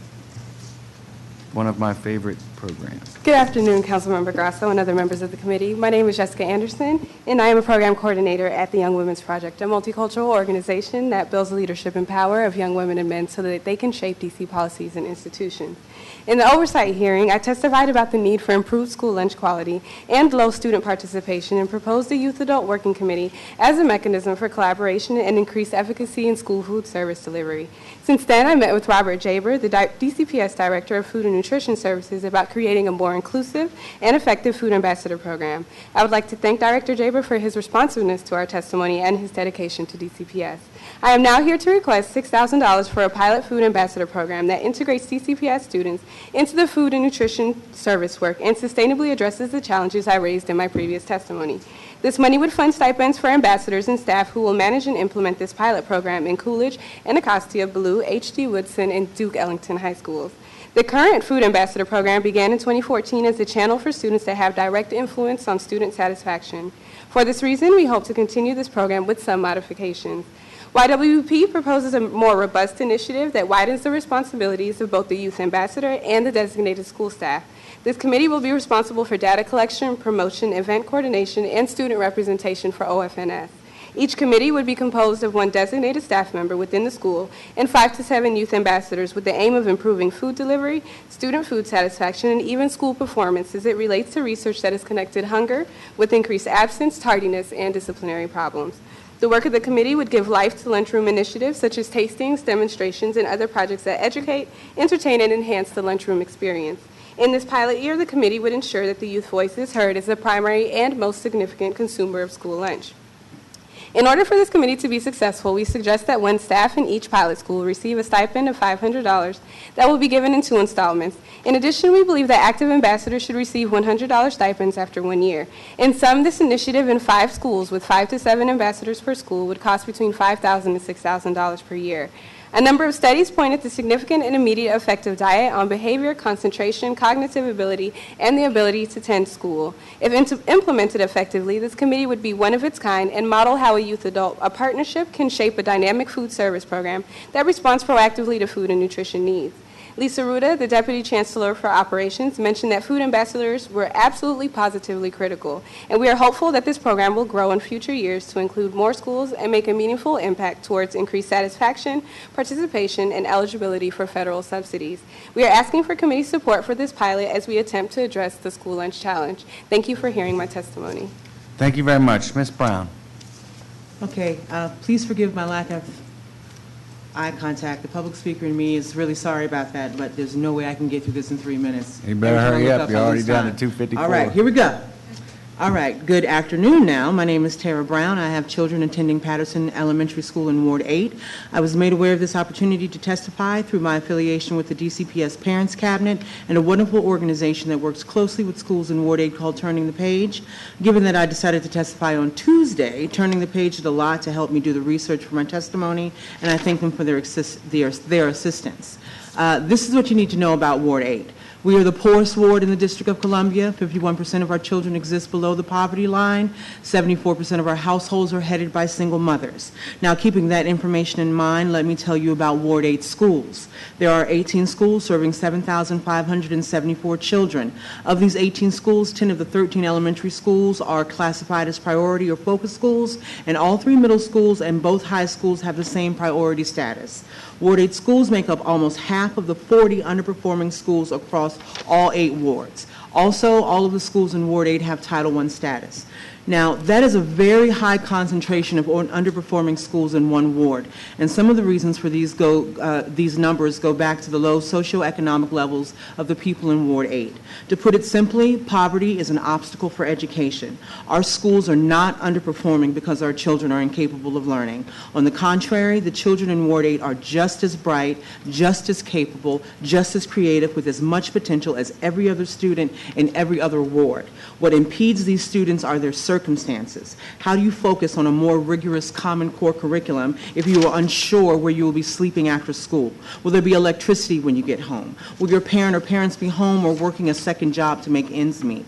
Do you have uniforms? Are they clean? Will the kids make fun of you because you don't have access to basic hygiene products? For children living in poverty, they arrive at school with the weight of the world on their shoulders. They are not prepared to learn. These types of concerns, along with many more that I do not have time to list, manifest themselves in our children in many negative ways. They create emotional and behavioral issues that not only prevent them from learning, but take the teacher away from the teaching every time she has to stop to deal with them. Just like we recognize that hungry children can't learn, and in response, students are provided with breakfast and lunch at school, we need to understand that troubled children can't learn either. In response to this reality, the underperforming schools should be given the resources to help these students get to the place where they can learn and allow their teachers to stay in teaching mode. When I say resources, I mean more staff, more social workers, and more behavioral specialists that can evaluate the students who need it and start the process of helping them to cope with their issues. This is not a matter of how much is spent in the budget, but on what the money is spent. Since this is a budget hearing, I want to close with numbers. DC spends between $9,000 and $13,000 per student per year. By contrast, DC spends $41,500 per youth in the DC juvenile system per year. When you consider the budget for DC schools, consider this. We can either invest now or we will definitely pay later. Thank you. Ms. Brown, I would have given you 20 minutes. That's the best testimony we've had today. Thank you very much. It's extremely important. The hours I missed at work is going to make that totally worth it. Thank you. It really is. This is the most important thing that's been raised today. Ms. Ferris. Good afternoon. Good afternoon. Thank you for hearing my testimony. My name is Carla Ferris. I'm the mother of 2 children, ages 6 and 3. My older child is currently in kindergarten at Powell Elementary School in Northwest DC, and my younger child will be starting preschool 3 at Powell in the fall. I've been active in the parent community at Powell, and I'm serving as co-president of our parents organization this year. Today, I would like to advocate for the continued allocation of funds for parent engagement in DCPS. As Chancellor Henderson said on April 30th of 2014, the work to empower families and teachers to build real relationships truly makes a difference. In a city like the District of Columbia, where so many families were inadequately served by the public school system for so many years, it is absolutely crucial that we work to bring parents into the educational process, to engage them with their children's schools and teachers, and to demonstrate that this is now an institution that they can count on to serve their children and serve them well. As a parent of a child enrolled at a high-need, majority ELL DC public school, I've seen firsthand what great parent engagement can do. Our school has built a community of empowered parents in a variety of ways, making use of a parent coordinator staff position and implementing a home visit program for all students, not just those in ECE, as well as APTT meetings, an alternative approach to parent-teacher conferences that brings parents into the education of their child in a far more integrative way. I have brought supplemental information to illustrate the importance of family engagement in building strong public schools. A University of Chicago study concluded that parent engagement is one of the 5 factors that determine the success or failure of efforts to improve struggling schools. A U.S. Department of Education publication referenced one of our very own DC schools, Stanton Elementary School, as a case study in the importance of family engagement in turning around a school. I would also like to touch on the importance of dual language programming in DCPS. Dual language educational opportunities advance student achievement across all demographics. In addition, the opportunity for a parent to engage with their child's education in their native language is incredibly valuable. We need look no further than Powell to see this. Many of our parents are fluent in Spanish but speak little or no English. They are able to manage and support their child's education in a way that a traditional English-only program would not allow. And, as an added benefit, fluency in 2 languages uniquely prepares our students to succeed in a world that is more interconnected than ever. I hope that DCPS will prioritize the expansion of dual language opportunities throughout the city. In conclusion, I ask that DCPS and city officials continue to think of parent engagement as one of their foremost tools in their efforts to improve educational outcomes for all of our children, and that you will continue to provide funding for parent engagement strategies for schools district-wide. Thank you very much. Mr. Walton, good afternoon. Good to see you. Good afternoon, Mr. Grosso. Good to see you. Thank you very much. Representatives also of the council, good afternoon. I'm going to briefly speak on Spingarn High School and the money that's slated to be cut from the budget, I think $58 million from Spingarn, and certain monies delayed for Brown Junior High School. First of all, for the record, I'd like to indicate that Spingarn in 2012, November of 2012, was placed on the National Register of Historic Places along with the DC Register of Historic Places. And with that, we're carrying a lot of history. Needless to say, Spingarn at his dedication had a number of speakers there. First of all, Spingarn is named after Joel Elias Spingarn, one of the founders of the NAACP. He was a Jewish gentleman who worked at the turn of the century to integrate the United States military. As a result of that, a number of luminarials appeared at the dedication of Spingarn in 1952, including Dr. W.E.B. Du Bois, Dr. John Hope Franklin, and many others. The reason I'm bringing this to the attention, to your attention, to the attention of the council, and I'm sure you know all of this, is because many of these people, Dave Bing, the former mayor of Detroit, Michigan, was a graduate of Spingarn, along with John Kennard, the founder of the Anacostia Smithsonian Museum. Unless we put money along with history, this is a teaching tool. As you said, and I incorporate your words, we cannot throw money just at the schools. We have to teach these children that their history, because if they don't know their history, they won't know their future. And if they don't know their future, we're going to have more Ferguson, Missouris, more Baltimore, Marylands. The current problem that we're having is that young people are not appreciating their history, and the city is becoming more diverse, and everybody needs to understand everybody's viewpoint. They need to understand their histories. And unless we do this with our historic institutions, with a beautiful school that sits on the river, number of schools, fully incorporated campus that runs from K through 12, we could create a university on this campus. I don't know why the University of the District of Columbia is not interested in coming. I don't know why we don't put a public library there to serve Langston Terrace and Carver Terrace. In this community, we have no library. I don't know why we don't have a wellness center. We have a lot of voting seniors. We have a lot of alumni from Spingarn, and they're all supporting us. And I want to thank you for your support, and I think we should move on that. Thank you. Thank you very much, Mr. Walton. Appreciate your testimony on that. I was just going to note, Ms. Ferris, that the work that's been done at Powell when it comes to parent engagement and community engagement by Principal DeCall is amazing, and it really is a testament to the turnaround. What's happened there? When she came in, it was I believe I toured it a little while ago, but I think it was a pre-K through 8 education campus that was under-enrolled and was struggling. She came in and reduced it back down to pre-K through 5, and now it's bursting at the seams to the point where we had to put money in. Well, part of that was because her first day, she went out and started knocking on doors and recruiting people to come into that program, and then built an amazing program there. So thank you for reminding us that that's a huge priority of this committee, Certainly when I first started in the council 2.5 years ago, it was one of my top priorities, and DCPS, I think, has done a great job. It's now just how do we keep it going at that level, and I couldn't agree with you more, so thank you for doing that.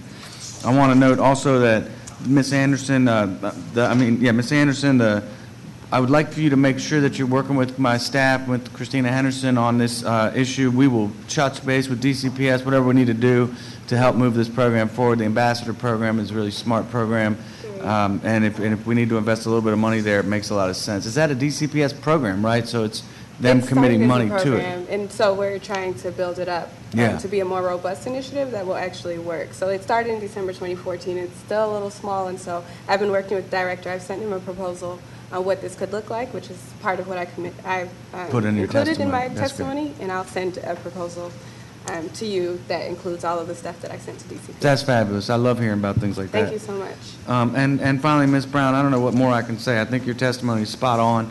What we're going to be doing is spending the next year, literally, studying all of these issues very closely in my office, because I think that we can begin to build the supports that we need to build from the ground up, whether it's trauma-informed care, behavioral analysis, all these kind of supports that you need to put these children in the best position to succeed. Right now, they aren't in the best position to succeed, and then we wonder why they're not like top of the scores. Well, it has nothing to do with their ability.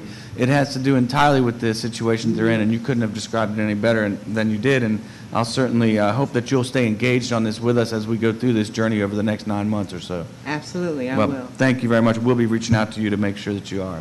I was very aware that I don't have a representative on the council at the moment, and while these decisions are being made, I missed work so you could just remember Ward 8. Just think about us, because, as far as dollars are concerned, I really believe we need them the most. We make up half of the underperforming schools. But we tried last year with the at-risk funding. That was a step in the right direction, and certainly now the question is, how do we get it right into the spot where it needs to be at the right time for the right kids? And that's the important angle that I think we've gone a long way this year in that effort, but next year I'm really looking at how do we get some of these programs like the Resilient Scholars Program, which is a program out of the Wentz Center for Trauma that actually goes in and works with kids daily on trauma issues, and it's really environmental trauma, things like racism in our community that causes trauma that makes it hard for these kids to excel, and that's what we really want to give them the chance to do. So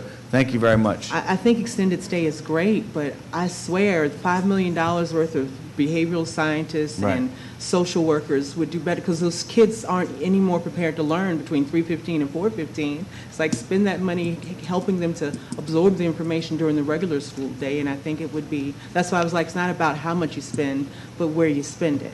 I couldn't agree with you more. And in addition to that, the 4:15 time will allow them to do those enrichment programs, those other types of programs throughout the whole day, as opposed to just put on at the end of the day. And I think there's some value in that. But again, we're going to be watching it like a hawk. Thank you all very much. Time. Oh, Mr. Allen is back. Did you have any questions, Mr. Allen? No, sir. Okay. Excellent. All right, we'll call the next panel of witnesses. We have Napresha Param. Come on up. Grant Hill. Mr. Hill? Grant Hill? Will you tell me what that says? I wish I was Grant Hill. Mr. Elliott. Grant I Elliott. was wondering, I thought, maybe, didn't he just buy a basketball team? I'm a little too short, He's got Elliott? Grant Elliott? Okay, yes. Sorry. He's got a couple of inches. Veronica Ragland, I didn't see Miss Ragland here. She couldn't make it. Okay. Sadie Barr. Okay, great. Miss Barr, come on up. Dana Richard. I don't see Miss Richard. Miss Angie Smith. Jonathan Levitt. I saw him there. Come on up, Mr. Levitt. Let's see. Who should we start with? What? Mr. Elliott, why don't you start? You look like you're ready. Is it Elliott? That's right. Did I get it Mr. right? Elliott. All right, good. Please. Thank you guys so much. Good afternoon, Chairman Grosso. Actually, when I was writing this, I saw where I was going to fall on the flow of things at 95 out of 105, and I thought about saying good night or Good evening. We've done good because people have just gone right along in 3 Really minutes at a flying time. through. so- But good afternoon, Chairman Grosso, fellow council members, and committee staff. Thank you for the opportunity to share my testimony today. My name is Grant Elliott. I'm the program director of Kid Power Incorporated. Kid Power inspires youth leadership by promoting academic advancement, physical and emotional wellness, and positive civic engagement in underserved communities throughout the District of Columbia. Kid Power empowers youth to become informed and engaged advocates for change in their own lives and in their communities. Currently, we serve approximately 450 youth at 12 sites in every single ward in D.C. Kid Power has worked closely with D.C. Public Schools since 2002, since its inception. We started at Minor Elementary School in Ward 6. Kid Power currently serves 9 D.C. public elementary schools and middle schools. In the 6 years that I've been a part of Kid Power, I've worked alongside my colleagues, which are both DCPS and Kid Power employees, to provide additional academic help, engaging enrichment, and valuable mentoring after school until 6 p.m.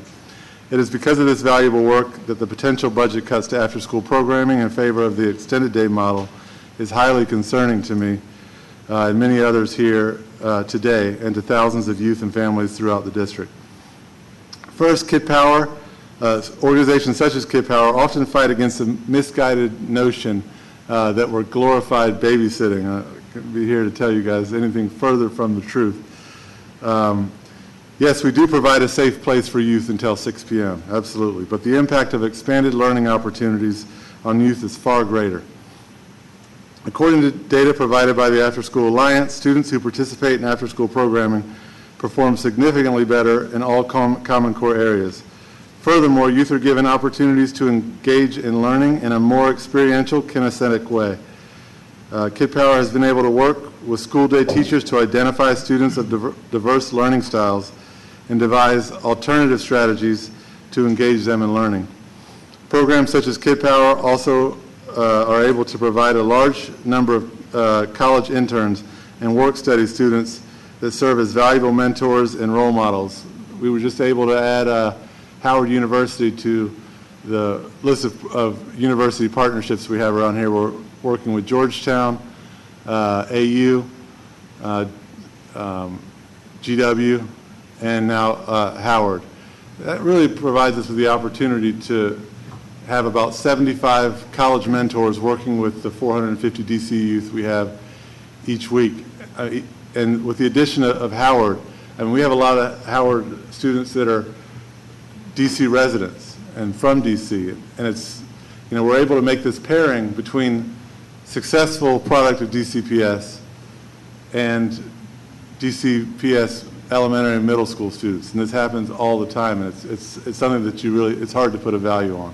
And that's kind of the qualitative stuff that I wanted to make sure that you guys were aware of. Thank you very much. Your time is up. I don't know if you have. Oh, am I already out of time? Yeah, I'm sorry. Wow.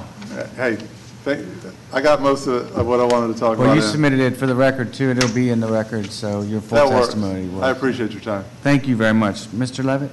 Yes, good afternoon. My name is Jonathan Levitt, and I currently have 2 children at SWS at Goding, and my daughter Colleen is in 2nd grade, and my son Andrew is in kindergarten.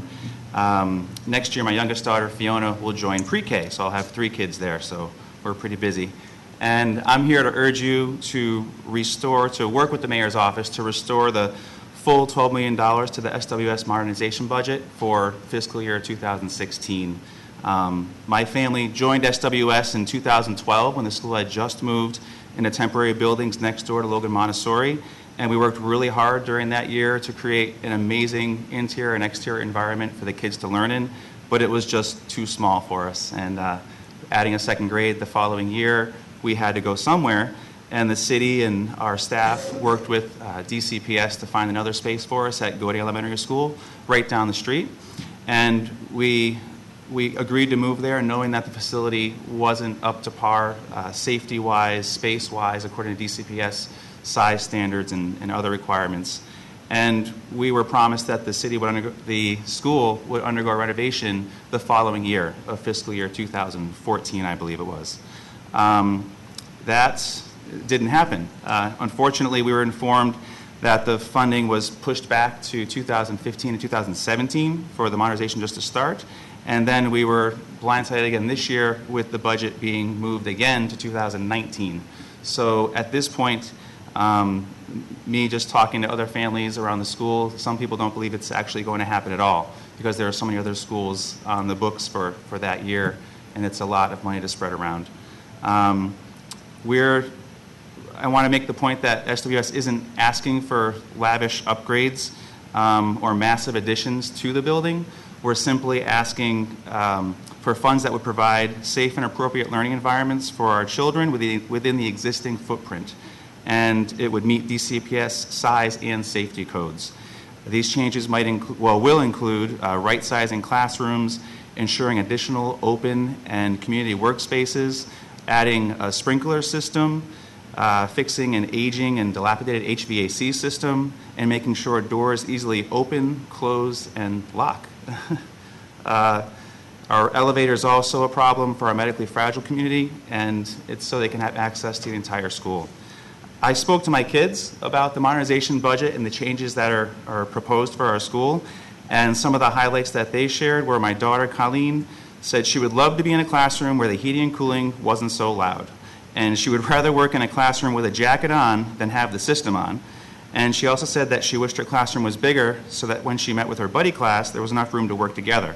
Right now, everyone only has the choice to be working on projects squished together or meet in multiple spaces with their classes.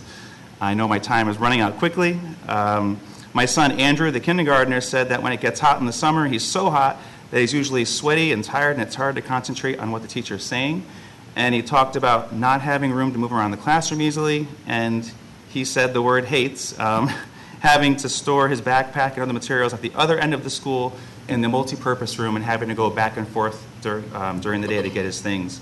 Finally, I'll wrap up with that SWS is a success story for DCPS, and it's transitioning from a 4-classroom, 1-floor school to a pre-K 3 through 5th grade citywide program.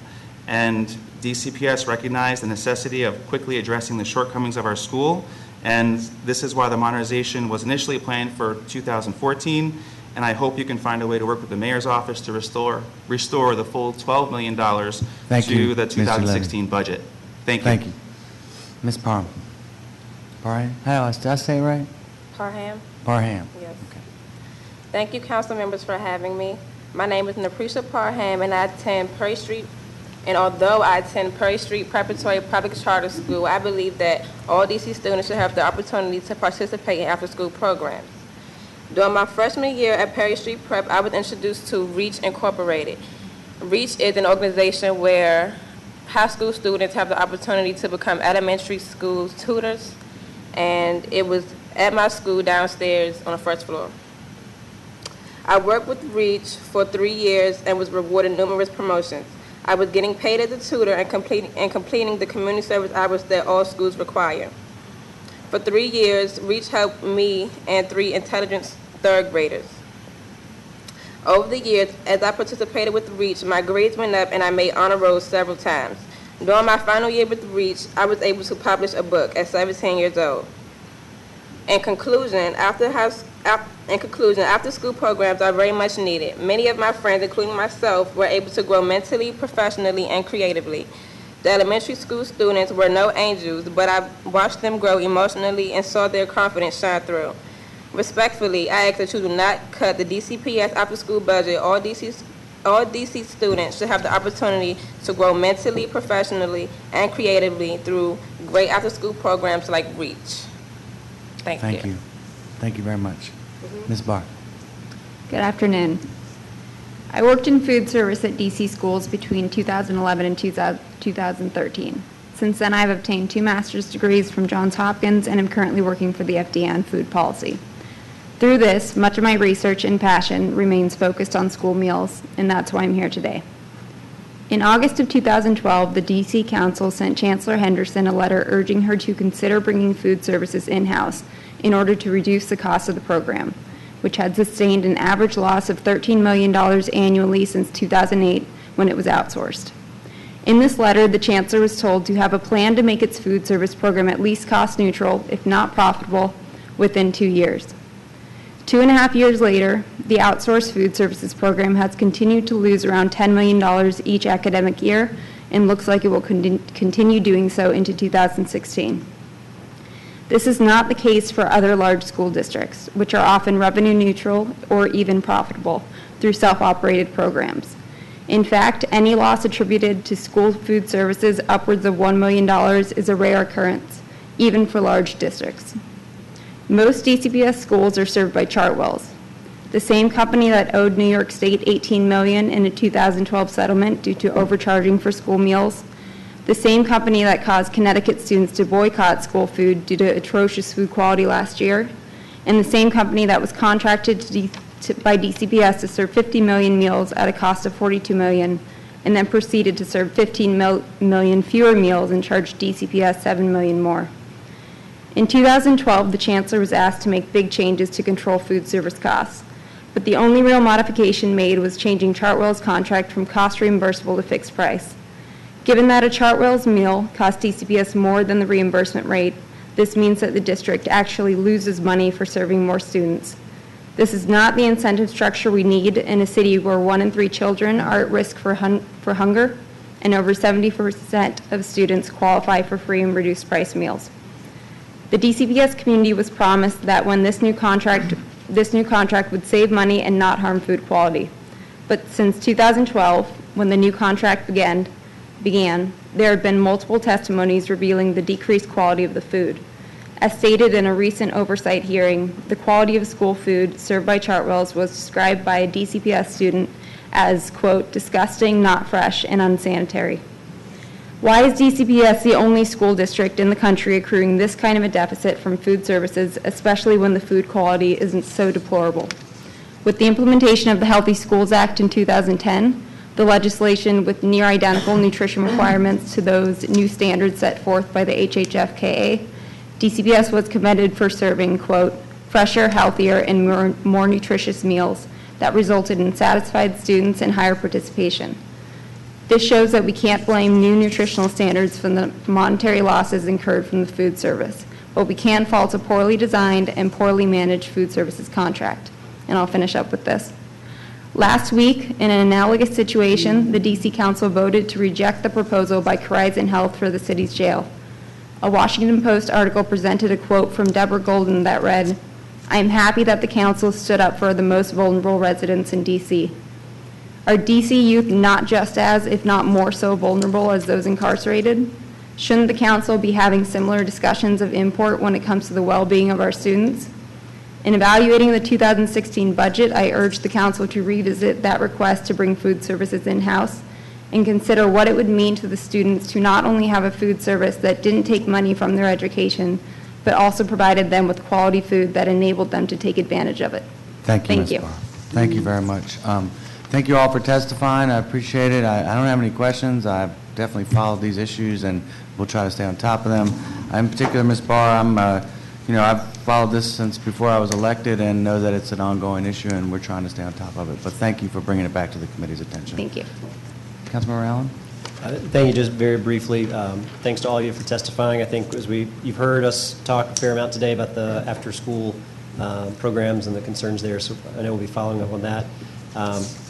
I share the chairman's concerns around the food contract and how we work on that. And then to Mr. Levitt, thank you for coming down and testify today. On behalf of SWS, great school, great community, and we'll see what we can do. We have a big challenge in front of us, but thank you for coming down.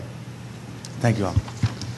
Okay, last panel before we go into into the evening. We have to call Clark Cohen. I believe he's here from Brent. Good afternoon. And is Lois Chapman here? Hi.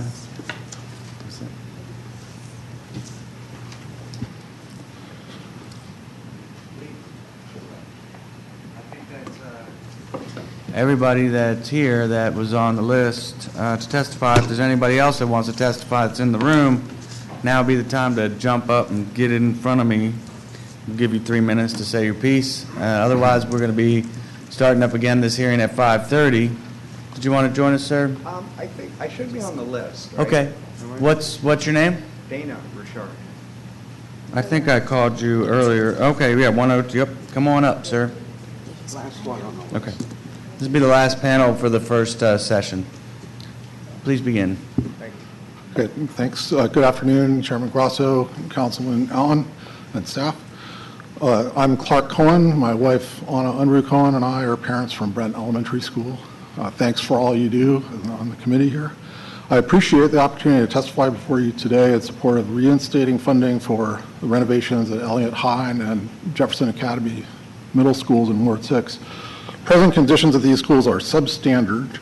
Deficiencies include sickness-inducing extremes in thermal control and ventilation, inadequate lighting, gaping roof leaks, crumbling plaster, and ad hoc electrical power hookups, absent fire extinguishers, and ill-repaired, privacy-compromised restrooms.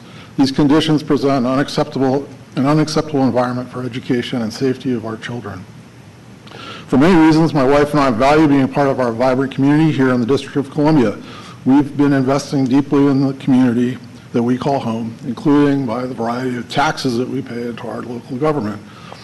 Next month, we're committed to move into a new house within our school district. By this action, we are doubling down on our investment in the community, as well as paying further associated taxes to the district. Many other neighbor families I know within our school community have done just the same. Our investment in the District of Columbia comes with an expectation that children in our public schools will be educated to the highest standards. Implicit in such standards are state-of-the-art school facilities supported by capital investment from the district. Education has to be among the highest priorities of our government. The current conditions of these schools are appalling and frankly embarrassing here in the 21st century. So I ask the committee please restore, and the council to please restore the funding for renovations at ELIOT-HINE and Jefferson Academy Middle Schools. Thank you for your attention. Thank you very much. Ms. Chapman. My name is Louise Chapman. I'm a retired DC public school teacher, and I'm one of the original teachers who founded SWS at Goding, previously SWS at Peabody, 20 years ago. And I, first of all, want to thank you for your incredible listening skills. I've been here since 10 a.m. this morning. I'm 105 on the list. I want to, is there a prize for being 105 on the list? No, not really, sorry. The only prize I'm giving you is that we kept everybody moving right along so that you didn't have to do this at 9 o'clock tonight. But being here all day has made me really, it's been a really great day.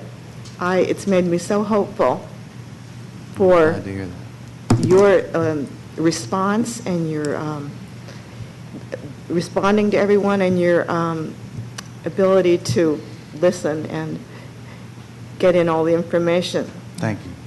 But I am here to urge you to restore the modernization budget, which was originally very wisely recognized to be an immediate need at SWS at Goding, as you talked about the promises that were made. And I'm here to bring my institutional knowledge and history to add to your information about SWS at Goding. It is a school that is unique in its history in the city, and it's unique in its value and contribution to DC Public School. 20 years ago, it became a teacher-run school that was based on bringing the best research-based practices to DC Public School.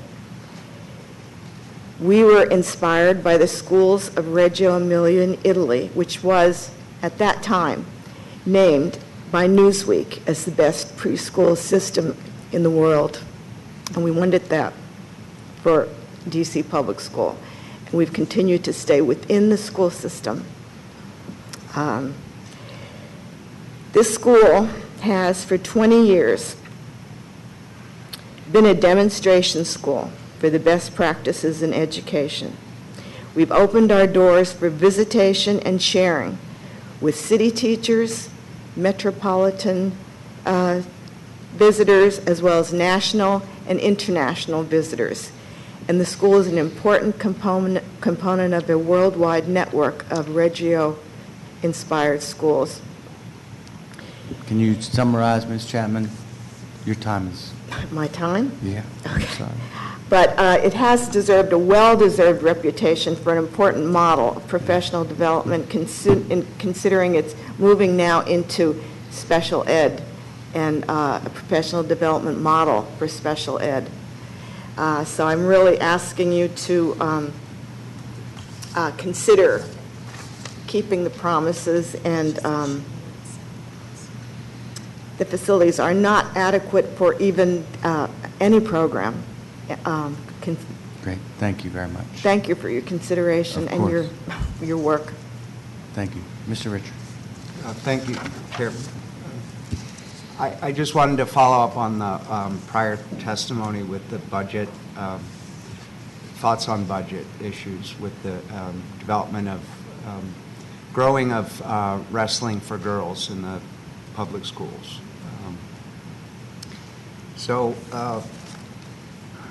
Just to briefly recap, wrestling is a sport that girls and women have been historically excluded from, including in D.C. right up to the present date. It is arguably the #1 sport for physical fitness and also self-defense. And it is a foundation sport, which means that it helps people get better in all other sports. It's purported to be the 6th most popular scholastic sport in the United States in terms of participant numbers, and the fastest growing sport in high school for girls throughout the United States. And one of the fastest growing sports at the college level, with 25 teams currently, growing by 2 per year, 2 teams. That should, the national data should be enough to answer the question of whether there's interest in this sport. And other data can explain the benefits of the sport. But without the resources, equipment, and specifically mats, wrestling mats, it's impossible to generate any interest, because nobody is going to have interest in a sport where there's no mats. There's no equipment to participate in it. So getting to the budget issues, I would say that I spoke with the New York City's Public School Athletic League, and they recently implemented girls wrestling throughout New York City, and it was very successful. I spoke with Ken Bigley. He said that it costs approximately $10,000 per team to run a wrestling program. And that's assuming approximately $5,000 per coach. The startup costs are pretty modest. One of the cheapest sports to start up. The wrestling mats cost approximately $5,000 each, $5,000 to $7,000, depending on the size. And can you submit that for the record, sir? Your time is up. And oh yes, would you mind putting that in for the record? I don't know if we have a copy of your testimony, but it'd be good if we did. The budget issue, that would be submit. Good. Yeah, send it on to the committee, and thank you for being here Sure. today. I want to thank you all for testifying today. I know the issues at school within the school. I've been there quite a few times. I'm a big supporter of the school, and so hopefully we can try to resolve that quicker than not. So we'll be in touch to see if we can do it. So thank you all for testifying. Councilmember Allen, did you have any questions? I will be very, very fast. Mr. Cohen, thank you very much for your testimony. And in particular, thank you for advocating for both ELIOT-HINE and Jefferson. Both are needed, both are very important, and so I appreciate that you highlighted both of those. And Ms. Chapman, thank you for helping get SWS started in the first place. And part of what I think we also had to wrestle with is, we talked earlier about the difference between modernization and stabilization funding. Making the doors work and lock, making the elevators work Those are things that shouldn't even have to wait for modernization. Those are things that we should be able to get done now. So I'm interested in how we can use our stabilization dollars to help address those really urgent needs as well, outside of just a modernization in the first place. But I'll continue to advocate for SWS as well. But thank you all for your testimony today. Thank you, Mr. Chair. Thank you all very much. And with that, we're going to recess this hearing until 5:30 p.m. today. Today is April 23rd, I believe. It's recessed.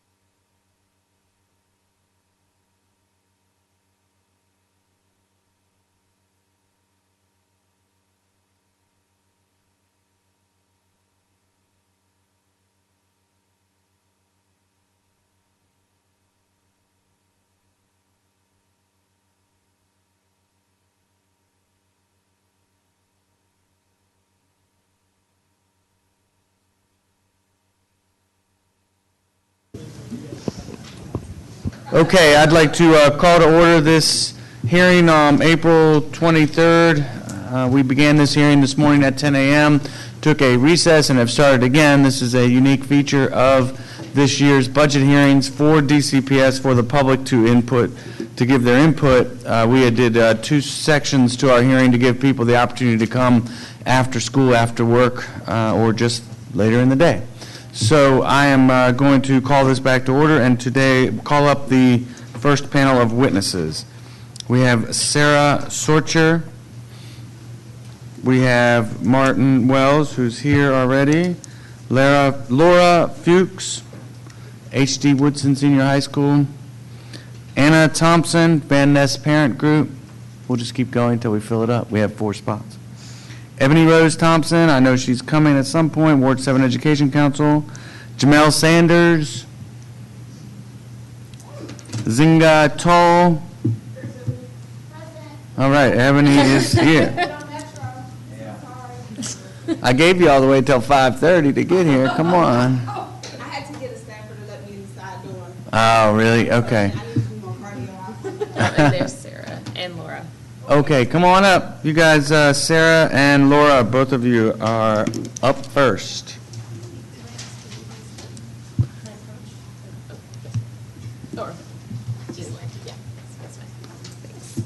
Mr. Wells, why don't you go ahead and start since you've been waiting patiently. Thank you.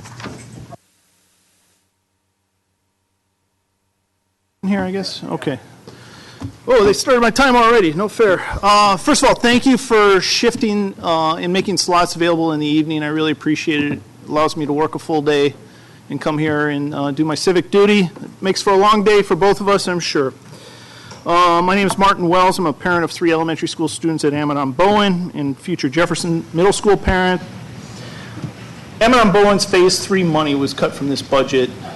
I don't know why. I don't know how it disappeared. We need to finish the renovation on the school and be done with it. We have the cafeteria, a couple bathrooms, gymnasium. There was $3 million in the budget at one point in time, and it's disappeared.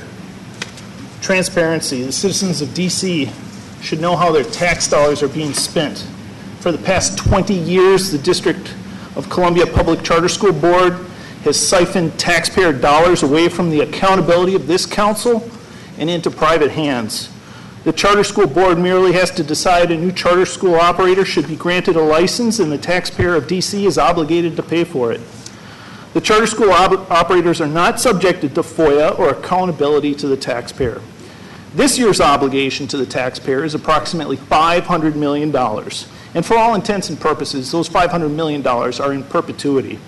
In the past 3 years, the Charter School Board has closed 17 failing schools and authorized 18 new ones with no regulatory or licensing mechanism.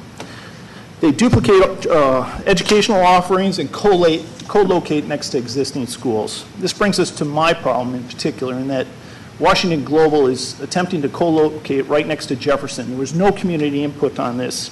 Our tax dollars should not be spent paying for renovation and rent on office buildings and substandard buildings, substandard educational facilities, when we have a beautiful federal-style building right next door that has been on the books to be renovated for at least 6 years, and it's been continually pushed back. This particular budget pushes it back 4 years to 2019, 2020, which is a new mayoral cycle, I might add. So who knows what the next mayor will do, push it back onto the next future mayor.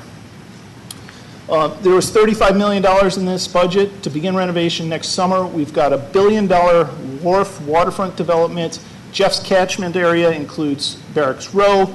It includes the Navy Yard. There's a whole new tax base, whole new tax dollars. Jefferson's ideally situated. It's at the epicenter of the transportation hub in Washington, D.C. LaFont Plaza, I-395, terminus of Rock Creek Parkway, bus lines, all this. Jefferson needs to be opened, or remain open. It needs to be renovated, and it needs to complement the wharf. Thank you. Thank you very much. Do you want to go next, Ms. Sorcher? Oh, sure. Oh, Ms. Sorcher. Sorry, I get... No problem. Bruce Monroe Elementary School, please. Yes, hello. Can you hear me? Okay. So good evening, and thank you, Chairman Grosso and council members, for providing this evening session It's a great boon to working parents. I am the parent of 2 young children. My son was matched with Bruce Monroe Elementary at Parkview this year, and we're excited to see him attend in the Pre-S3 program next fall. I'm here tonight to testify about 2 things, the Bruce Monroe modernization and a new funding formula for at-risk students. I've already testified to this committee at length about our Phase 2 modernization, which was removed from the 5-year capital budget by Mayor Gray last year. It seems to be a common occurrence. The Parkview community was extremely disappointed that our modernization is still absent from Mayor Bowser's budget. And we recognize that the mayor may have difficulty prioritizing our partially modernized school over other projects, but it's also important for the city to finish the project that starts. Competing an old project will always look less attractive than launching a new one, and there's a risk that if we continue to push it back, it'll never be completed. I also want to share my support for the new funding this year for at-risk students. Students at risk face unique challenges that this funding will help to address. For example, Bruce Monroe serves a number of students who live in the nearby Park Morton public housing complex. Students living in Park Morton must cope with multiple sources of stress associated with poverty, crime, and violence. And last spring, a first-grade girl at Bruce Monroe was actually shot in the leg while playing on the playground at 7 p.m. In Park Morton after school. These types of experiences are extremely stressful for students and their families, and the at-risk funding at Bruce Monroe will go in part towards paying for an additional social worker to assist families to cope with these stresses. So this and other much-needed benefits from the new funding is why the school's parents group, the Parents and Friends of Bruce Monroe, signed on to a letter supporting at-risk funding that was actually delivered to council members by email this morning. I know there's been a lot of testimony today about Wilson High School, which experienced a large drop in per pupil funding this year. I hope that the council will identify additional funding to cushion the school's losses while maintaining that important at-risk funding that's been promised to other schools. And I also hope that the council will consider legislation moving forward to deal with this problem in the future. I think it would be appropriate to cap per pupil losses at 5% for schools, and the reasons of this are 2. One, a cap on per pupil losses would cushion schools from the type of instability that we saw with Wilson this year, as priorities shift dramatically from year to year, and this could help smooth implementation. But 2, the cap would help minimize the impact of demographic changes on school budgets. So Bruce Monroe, for example, is one of many DCPS schools that still remain largely segregated by income, even though we're situated in a rapidly gentrifying neighborhood.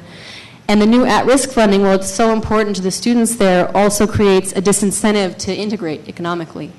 A cap on losses could help to ease this process and prevent there from being dramatic changes that could kind of serve as a flashpoint for the issues we're having over gentrification. So thank you for taking your time today to hear my testimony. And again, I really appreciate this extra session. I know it's been a long day for everyone. Thank you. All right, Ms. Fuchs. Okay. All right, so I'm Laura Fuchs, and for the past 8 years I've been teaching at H.D. Woodson Senior High. I'm also the committee chair of the Committee on Political Education of the Washington Teachers Union, as well as a member of a whole bunch of different education committees. And I'm a resident of Ward 5. I'm very grateful that equity is improving with the delivery of the funds for at-risk youth that we received this year, but there are still a lot of problems that are facing school budgets like H.D. Woodson. The way we create our budgets each year in DCPS is not setting up our schools to successfully serve our students' needs. Each year, the school-based budgets and requirements from central office for how the money can be spent changes dramatically and with little warning or authentic input. While the intentions are often good, the policies are enacted broadly, quickly, and without taking into account the need of each individual school to meet the new regulations. This year, our school is being asked to offer 20 electives for our students. This is an excellent goal and something we've been asking for a long time. Unfortunately, due to the lower projected enrollment for our school, we're actually losing funding, meaning that we must offer more courses for the same or fewer number of teachers. Not only that, we're still not receiving additional funding to have a STEM program at our school, which we've received one time, and it was not enough to hire even 2 teachers. So we're hoping to expand that in the future, and we can't do that while offering 20 electives plus having fewer teachers than we had the previous year. We need to have an authentic plan that goes beyond a mandate to receive support in building quality elective programming in our schools. It's not enough to tell us that we have to offer 20 electives. We've wanted to do it for so long. We need support in being able to do that, and we're not the only high school in this situation. We need to develop a process where stakeholders can create long-term plans for their schools and then work with the school system to secure appropriate funding for that program for multiple years. We need to be forward-looking instead of constantly shifting year to year. We need stability and input if we're going to truly move away from a system of haves and have-nots.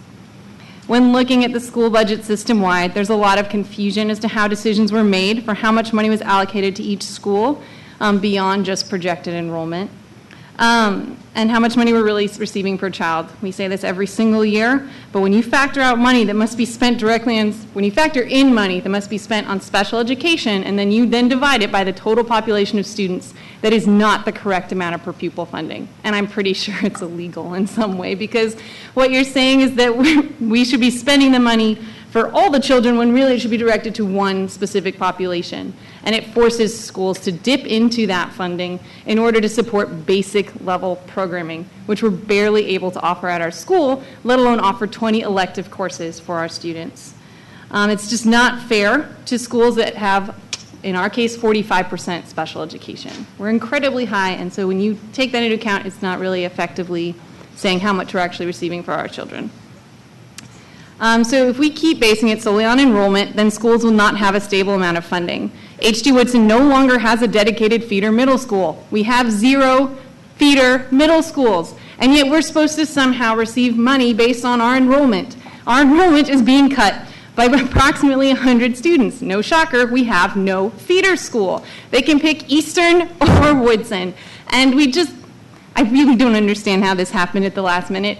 And I just don't understand how our school is being set up for success. It's not, and no one talks to us about it. We've been asking about it, and it's really frustrating. And okay, I'm done.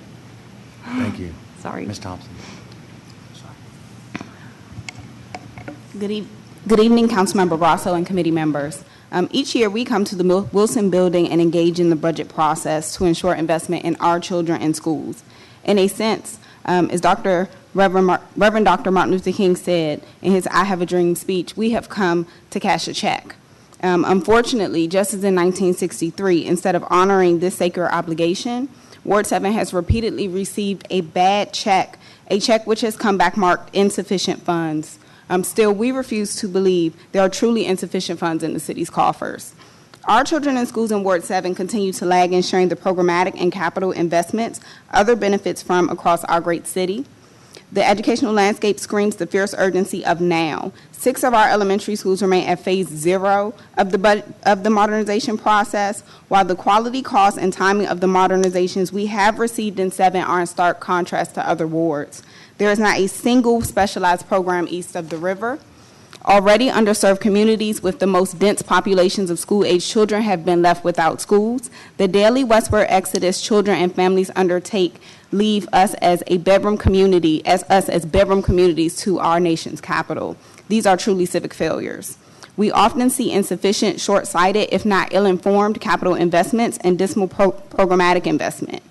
I would like to highlight several glaring examples. The city has paid millions to build a brand new H.D. Woodson, but has yet to make programmatic investments to ensure a quality education for those children within its walls, further compounded by the tweaks to the school boundaries that now require HD to compete for every single student and, by extension, every single dollar it receives.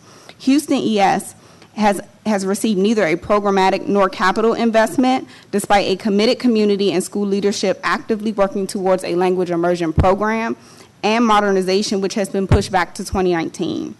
Kimball Elementary is on an upward trajectory, but has yet to see that matched with capital investment from our city, and BRY'ERE remains incomplete in its modernization process.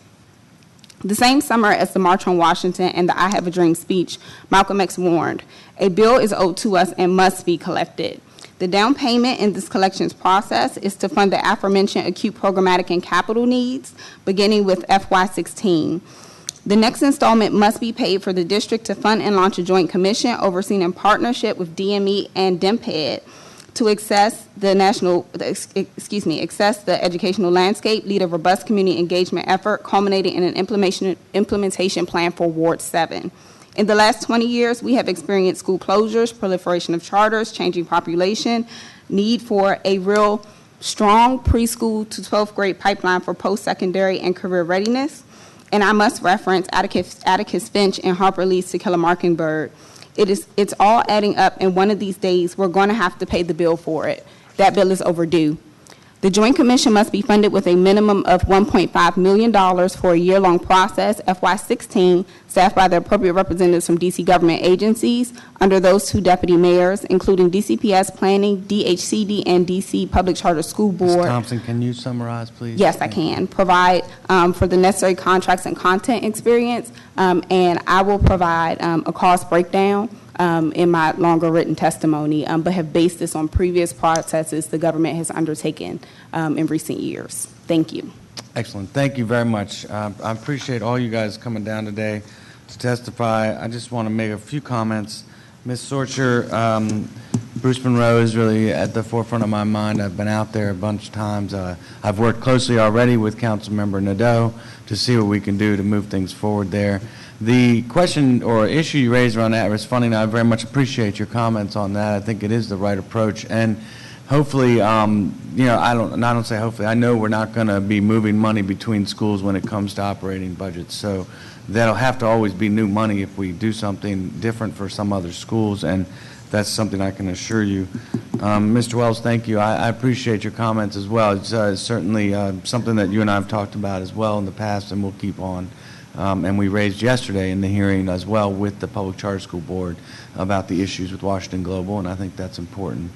Ms. Fuchs, thank you as well for your service as a teacher and your dedication to Woodson. You raised questions that I think need to be answered and are important to this conversation.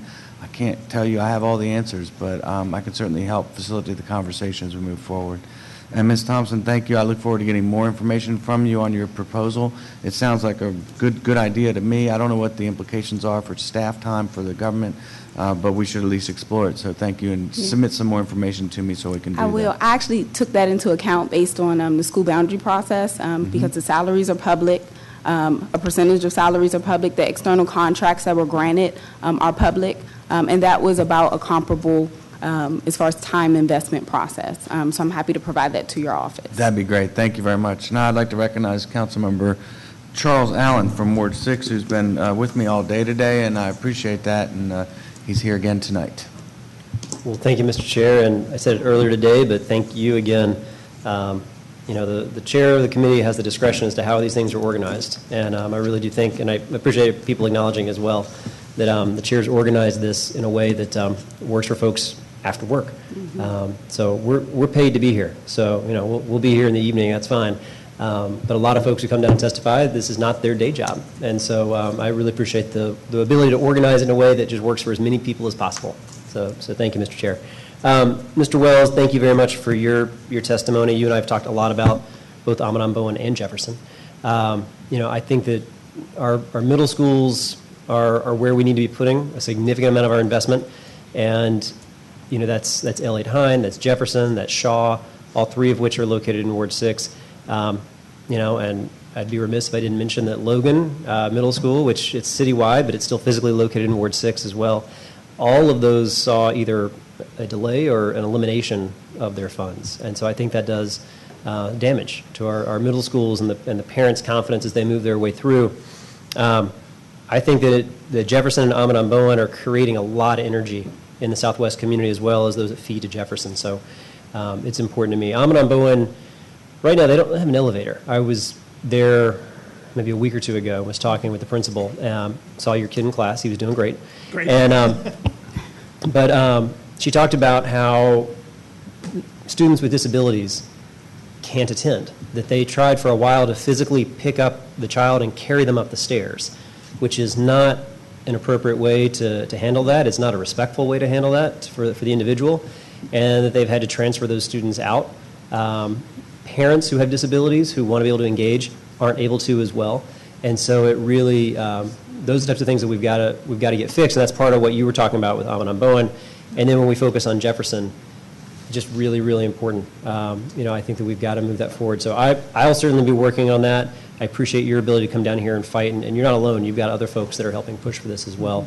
And I don't think you mentioned it, but you did put together a very nice schematic of just one idea of what Jefferson could look like if we were to do a full modernization and really see the vision of how it could relate, not just to its current site, but also the significant investment taking place across the street. So thank you all very much. Thank you. Thank you. Great, thank you. I'll just make one note on that we do have a separate line item in the budget for ADA compliance now after starting that last year, and so perhaps there's some of these issues that can be resolved. It actually started with Bruce Monroe because we needed to get an elevator in there. They had an elevator shaft, but had no real elevator in it. So we got that done, and then they decided, oh, we should have a fund for this. So that is a big priority for DCPS this year, so maybe we can get that done. Great. We got the space for the elevator. You We got do, shaft, right. yeah. That's great. So we need an elevator in your elevator shaft. Yeah, That's right. ridiculous. Right. Phase 1, that was not complete. Again. Well, that was a Phase 3 project, Okay. and the Phase 3 money disappeared. I don't know what happened to it. Okay, thank you all very much. Thank you. I'm going to call the next, is Anna Thompson here, Van Ness Parent Group? Great. Also, Jamel Sanders, future Houston Elementary School parent. Nzinga Toll, Ward 7 Education Council Secretary and Teaching for Change Board member. Is Ms. Toll here? Oh, great, there you are. I didn't see you over there. And Ayanna Smith, Ambeers PTA and Penn Branch Education Committee. Is Ayanna Smith here? She's right there. Hi, Ms. Smith. We will start with Anna Thompson. Ms. Thompson, whenever you're ready, just turn on the mic. Well, thank you, Chairman Grosso, and all members of the committee for hearing us tonight. My name is Anna Thompson. I'm a resident of the Capitol Riverfront. I've been there for about 5 years.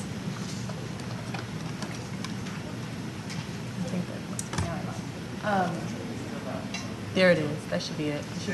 Am I good? Okay. So I've lived on the Capitol Riverfront for about 5 years.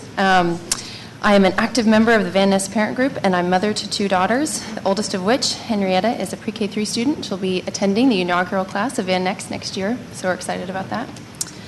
On behalf of the Van Ness Parent Group, we would like to thank the DC Council for your attention and assistance in the reopening of Van Ness.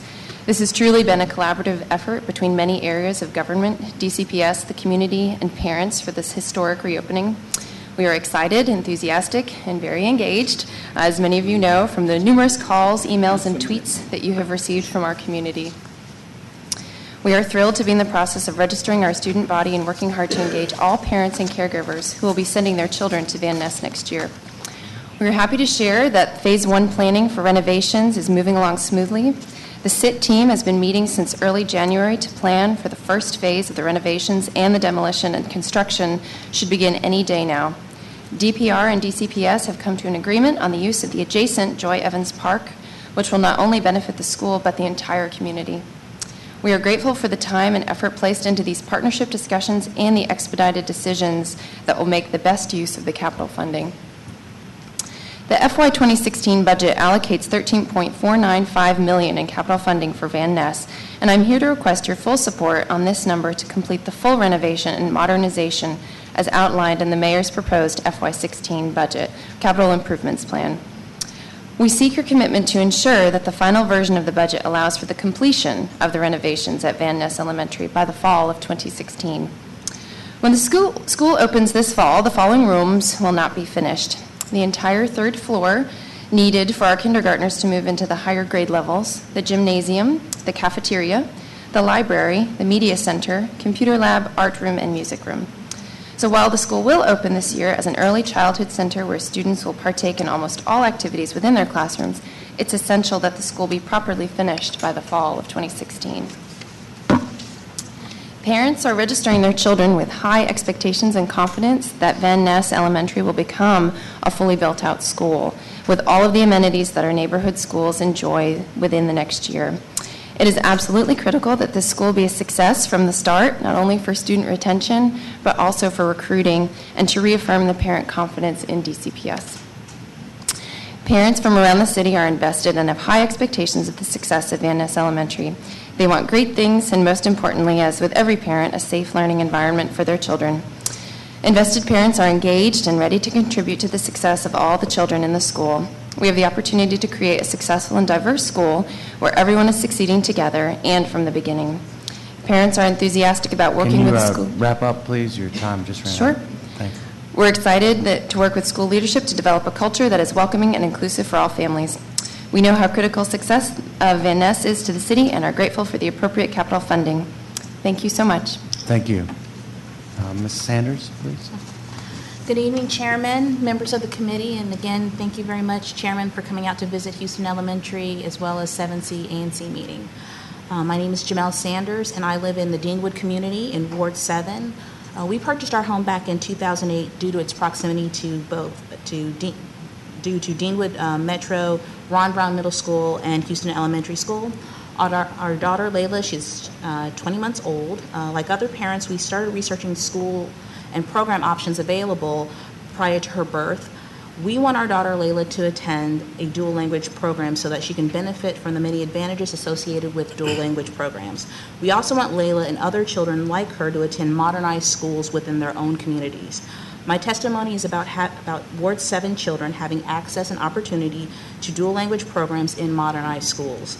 As a Ward 7 resident, we have very little chance of securing a place at any of the DCPS dual language programs as an out-of-boundary family. Most of the programs are in Ward 1. The dual language charter schools have wait lists in the hundreds, if not just under 1,000, like Washington U Ying for this coming school year. Ward 7 parents want the same specialized programs that are available at other schools. We have ethnic and socioeconomic diversity within Ward 7 that is not reflected in our DCPS schools. We need sought-after programs such as dual language to attract these families. Creating a pathway to the middle class demands that we close the skills gap and expose these children to different role models. Our Latino families within Ward 7 also do not have the option to attend a Spanish dual language program within the ward that helps promote and strengthen their heritage language. The principal and his staff at Houston Elementary School are hard at work at planning a dual language program to begin the 2016-2017 school year with 2 classes of pre-K 3. Under the current system, new programs require the principal to plan and develop a program. This is inefficient and does not properly address the issue of parity in offerings. The city needs to have a coordinated citywide plan.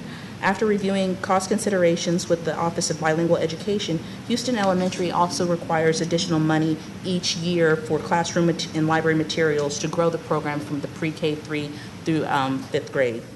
Houston is also one of the 11 schools that have not been modernized. Our modernization has been continuously pushed back since 2008. The majority of non-modernized schools are east of the river. Houston Elementary should not have to wait until 2019 for modernization to start, considering that the modernization budget for the school has been continuously reduced as well. Great teaching occurs daily at Houston Elementary. We want our kids to receive that great teaching with the gift of bilingualism and biliteracy in a modernized school. Thank you. Thank you very much. Ms. Tall? Good evening. My name is Nzinga Tall, and I'm corresponding secretary to Ward 7 Education Council. I'm a Washingtonian. I grew up in Ward 7. I currently live in Fort DuPont Park, and I'm a very devoted aunt to a niece and nephew who live in Ward 5. I often talk to my neighbors about the things that are going on in our block and throughout the ward, and the conversations are never more passionate than when we're discussing the educational landscape in Ward 7 and what our children and our educators are experiencing in our schools. We, like all DC residents, we want equitable, reliable access to high-quality education with rigorous, well-rounded academic offerings, and also supports like counselors and professional development for educators, libraries, and extracurricular activities. We understand that equitable, reliable access to be the critical key to fulfilling our responsibility to our children who are enrolled in our schools now, and also to sustaining safe, stable communities in the years to come. And while we hear these kinds of sentiments echoed in the rhetoric of our elected officials and civil servants about education, we're consistently disappointed in how the DCPS budget fails to address and actualize that rhetoric of great schools for all children in every ward. Our neighbors, we all don't agree on everything about what we need to do about it, but there are a couple of priorities that are always of broad and deep concern, and those have been consistently modernization of the schools, which we keep hearing about from different neighbors, and also adequate funding to fully actualize the kinds of programmings that schools like Woodson have been set up, have been redesigned to fulfill. The concern about modernization is really pronounced in our elementary schools. We have Ayton, Burrville, Houston, Kimball, and Smothers have all been identified with significant improvements that have been needed and continue to be pushed back. and the discussion about Woodson that you've continued to hear this evening. That adequate, equitable funding is the oxygen that rigorous programs and modernized buildings run on, and we can't expect to offer that to the children who we have now and the families we hope to attract back to the DCPS schools in Ward 7 unless we really commit to a systemic approach of budgeting for funding those programs and those facilities moving forward. Thank you. Thank you very much. Ms. Smith, please. Good evening, Chairman Grosso and members of the committee. My name is Ayanna Smith, and I am a Ward 7 resident and PTA member at Ann Beers Elementary School where my daughter is in kindergarten. I am testifying today on behalf of the parents and students at our school who have anxiously anticipated the completion of Phase 2 of our modernization over the last 2 years. In 2013, BRY'ERE underwent a $14 million renovation that included the interior of the building but excluded the auditorium, cafeteria, and playground area. With 443 students, our school is at minimum double its intended capacity. As a result, the cafeteria and auditorium no longer suit the current needs of the school. Both areas were last updated in the 1960s and lack basic functioning capabilities. The rear of the school is a huge safety hazard as school buses and delivery trucks drop off and pick up in the immediate vicinity of the playground. And as you can imagine, no amount of sorries will console a parent if one of the students are injured due to the city's negligence. In March, fellow parents began receiving parking tickets in the morning at drop-off due to complaints from residents in neighboring homes. The community has become frustrated with the congestion caused by drivers letting their children out in no parking zones. This is an issue that could be easily resolved with the addition of 15-minute parking, which I have requested, and a gated school parking lot for staff who take up the majority of the legitimate parking on the street. This is a resolution that was previously proposed by parents and staff for Phase 2 of the modernization. During the course of the school year, both our PTA and the president of the Penn Branch Citizen Civic Association Education Committee have reached out to DCPS on the status of Phase 2, but we have not received responses. However, we have heard through the rumor mill that BRY'ERE's renovations are considered complete. And if they are indeed complete, we would suggest that DCPS request a refund. And I'm going to cut this love letter short and just get to the point. We want to know what happened to the money that was designated for the completion of our renovation, how much of the 2016 budget will be allocated to complete our renovations, and when will the work begin?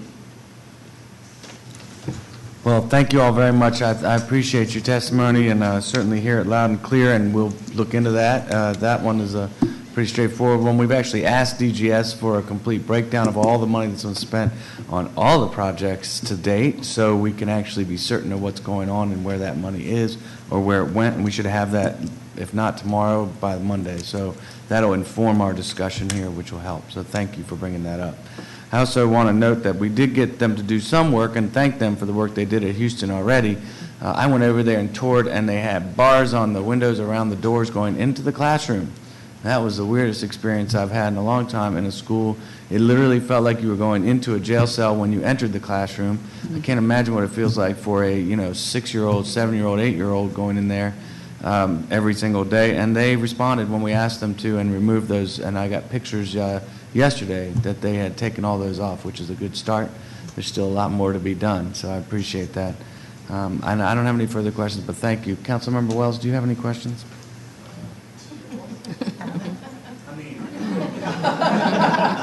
Councilmember Wells. Councilmember Allen, do you have any questions? Thank you, Mr. Chair. You're all going to have to turn off the mics for us, please. There we go. Thank you so much. Thank you, Mr. Chair. Appreciate that. And I appreciate your comments about the doors and windows, too. When I was just in ELIOT-HINE, it's been this case, but last week when we were walking around, big imposing metal doors, little tiny slivers of glass between the hallway and the classroom, and even those had big, metal bars and metal grates across them, and it's pulling those off to let the light in and tell the students that this is not a jail is really important. So I appreciate your comments on that.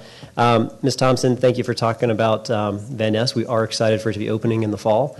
And the work that we had to do, which is a little bit mind-boggling, around Joy Evans, getting DPR and DCPS to sit at the same table, really took a lot of work. I had to work with the chair here and many others to help get those decision points, because it would have been a wasted opportunity and really an opportunity lost in terms of being able to use this summer to get as much done as we can. So it's a lot of hard work, but we were able to get some of those decision points. And the school community and parent community has been phenomenal. So thank you for helping keep that group going and continue pushing. I'm looking forward to partnering with you as the school gets off to a great success and continues to grow.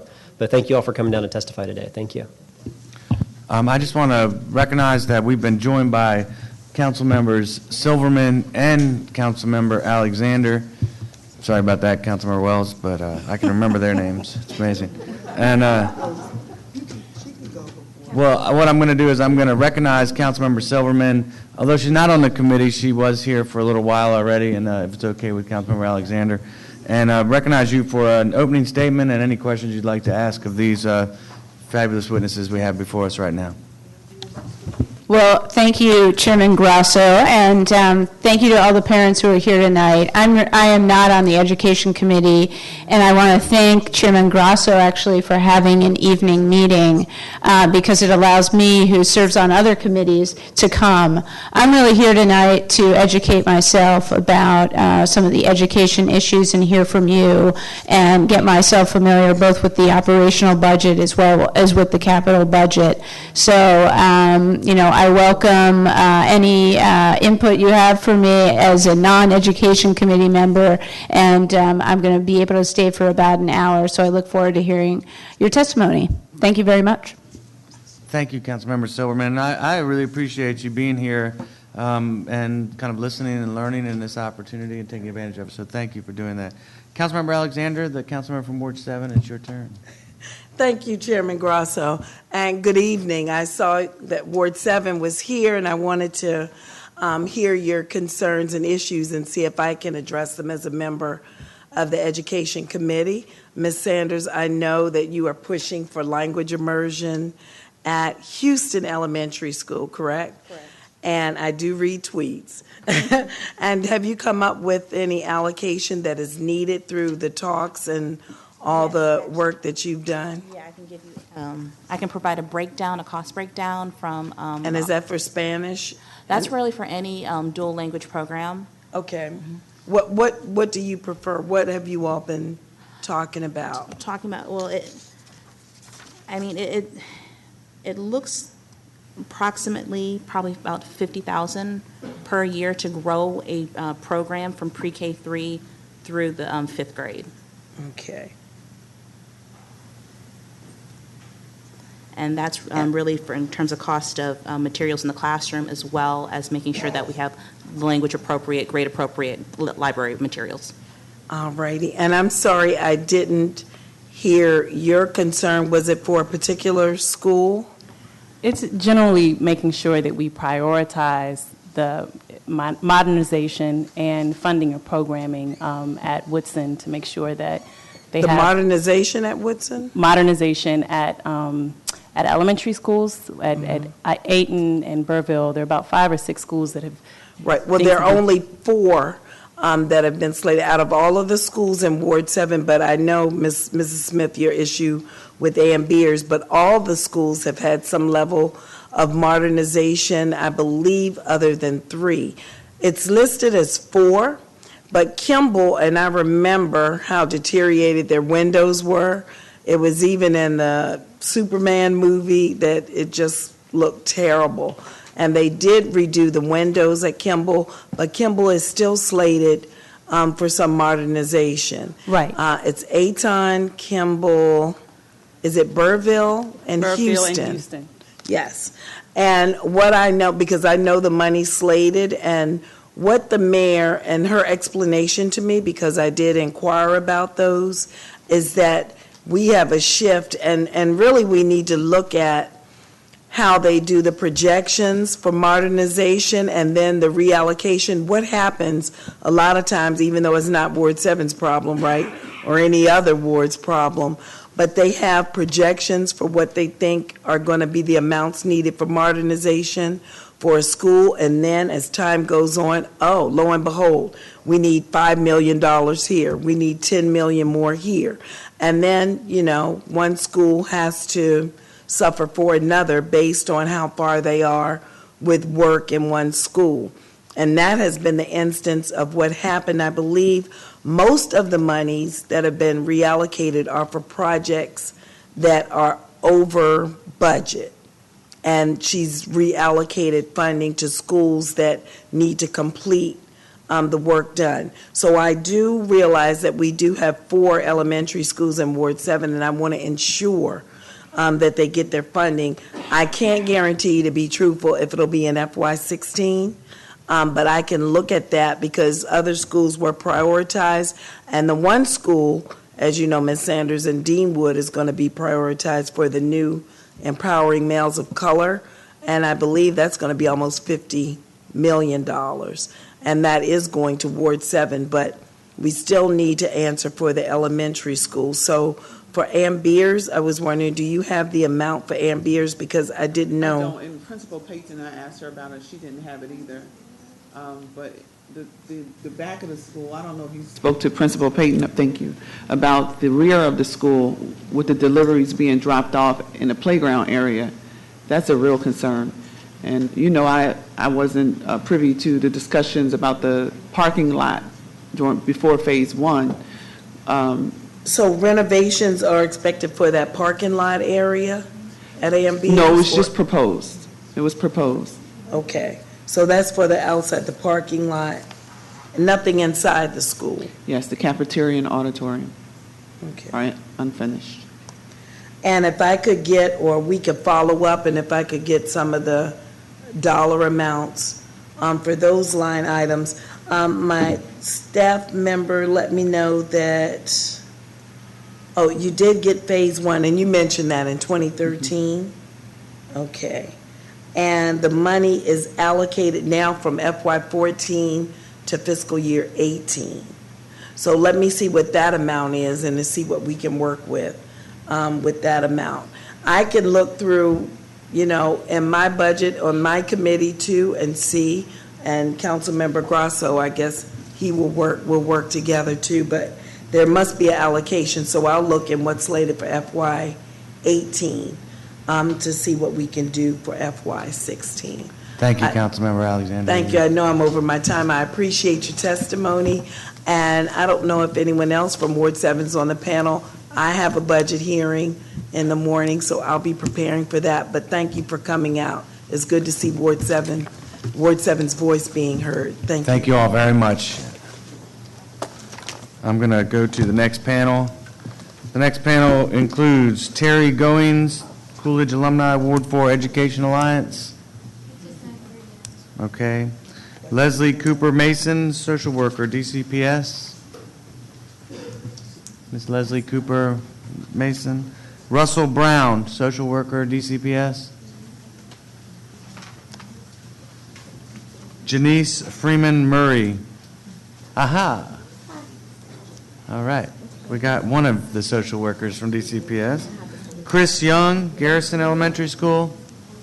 Is Chris Young here? Kathy Riley. I saw you over there, Miss Riley. Executive Director of SHAPE. Tina Moss, Shepherd Elementary Parent, PTA Officer. Are you Miss Moss? Okay. And is Holly Ramsawa from Shepherd Elementary here? Good evening. I think we'll start with you, Ms. Freeman Murray. Good evening. Good afternoon. Good evening. My name is Janice Freeman Murray, and I'm a proud social worker at H.D. Woodson STEM High School in Ward 7. The primary mission of the social worker in the public school system is to support, encourage, enhance the basic human needs of our students, with particular attention to the needs of the students who are vulnerable, oppressed, and living in poverty. We provide essential individual and direct services to our families and to the community at large. Our students are suffering from depression, suicidal ideations, homelessness, prostitution, poverty, domestic violence, cyberbullying, self-identity issues, anger management, violence, family conflicts, and even death. Our students deserve to be educated in safe school environments where they can share and explore their wonderful talents. Social workers play a vital role in providing supports for students to achieve their educational excellence. As a society, we can Can you hold on heal- 1 second, please? I'm sorry. Councilman Alexander, can you guys maybe take this outside? This is a little disruptive for, thank you very much. I'm sorry Thank about you, that. Mr. President. Please continue. As a society, we can heal our community's wounds by providing our students and their families with adequate mental health support. It is crucial that our students receive consistent mental health services in the school setting. I have worked in D.C. public schools for 7 years, and it's been challenging, but I enjoy what I do. And I love providing mental health services to the students of H.D. Woodson. It is my dream job. However, last October, it came to my attention that I and many other social workers will lose our jobs at the end of this school year, not because of poor job performance, but due to newly imposed requirements. We were notified of this in October of 2014 that we must obtain this new clinical licensure status in order to maintain our employment. This was not required of me when I was hired 7 years ago, and I have maintained a licensed graduate status, which was a hiring requirement in order for me to obtain my employment with DC Public Schools. I feel that it was unethical for this action to be taken against me and my fellow social workers. It has placed a huge amount of unneeded and unwanted stress on me to think that I would have to find another job. It would have been proper to give the option to the social workers that were already hired and placed in their positions to be grandfathered in for their clinical license, or give them the proper allotted time and money to receive this additional license. At this time, we are in danger of losing up to 35 social workers in the school system at once. This will cause broken therapeutic relationships with our students and families, communities with inadequate mental health support, and our students will not receive proper support to achieve their academic goals. Are you almost done, ma'am? Yes, sir. All right. I am asking for your support in regards to this issue before it's too late. Our children of the District of Columbia suffer silently on a daily basis, and they deserve the best mental health services that we can provide to them. We need to lead by example, show our students that we believe that they can succeed through any adversity. Save our social workers so we can continue to help heal our community. Thank you. Thank you very much. Ms. Riley? Yes, thank you. Good evening. My name's Kathy Riley, and I'm the director of the Senior High Alliance of Parents, Principals, and Educators, and a founding member of the Ward 4 Education Alliance. With regard to the task before you, with the DCPS operating and capital budgets, it's clear that people care and are passionately invested in the health of the publicly run education infrastructure that is DCPS. Your day-to-day is testimony to that. In that vein, we ask that you view the budget in part through the lens of the 9 feeder patterns and work with DCPS and the DME to make sure that they are all being fairly and equitably supported.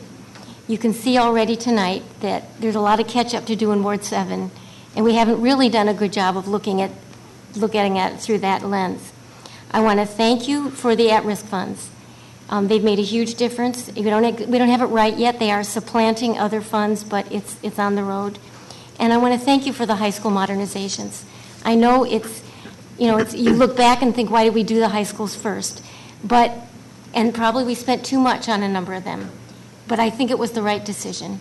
They are beacons, and when the programs catch up with the buildings, they're really making a difference. And they're really important to our history and the adolescents are never first.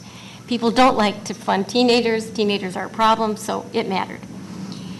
You are a voice now, and I also want to thank you from McFarland and the Ward 7 Middle School. You are our voice now. You represent us in this important discussion and the decisions in this budget. In the short run, you have to make sure it's fair. You've heard from Ward 7. You're going to hear from, West still has an open plan school. Bruce Monroe dropped off. We have to make it fair across the feeder patterns. Coolidge, Terry's coming, but they just wanted a middle and a high school for the same budget. And DCPS is not committing to plan them both at the same time. So they're not asking you for more money, but they want a plan and a future for what they've already been allotted. So we need your help with that one. And we need one vision for public education that's not on a collision course. We have 61 and counting different local education agencies. Public engagement around the boundaries confirmed that our city's families want strong neighborhood schools of right, quality schools that are stable. Members of the charter community have stated that their goal is not to see DC become New Orleans, but rather to maintain the balance. In order to have a balance of DCPS neighborhood and magnet schools and charter schools, we need a revised policy structure. We won't get there voluntarily. It will be difficult, but it's essential. The funds and resources are spread too thin. Kids are moving constantly between and within the sectors. We can do much better. And then quickly, I'm just going to say the staffing formula has to be revisited for DCPS going forward. And that would reduce a lot of these extra funds and make it more fair. Thank you.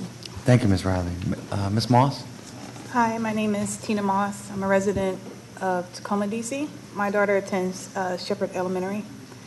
My daughter Naima is currently a pre-K4 student at Shepherd Elementary. She will attend Shepherd for a total of 7 years, so I'm especially committed to the well-being of all students at the school. While the renovations thus far have been quite remarkable, we are still in dire need of a full kitchen, on-site parking. We are currently parking in fire lanes, and a new gymnasium, which doubles as our auditorium. These are fundamental components of the school that need to be addressed as soon as possible. I respectfully request that the Education Committee do everything it can to ensure the renovations at Shepherd are fully completed. Shepherd represents students from all over the district, and is the second highest performing elementary school in Ward 4, and the highest performing predominantly African American elementary school in the District of Columbia. These students deserve the very best of what we can offer them. At the very least, they deserve freshly prepared food, a safe place to play, and the assurance they will not be struck by a car on their way to and from school. My daughter Naima is bright, funny, and inquisitive. If you met her, you would know why I'm here and why this means so much to me. I love to think my daughter is extraordinarily special, but the fact is Naima is just one of the many students at Shepherd who are brilliant, funny, and inquisitive. I'm here today not only as a mother, but as a member of the Shepherd community. Our children deserve a learning environment that is conducive to their well-being. Fully completing these renovations would directly contribute to the health and happiness of all Shepherd students. Again, I implore you to ensure these renovations are fully completed. We, the Shepherd community, are here to assist you in any way we can. Thank you for your time and consideration. Thank you very much. Ms. Ramsawa? Dear members of the Education Committee, my name is Holly Ramsaw. I'm a parent of a Shepherd Elementary student, and I'm also a resident of Shepherd Park. My daughter, Amina, is in the school's first PK3 class, and my husband, Jamil, and I have had a phenomenal experience so far during her first year at Shepherd. We looked at other options, but felt that we were interested in supporting our neighborhood school and decided to select Shepherd for Amina. We were also impressed with the International Baccalaureate Primary Years program at Shepherd, along with the research regarding strong outcomes associated with the IB curriculum. We were happy to learn that the school was currently being modernized and that the outside would soon reflect the strong work that seems to be going on the inside. Before addressing the modernization, just a few other things of note. It is a diverse school serving a student population that is currently 78% Black, 9% white, and 8% Latino. It is also the only predominantly Black DC elementary school with test scores that rival some of those schools west of Rock Creek Park. Students at Shepherd have a mile-long list of impressive academic, community, and athletic accomplishments. Enrollment is up, and wait lists for the lower grades are long. In fact, last year, 27% of in-boundary families who applied for PK3 were waitlisted, and this year that number is 40%. As we witness more young families moving in-boundary to attend Shepherd, Deal, and Wilson, we expect interest in Shepherd to continue to grow in the neighborhood as well as in other areas of Ward 4 and beyond. Shepherd is truly becoming a school of choice in DC for both in-boundary and out-of-boundary students. Back to the modernization. My husband and I were disappointed to hear that key components of the original modernization plan are not being currently funded. These are some of the most important renovations for the safety and health of staff and students, including the expanded kitchen and cafeteria and the gymnasium. Shepherd currently lacks the full kitchen. Given this, cafeteria staff can only heat and serve meals and cannot freshly prepare meals for Shepherd students. Perhaps most importantly, the initial planning phase identified a concern that the current cafeteria and kitchen areas would make it difficult for children to exit safely in the event of a fire or emergency. Shepherd also has a multi-purpose room that needs work. The stage is not compliant with the Americans with Disabilities Act, the floor is in poor condition, and the acoustics of the space are not conducive for performances that support our IB curriculum. Members of the Education Committee, we ask you to ensure that Shepherd's planned renovations can be fully completed as originally planned. My understanding is that originally these renovations to the gym and cafeteria were part of Phase 2 and were only moved later to Phase 3 after June of 2014. We understand that there are other schools that are also in need, but we are not asking for extras. We simply want the original modernization plan to be adhered to as it was originally developed. Completing the modernization process now before the construction crews have packed up and left is a smart and efficient investment in a school that has arguably made more progress than any other elementary school in the district in closing the achievement gap and fully supporting the potential of all of its students. Thank you. Thank you. I want to thank all four of you for coming down to testify. I'll start with you, Ms. Freeman Murray. We're going to talk to DCPS directly about this a little bit more and just see what we can find out and continue to try to support you in that, okay? Thank you. Thank you. And Ms. Riley, thank you for your comments. I hear what you're saying. You know, I still don't agree that we should spend that much on high schools, but that was Well, my, I'm just saying it's okay that we made them first. I think we did spend too much. Okay, good. We agree there. Yeah, we but can't take it back. Like I can't like take a wing off of a high school but you and can put make it sure over. you can make sure that the way DGS and the way these things are done, you know, that's why Coolidge is trying to spend less. Yeah. That I've been on a lot of those committees. They didn't come. Less is $119 million. Yeah, but that whole community doesn't have what other communities have. Okay. That's Well, I don't want to go into it it one by one, but I hear what you're saying and I appreciate it. And you know, I think in the end we're all going to agree that whatever approach we take is a great approach. Well, you know, it's always easy to say the first ones were a bad idea when you weren't one of the first ones. I know. In any case, I do want to mention that one of the things I said earlier that is important, and I think for you guys to recognize as well from Shepherd, is that I'm not going to stand up here and give you empty promises. At this point, I can't guarantee anything right now, so I'm not committing to doing anything other than exploring all of these things that you bring before me, so your advocacy is really appreciated and is important so that we can make sure it's top-notch on our list as we explore these options. So we'll continue to do that, okay? Thank you. Councilmember Allen. Thank you, Mr. Chair.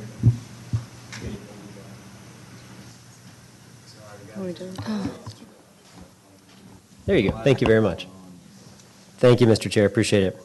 Thank you all very much for your testimony. It's helpful for me certainly to hear the issues around Shepherd and other schools, so thank you. And thank you for your issues around our social work needs across the city. Ms. Riley, thank you also for your testimony. One of the things that I thought was really important, you talked about high schools and middle schools. You know, when we invested the 98 million some odd in Eastern High School, we've got a beautiful building, a great facility, great leadership. We've invested in Dunbar, and those are the two high schools that most of Ward 6 essentially feed into. But when it's 10 years, pretty much best case scenario, 10 years before we modernize and get the middle schools ready, I think we do those high schools a disservice. I don't think that we're setting them up for success the way we want to. And so when I look across the ward, and whether it's ELIOT-HINE, whether it's Jefferson, whether it's Shaw, these are schools that also aren't just Ward 6 schools. I mean, ELIOT-HINE, for example, 50% of the students there are Ward 7 and 8. Jefferson is just about the same. Those are really important middle schools that I think have to be modernized in order to make sure that our high schools can be successful. Yeah. All right. Well, I appreciate it. All right. Thank you, Mr. Chair. Thank you, Councilmember Allen. Councilmember Silverman? I just want to thank everyone for their testimony. I don't have any questions. Thank you. Thank you. Councilmember Alexander. Thank you, and thank you all for your testimony as well. I know another Woodson partner over there, Ms. Murray. I'm concerned because are you stating in your issue with some type of social worker certification that now there's been a change and possibly will positions be jeopardized by this, or? Yes, ma'am. Yes, ma'am. We will be losing approximately 35 social workers across the board in the school system if they do not acquire a clinical licensure. We all have a licensed graduate status, but we were asked last year to receive a private, independent clinical license. Was this in compliance, to be in compliance with the South Capitol Street legislation? Do you know? I'm not sure if that was related to that. We did not get a lot of information. We received an email October 20, 2014 stating that if we did not receive that licensure by the end of this school year, that we will lose our jobs. So by the end of this 2015? Yes, ma'am. And how many are you aware of? Are you seeking that certification, or? Yes, ma'am. I believe there's about 6 out of the 40, maybe 6 to 8 out of the 40 social workers that were affected this year have received their LICSW licensure to stay on. I know that the rest of my fellow social workers are working hard to receive that licensure. It does cost money, and it just takes time to study for this particular test. And so what would be the difference in the duties that you're expected to perform? Nothing. And there was no explanation given as to why you need the clinical portion? Not to me. Our roles will not change. Our financial status will not change. It's no different in our salaries. We would have the same responsibilities. Did you receive something in writing? Yes, ma'am. And if I could get a copy of that letter, if Yes, you could ma'am. send it to me. Thank you. Thank you for your testimony. Thank you. Okay, thank you all very much. We're going to move on. Mary Melker, Ward 5 Council on Education. Vanessa Bertelli, DC Language Immersion Project. Suzanne Wells, Tyler Elementary School. And Benita Douglas from Maury Elementary School. Is Benita Douglas here? Oh, here you are. Good evening, Miss Douglas. I'm good. Ms. Melker, you can start.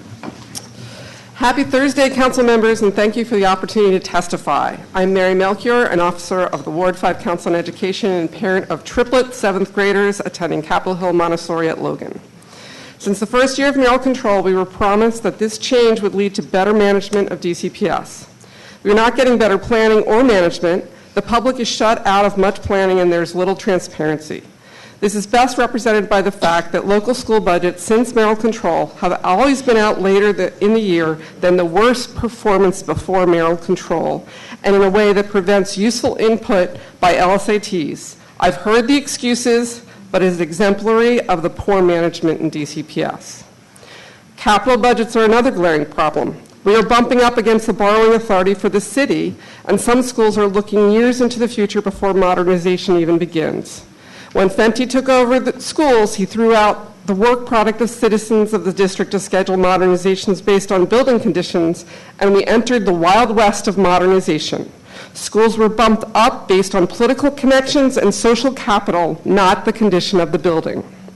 Phase 1 and 2 modernizations were created in what seems a strategy just to cut residents out of planning of their schools. SITs are only formed for Phase 3 modernizations and usually very late.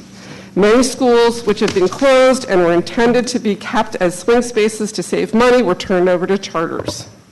This has all led to poor planning and implementation. As predicted in testimony at the time by myself and many members of the community, work done in Phase 1 and 2 modernization is often just our tax dollars being wasted, since it is not done in the context of a long-term plan and is ripped out when Phase 3 modernizations are done. Most work is done with a large rush premium in the budget, which is simply because of poor planning. I served on the SIT for McKinley Tech Middle School. At our very first meeting, the community members identified issues with the plan, which we were told straight out that although our concerns were legitimate, it was too late to address them. Obviously, the SIT was not formed in time to serve its important role. In the case of the Brooklyn Middle School, the Ward 5 Council on Education asked for many months for a SIT to be formed before it was. And when it was started, there was a 30% rush premium in its budget purely because of poor planning by DCPS and or DGS.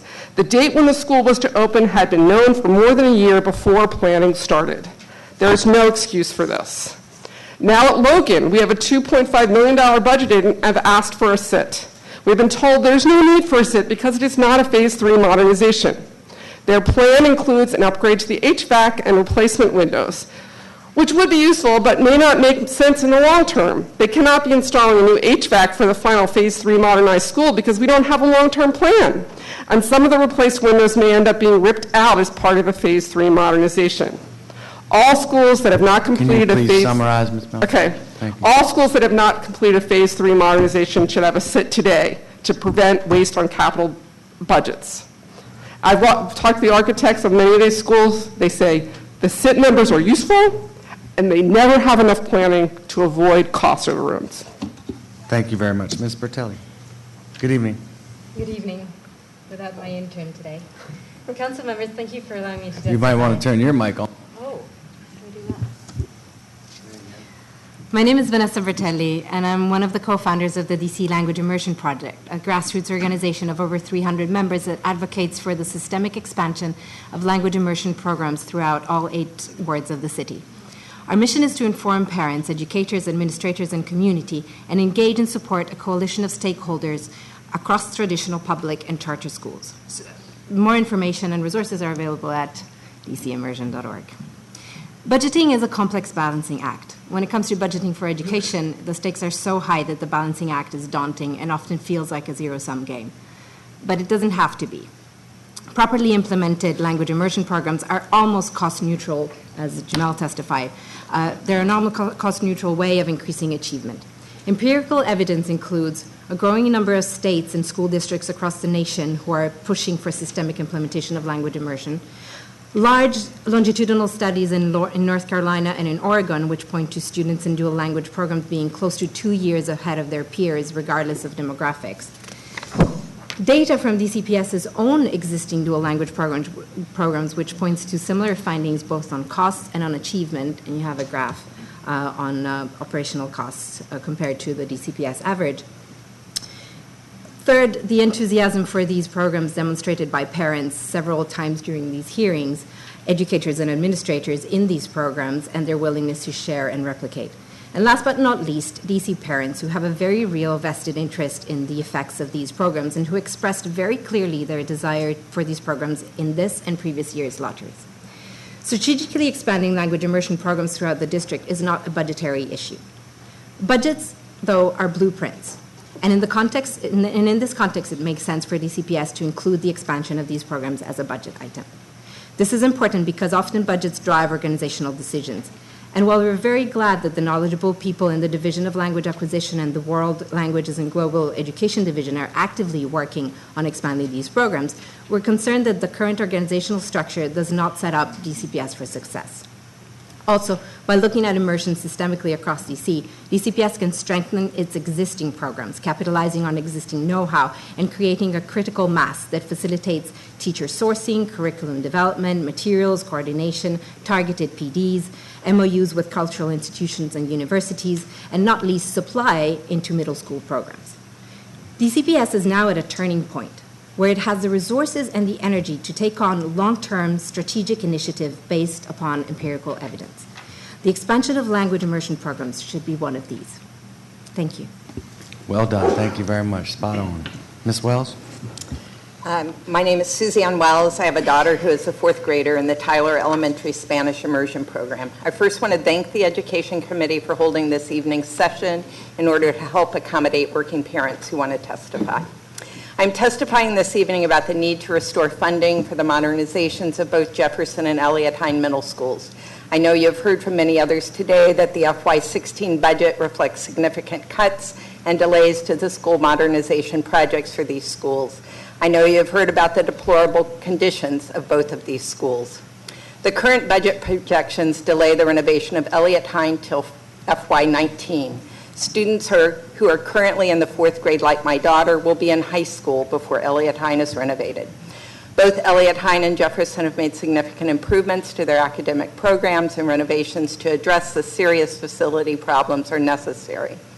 Tonight, I'd like to focus on 2 suggestions for finding ways within the existing budget to fund the modernizations. First, the FY16 budget includes approximately $25 million for boiler repairs, general miscellaneous repairs, window replacements, stabilization capital labor, and roof repairs. These funds are not designated for any particular school, and reprogramming these funds for Jefferson and ELIOT-HINE should not push back the renovations of any other schools. Therefore, I suggest the council consider designating these funds for the renovations of Jefferson and ELIOT-HINE.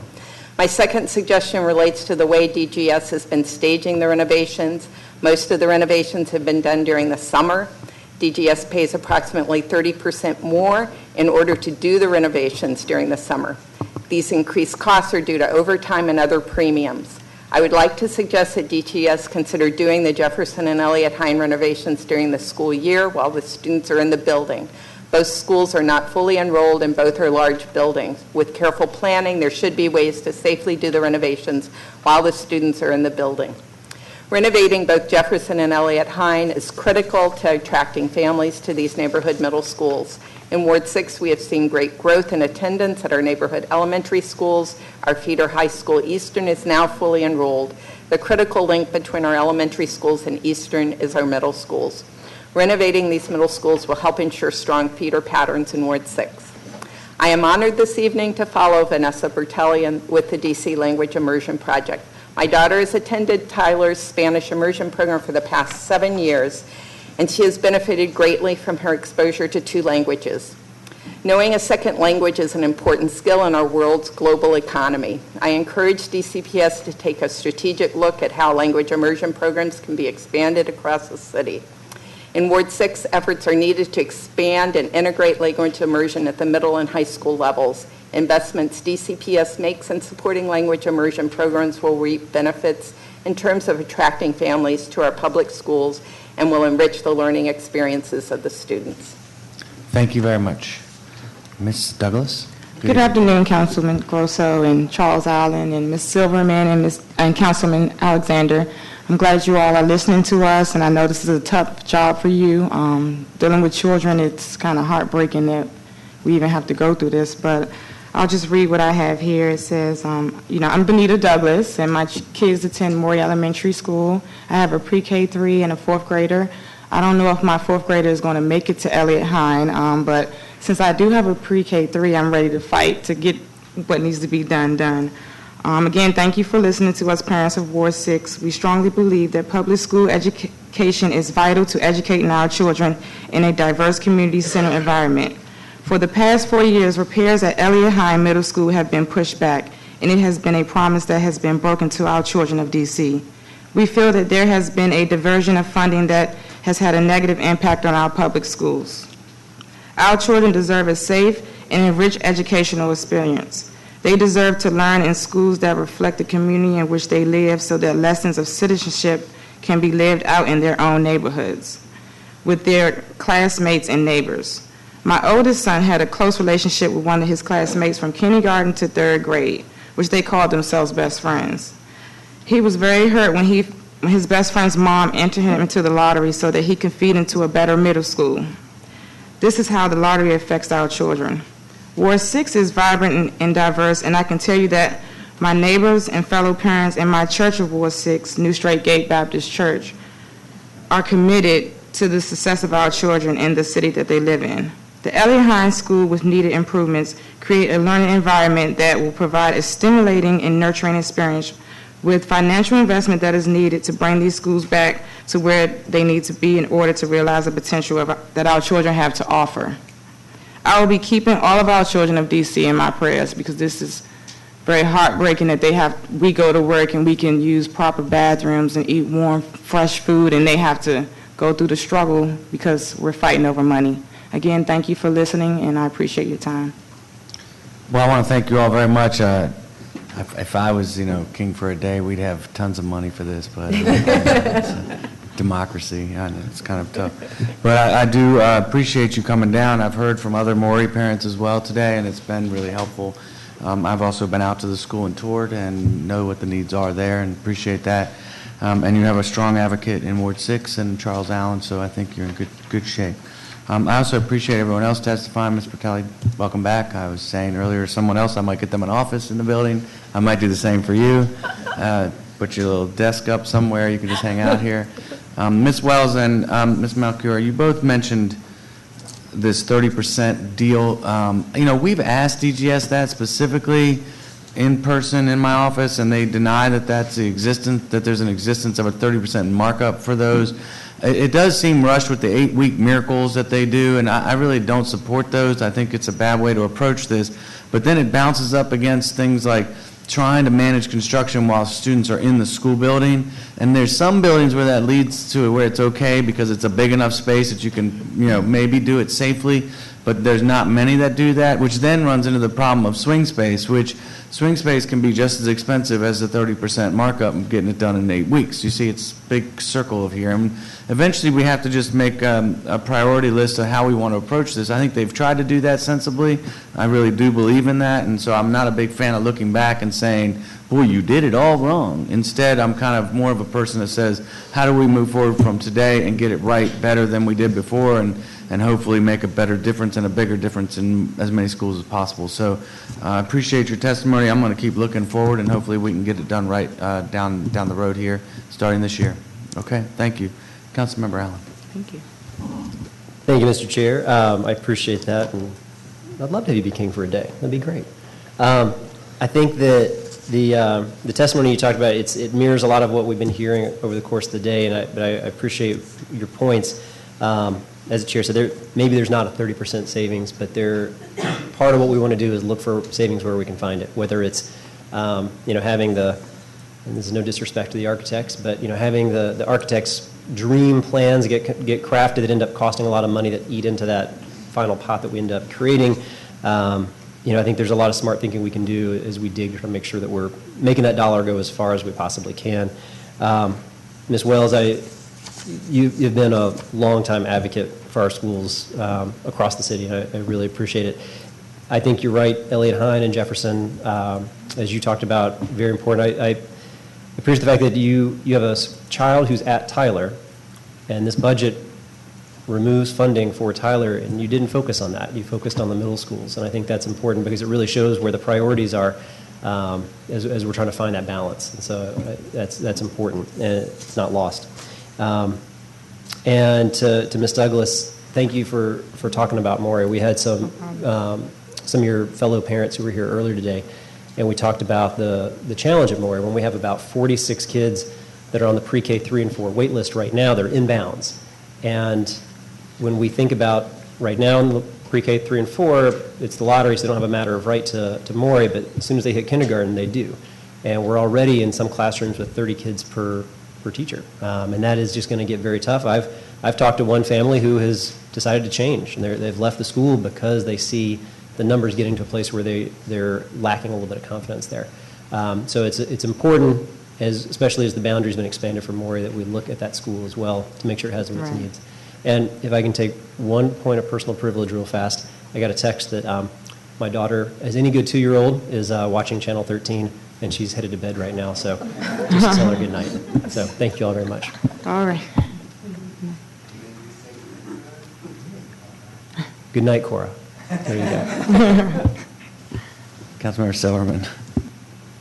Once again, Chairman Grosso, I'm here mostly to learn. I am interested in Ms. Wells' comment about the $25 million, and I'm sure that you could probably help me, the committee can help me understand how that money is being used, but that definitely piqued my interest, and I want to thank everyone once again for coming and testifying, and I would just say that given that I'm not a member of the committee, many parents still reach out to other members of the council, and I encourage, hopefully a few parents are here because I encourage them to come to tonight's hearing, so I encourage you to reach out with ways to educate me as well. So thank you very much.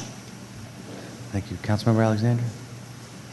Thank you. You all are pretty clear-cut in what your requests are, so I don't have any questions, but it's just interesting, especially from a ward perspective, to hear that across the city, that all the wards have some challenges and some needs, because when you talk to my constituents, it seems like, Ward 7, we need this and everyone else is okay. So it's evident that across the board that there are some needs that we need to address. And we do need equity and the way that we address it. I feel sometimes in Ward 7 we haven't had our fair share, but then when I hear from other wards, it brings a perspective to it that, everyone has their needs that have to be met. So we do have to find a way with DCPS, with OSSI, with the deputy mayor, the chancellor, the mayor, and the council to find a way to bring equity across the board so that we can all, at each budget season, have some level of satisfaction that we've all got our share, our fair share in the budget. And hopefully we can accomplish that in FY16. So we'll see. Thank you, Mr. Chair. Thank you very much, Councilmember Alexander. Thank you all. Thank you. All right, we're going to call up the next panel. Is Delonte Douglas here? Is he? No. Okay. Brian Cohen, DCPS parent. Jennifer Liberto, Shepherd Elementary School. Good evening, Mr. David Trimble, President, Shepherd Elementary. Hi, Dave. Aqua Harris, Community of Hope. Joshua Hertzberg. Mr. Hertzberg, please come up and join us. Vandell McQueen. Also, thank you. Ms. Liberto, you may start whenever you're ready. Thank you. Just turn on your mic there. Thanks. My name is Jennifer Liberto. My daughter is in Shepherd Elementary in pre-K 4. And I'm here to testify today about finishing our renovations. Shepherd is a school that works. It's got high test scores. It's got an international baccalaureate program. And it's more than 3/4 black, including my daughter. And the reason that Shepherd works is because it's got hardworking parents, teachers, and administrators that work their butts off to make it a great school. It's been called on the venerable D.C. Obermoms the unicorn of the DCPS system, and I think there's some truth to that. And so here we are today working our butts off to get our renovations completed. Our kids deserve what was promised: a fully operational kitchen to make fresh meals, a safer escape route in case the kitchen goes ablaze, and the gym, it's a work in progress, but if you're in a wheelchair, forget it. It's not ADA compliant, and it's a place where people have to go vote, right? So, and the floors are, like a lot of floors, made of plastic and not the greatest for running around, which is a big deal because our kids not only do PE there, but it's used by aftercare, like a lot of gymnasiums. I mean, this gym is constantly in use. So I'm just here to beg you to make good on your promises to our kids. Modern functioning gym and cafeteria doesn't seem like a big ask. Thanks. Thank you very much. And now we'll go to Mr. Trimble. Good evening, sir. Good evening. Good evening, Chairman Grosso and members of the committee. My name is David Trimble, and I'm PTA president for Shepherd Elementary, and I'm also a member of the Ward 3 Wilson Feeder Education Network. Shepherd Elementary is a preschool through 5th grade school in Ward 4, which feeds into Deal and Wilson. About 2/3 of our 330 students come from out of boundary, representing all but 2 wards in the city. We are proud to say that Shepherd is also the highest performing elementary school serving students, predominantly students of color. I'm here today to ask for 2 things. First, that you ensure Shepherd is provided with sufficient funds in FY16 to complete essential elements of the ongoing renovation project as recommended in the original plan. Second, that additional money be provided to allow funding for Wilson to be restored without drawing away from other schools' resources. Regarding funding to complete the renovation of Shepherd, I request the Council ensure that funds are provided in FY16 to complete essential work. Most importantly, to provide a working kitchen with a cafeteria that addresses fire safety concerns and an auditorium gym space for students that is ADA compliant. The time to fund these last pieces of the renovation is now. The current phase of the broader renovation at Shepherd will end this year, and without additional funding, the construction crews and their equipment will leave to take on other projects. Delaying the last pieces of this work at Shepherd will only increase their cost. Regarding Wilson, we ask that money be provided to allow funding for Wilson to be restored without drawing away from other schools' essential resources. The proposed cuts in funding at Wilson shocked many parents at Shepherd Elementary and created broad concern about what was once seen as a stable and promising path for their children in the DCPS system. Indeed, the strength and success of schools like Shepherd depend in no small part on the success and promise of the schools into which they feed. It is obvious to almost everyone that families will neither commit the time or energy needed to make an elementary or middle school successful if there's not a clear path and future for their children in the DCPS system. Let me also note that I'm concerned by DCPS's defense of these cuts, which appear to effectively pit schools in the district against each other in a fight for funding. Too often we forget that improvements in each school help to strengthen the system district-wide, and that for DCPS to thrive, improvements must be implemented throughout the system and equitably across the city. If additional funding for DCPS is needed, then I urge the Council to identify and provide such funds. Our schools must be a priority for the Mayor and DC Council members all year, every year, and not only during elections. I would add one last point, and just to play off the conversation earlier, I would strongly encourage the committee to conduct stronger oversight of the management of these renovations. I know from our experience that the communication and prioritization of projects, it raises some questions. So, for example, the key elements we talk about, we believed were in phase 2. They were only later, 11th hour, moved to phase 3 and then pushed out.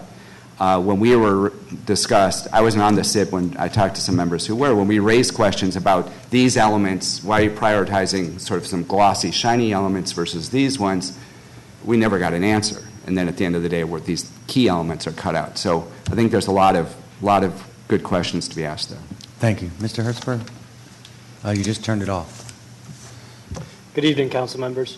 My name is Joshua Hertzberg, and I'm a parent of 2 at West Education Campus and the president of the West Parent, Staff, and Community Organization. First, I'd like to thank DCPS and the commitments they have made to our school system, including the new middle school for Ward 4 at the McFarland site. But I'm here today to tell you about an opportunity you have to invest in a DC public school that is a success story where it's needed most. First, a little background on our school. West Education Campus is a small Title I school located in Ward 4 in the 16th Street Heights neighborhood of Washington, D.C. West is one of the 10 highest scoring D.C. public schools east of Rock Creek Park and is among the top 10 citywide in student academic growth year over year. Our scores have steadily grown, as has our enrollment, with significant expansion planned in the lower elementary grades for this coming year. However, for West to continue on its positive trajectory, it urgently needs modernization of its facilities. The school was slated for renovation with the critical first phase, which includes closing off classrooms, as early as 2013. Since then, our renovation has been pushed off repeatedly with no explanation of why this is acceptable. Once inside the doors, parents tend to be impressed by our school culture and achievements, but sadly, many do not even visit because they have heard that West is an open floor plan facility.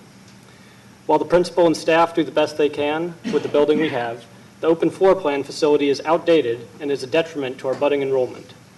As an indicator of just how bad the facility is, on a scale of 1 to 100, the Department of General Services rates our school at an Energy Star rating of 1. And on an A through F type scale, we're rated a G.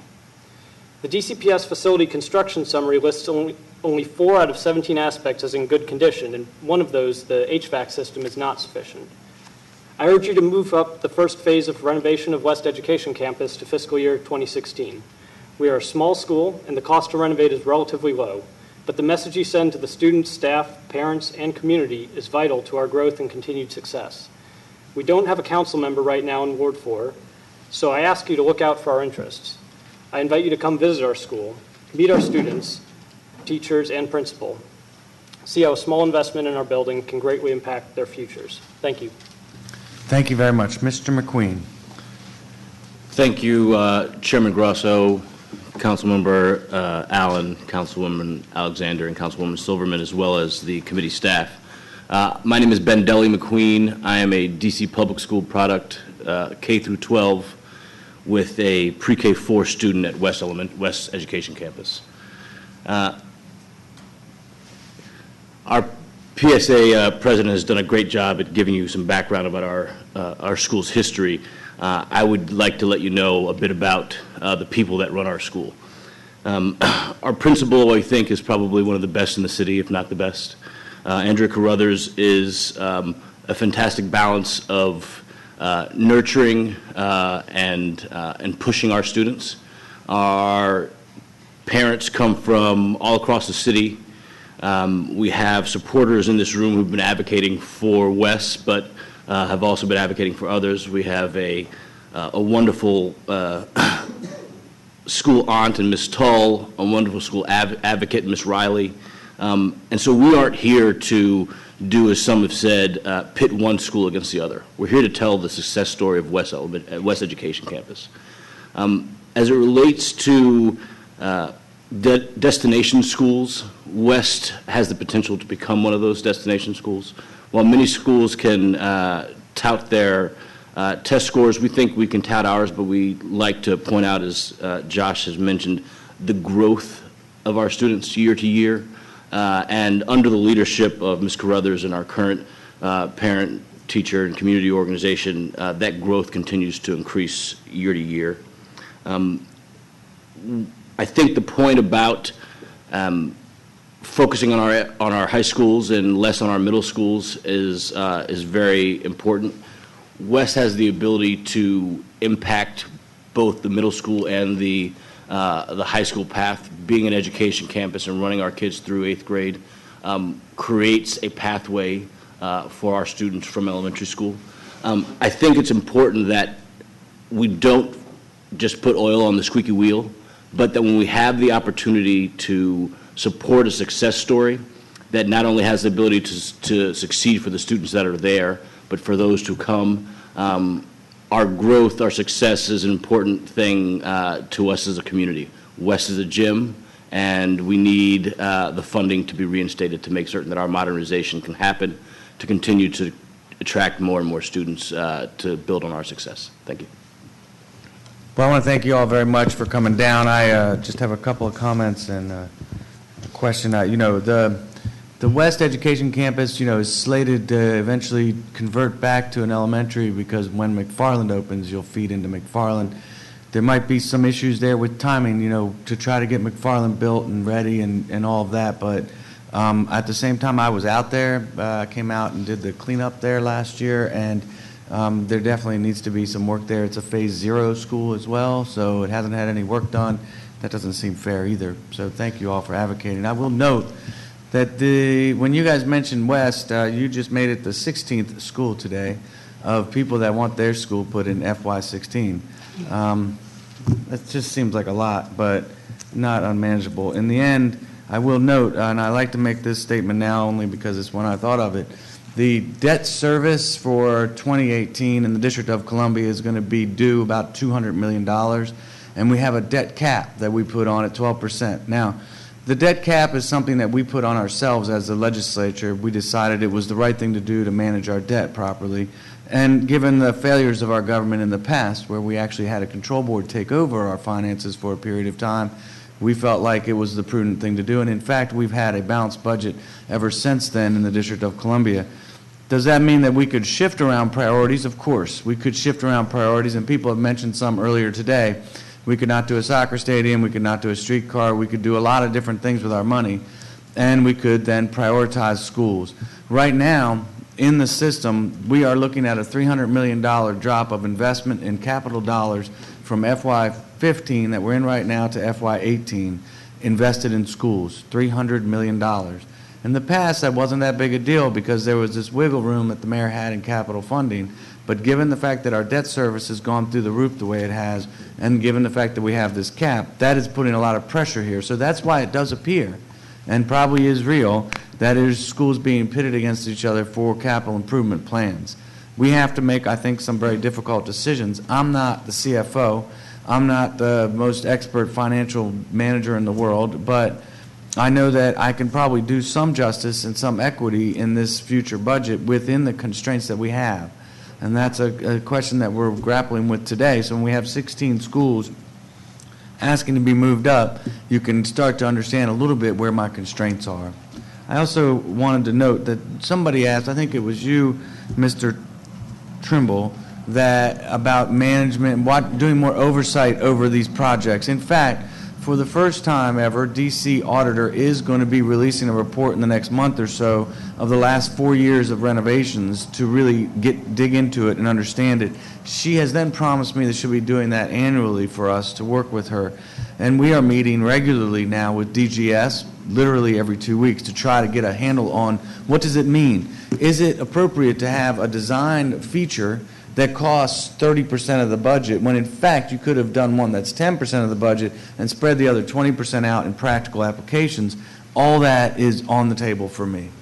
I would just add on that I hope as part of your review you look at the contract vehicles being used and the design-build approach, which is often responsible for these kind of surprises. As opposed to, that's what we're seeing, I think, right now at Ellington, to be honest with you. Okay, Councilmember Allen. Thank you, Mr. Chair. Just to briefly follow up on what the Chair was talking about, we've talked earlier today, so you may not have been here to hear part of it, as the Chair has been talking about how he's trying to help make sure there's a very rational system around how we are evaluating the needs and the limited budget. And I know I plan on helping support him and working with him to do that. And he's wisely been very cautious about saying we're not going to promise something that we can't deliver on, because I think we've been hearing from a litany of folks talking about broken promises, and those are very fair points. I appreciate everybody's testimony. It helps educate me on schools that I may not be as familiar with, so I appreciate your testimony to make sure that I hear those issues and concerns. As a body, we make decisions. So thank you all very much. Councilmember Silverman. Thank you. Well, I echo your comments, Chairman Grosso, but I certainly think there's an urgency when on a rating of A to F, you score a G. And I have to say, once again, as someone who does not sit on this committee and does not attend all the hearings, to hear that we don't have a working kitchen and a cafeteria and ADA compliance are things that I consider quite urgent, and send messages to our children about their importance. These are certainly things that will be of interest to me as we talk more about the budget for FY16. So thank you all for testifying, and thank you for letting me know of these things.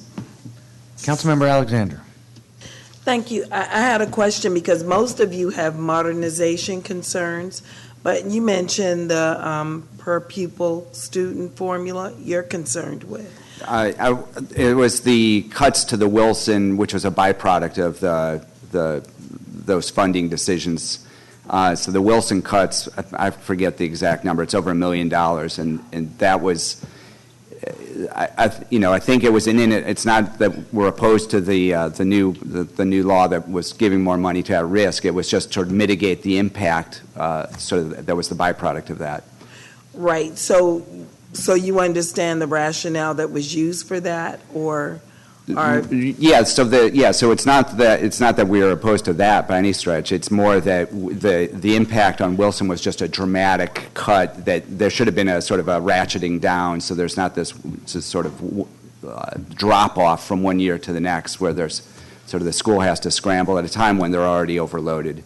And from the families, the concern is just, if this is one of the best schools in the district and they're not getting supported at a time when they have great needs, it's just that confidence in the system that it's a chain. We're all a system, and we see what happens to the other schools. So you feel there will be, with this cut, there will be some outcomes that are going to definitely be affected by that with the students? Absolutely. My daughter's in 7th grade, and we're at the point in a few months of looking at high schools, and the overcrowding there is a tremendously serious issue, especially if you're in certain tracks at that school. And with these cuts, there's additional impacts. So do you know what some of the impacts will be right off? I believe there was testimony earlier in the day that would go into more detail on that. I was sort of deferring to the Wilson families to do most of that digging. Okay. And thank you all for your testimony. I appreciate you all coming out and advocating on behalf of your schools. It really does mean a lot. Thank you. Thank you all. Councilmember Alexander, just so you know, the students from Wilson testified earlier today, and we're talking about, college guidance counselors, sports equipment, lots of things that could be impacted by this cut. And I also noted on the record, which I think is important to note again tonight, that Chancellor Henderson is on top of this. I believe she is going to announce soon her solution to this issue and working closely with us and others to resolve this issue for this year with Wilson. Doesn't mean it's not going to pop up year after year after year, as long as we have the issue of significant overcrowding at Wilson and significant undercrowding at our other high schools. Is that a word, undercrowding? I guess it is now. Okay, we're going to move on. Yamiz Rogers, political activist. Ms. Rogers. Matthew Freeman, community activist. You could probably switch those two things. Nancy Smith, PTO board member, Tacoma Education Campus. Ms. Smith, are you here? Okay, Patricia Lattimore, Jefferson Academy.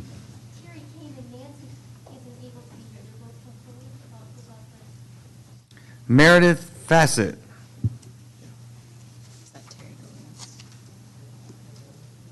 Is he? Hold on a second. What are you, Melissa? I'm Meredith Fassett. Got you. No, you're all right. Terry Goins? Yeah, I called you earlier, but come on up. Yeah, I got an email that was number 46. No, you were number 9. I believe that's okay. We got you on there now anyway, so we'll be good. Why don't we start on the right-hand side here with the political activist. Yes, my name is Yamiz Rogers. I am a D.C. resident, 33 years in the District of Columbia, as well as a graduate of Ward 6, public school system, LA Junior High, Eastern High School, and I am here today basically to present to you a short presentation with my a lot of time to explain what city budget means to me.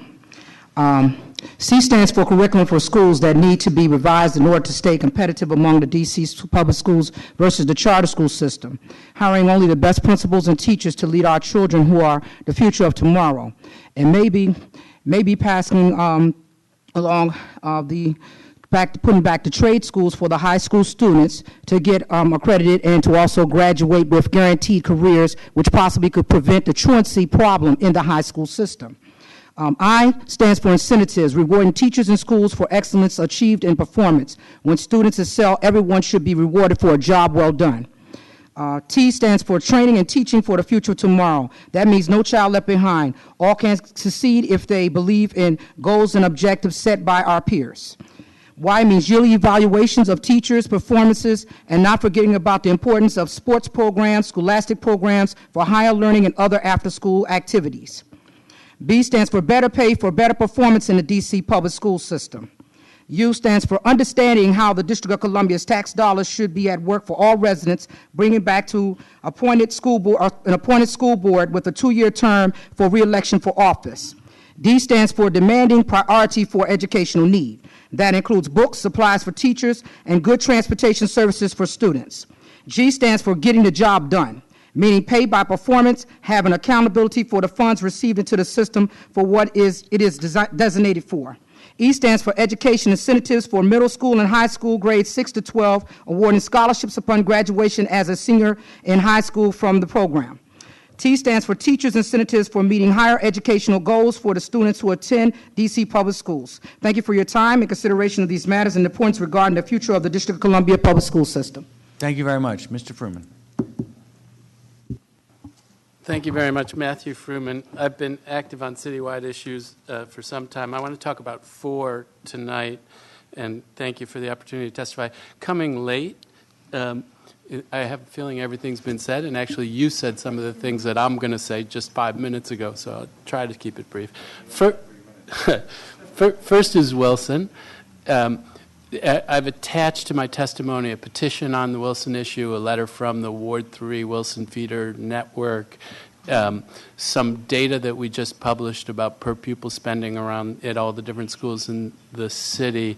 I think it's worth looking at those things. One of the ideas that's out there is that what happened at Wilson is the real allocation of at-risk funds, but actually that's not what happened at Wilson, because Wilson was underfunded for at-risk last year. So had the only thing that happened was the at-risk funding be allocated in the appropriate way. Wilson's budget either would have gone up or stayed the same.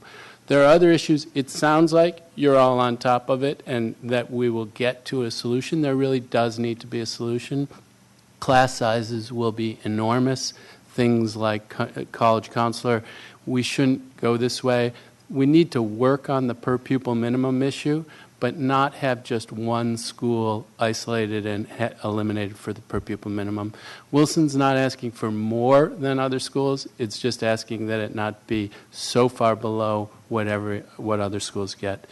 I'm going to turn to a different part of the city, OR. I know you've heard about OR today. I think you kicked off your morning with OR. OR has to be fixed. There was a time, and I haven't seen the report card that had West where it is, but there was a time when Murch and OR were the two schools that had the lowest scores for being able to serve kids, their facilities to be able to serve kids. They both have incredible cultures.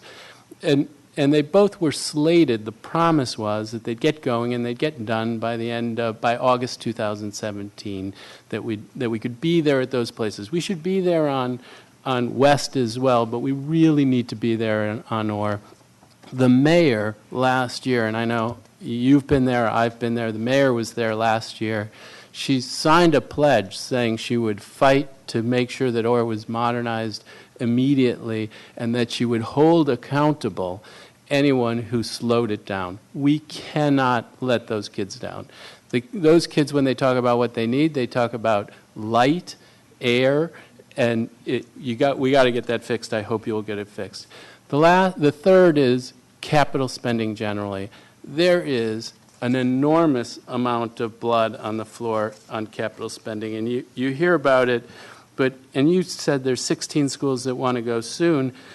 There are 16 schools that fell off the 6-year CIP entirely. There are 7, and I have a chart in the back. It's a big chart, and it's really worth taking a look at. There are 7 that were pushed back 3 years. There were 7 that were pushed back 2 years.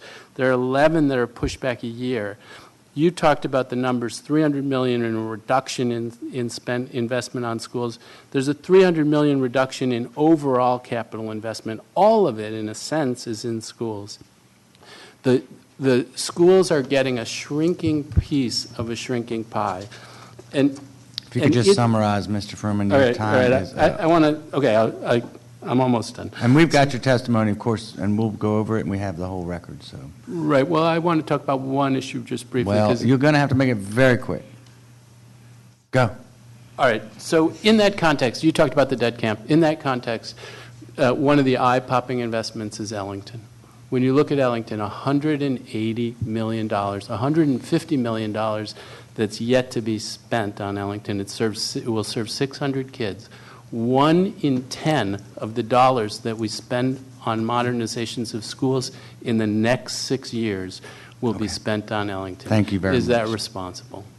Entiendo. Ms. Fassett. Good evening. Thank you very much, Chairman Grosso, Councilmember Alexander, Councilmember Silverman, Councilmember Allen. I appreciate the opportunity to testify tonight.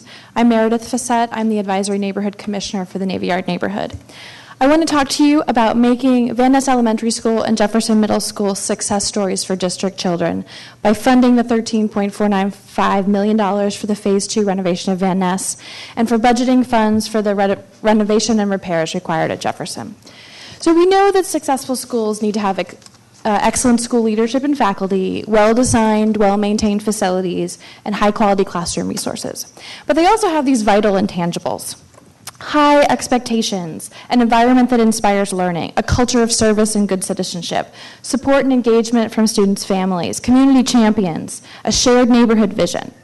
Van Ness is on the right track. We are headed for a diverse, inclusive, high-performing elementary school success story, and big thanks to Councilmember Allen and his amazing team.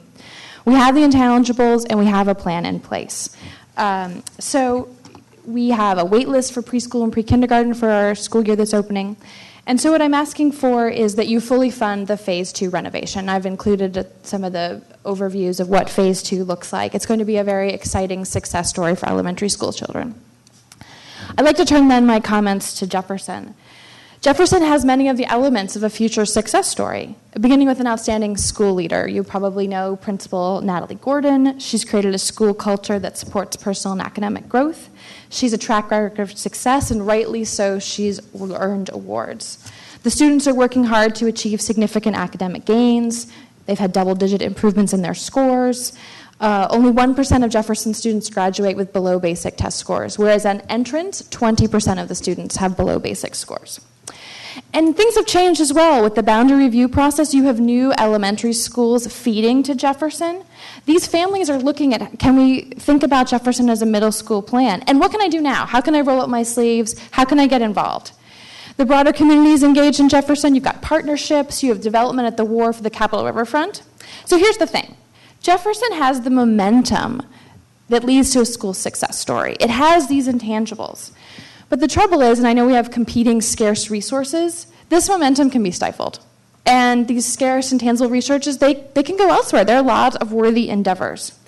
And so if you delay these critical renovations, we're talking lighting, heat, ventilation, leaks, wiring, laboratories, and they've been identified long ago by DCPS, the risk is you miss this moment. And this momentum and this community enthusiasm is the intangible piece that you need to complement the building, the teachers, and the classroom resources to make this a success story.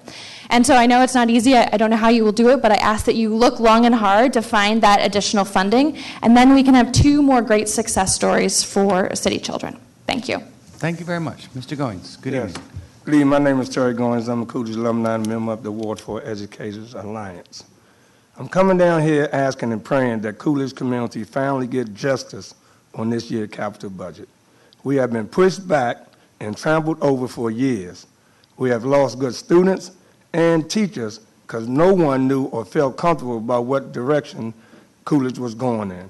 While other high schools were getting programs and modernized, Coolidge was getting nothing.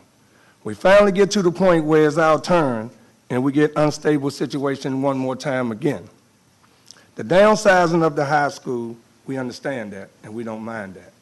Okay, what the budget is presenting is doing half of the school for the high school. But what's going on in the other half of the school? We need to have something planned there. If we do the 600 to 800 high school, what parents are going to come to Coolidge not knowing what the other half of the building is going to be in?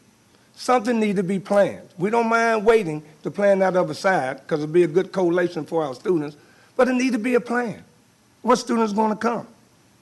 I mean, we need a middle school in the upper ward. That has been determined that our upper ward needs a middle school. The gentrification is taking place in the upper ward. The families need to have a neighborhood plan where they can go to elementary, middle, and then feed into Coolidge. That's not even in the plan. It's in the plan everywhere else. Why not in the upper ward?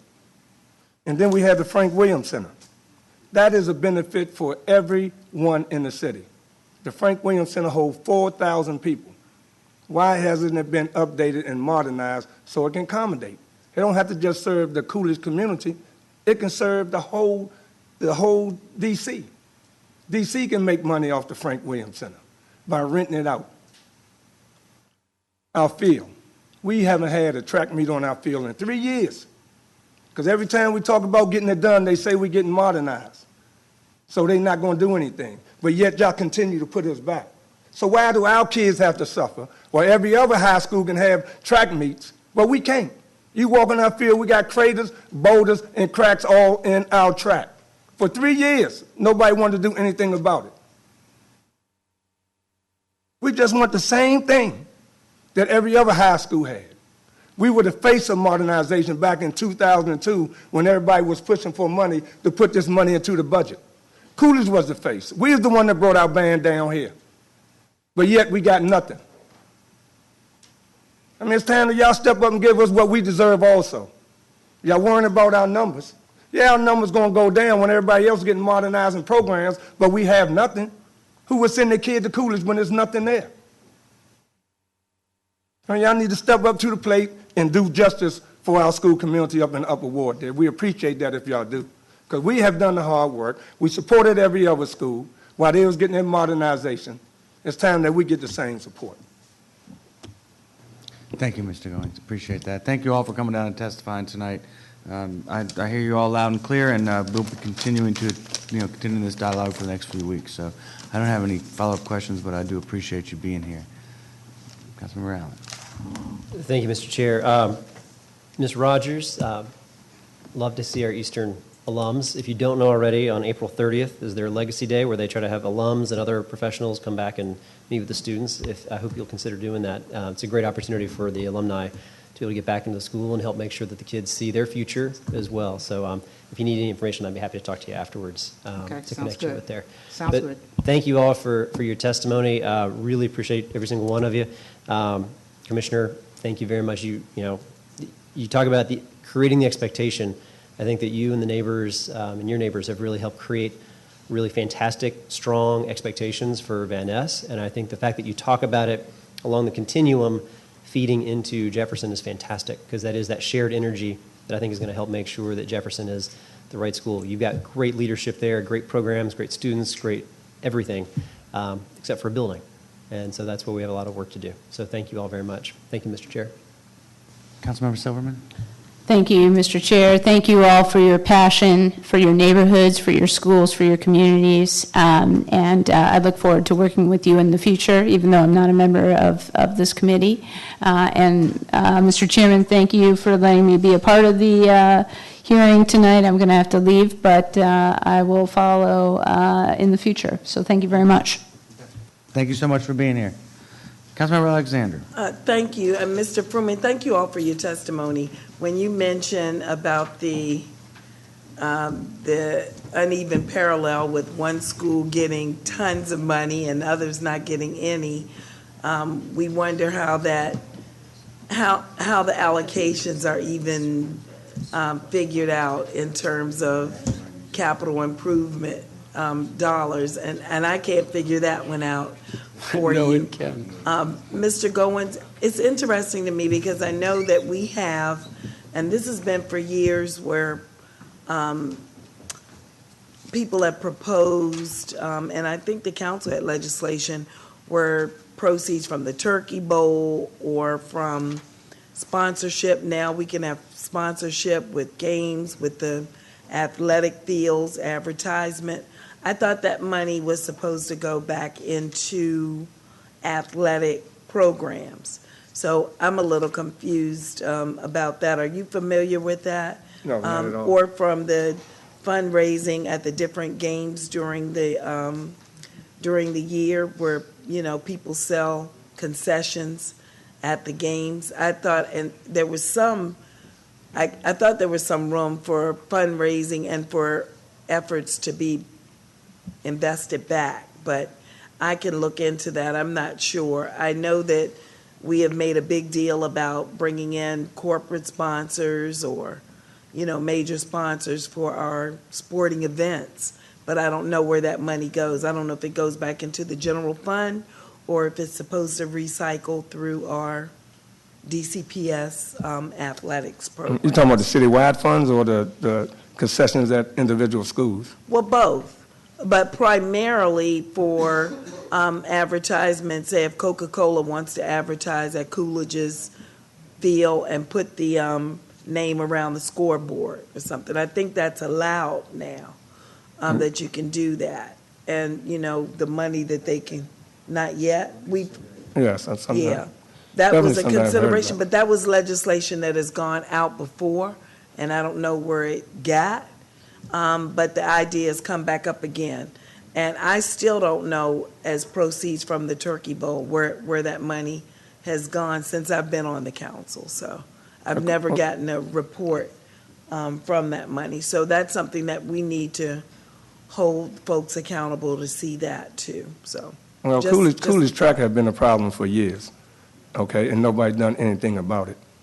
I'm surprised more community people haven't came out, because our track get heavy use from the community who walks on the track and jogs on the track.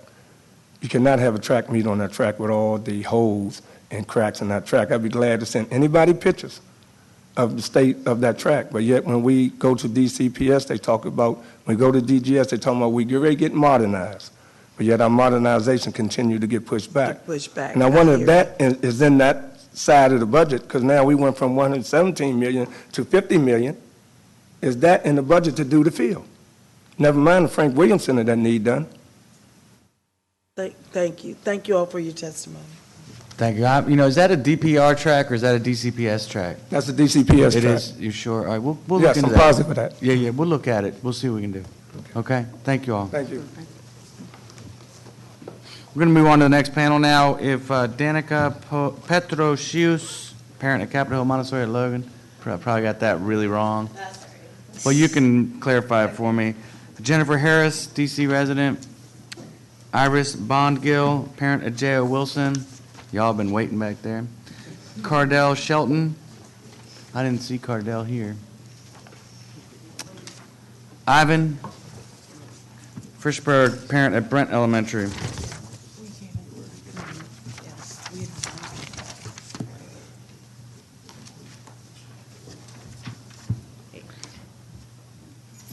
Ms. Petrosius, you can start.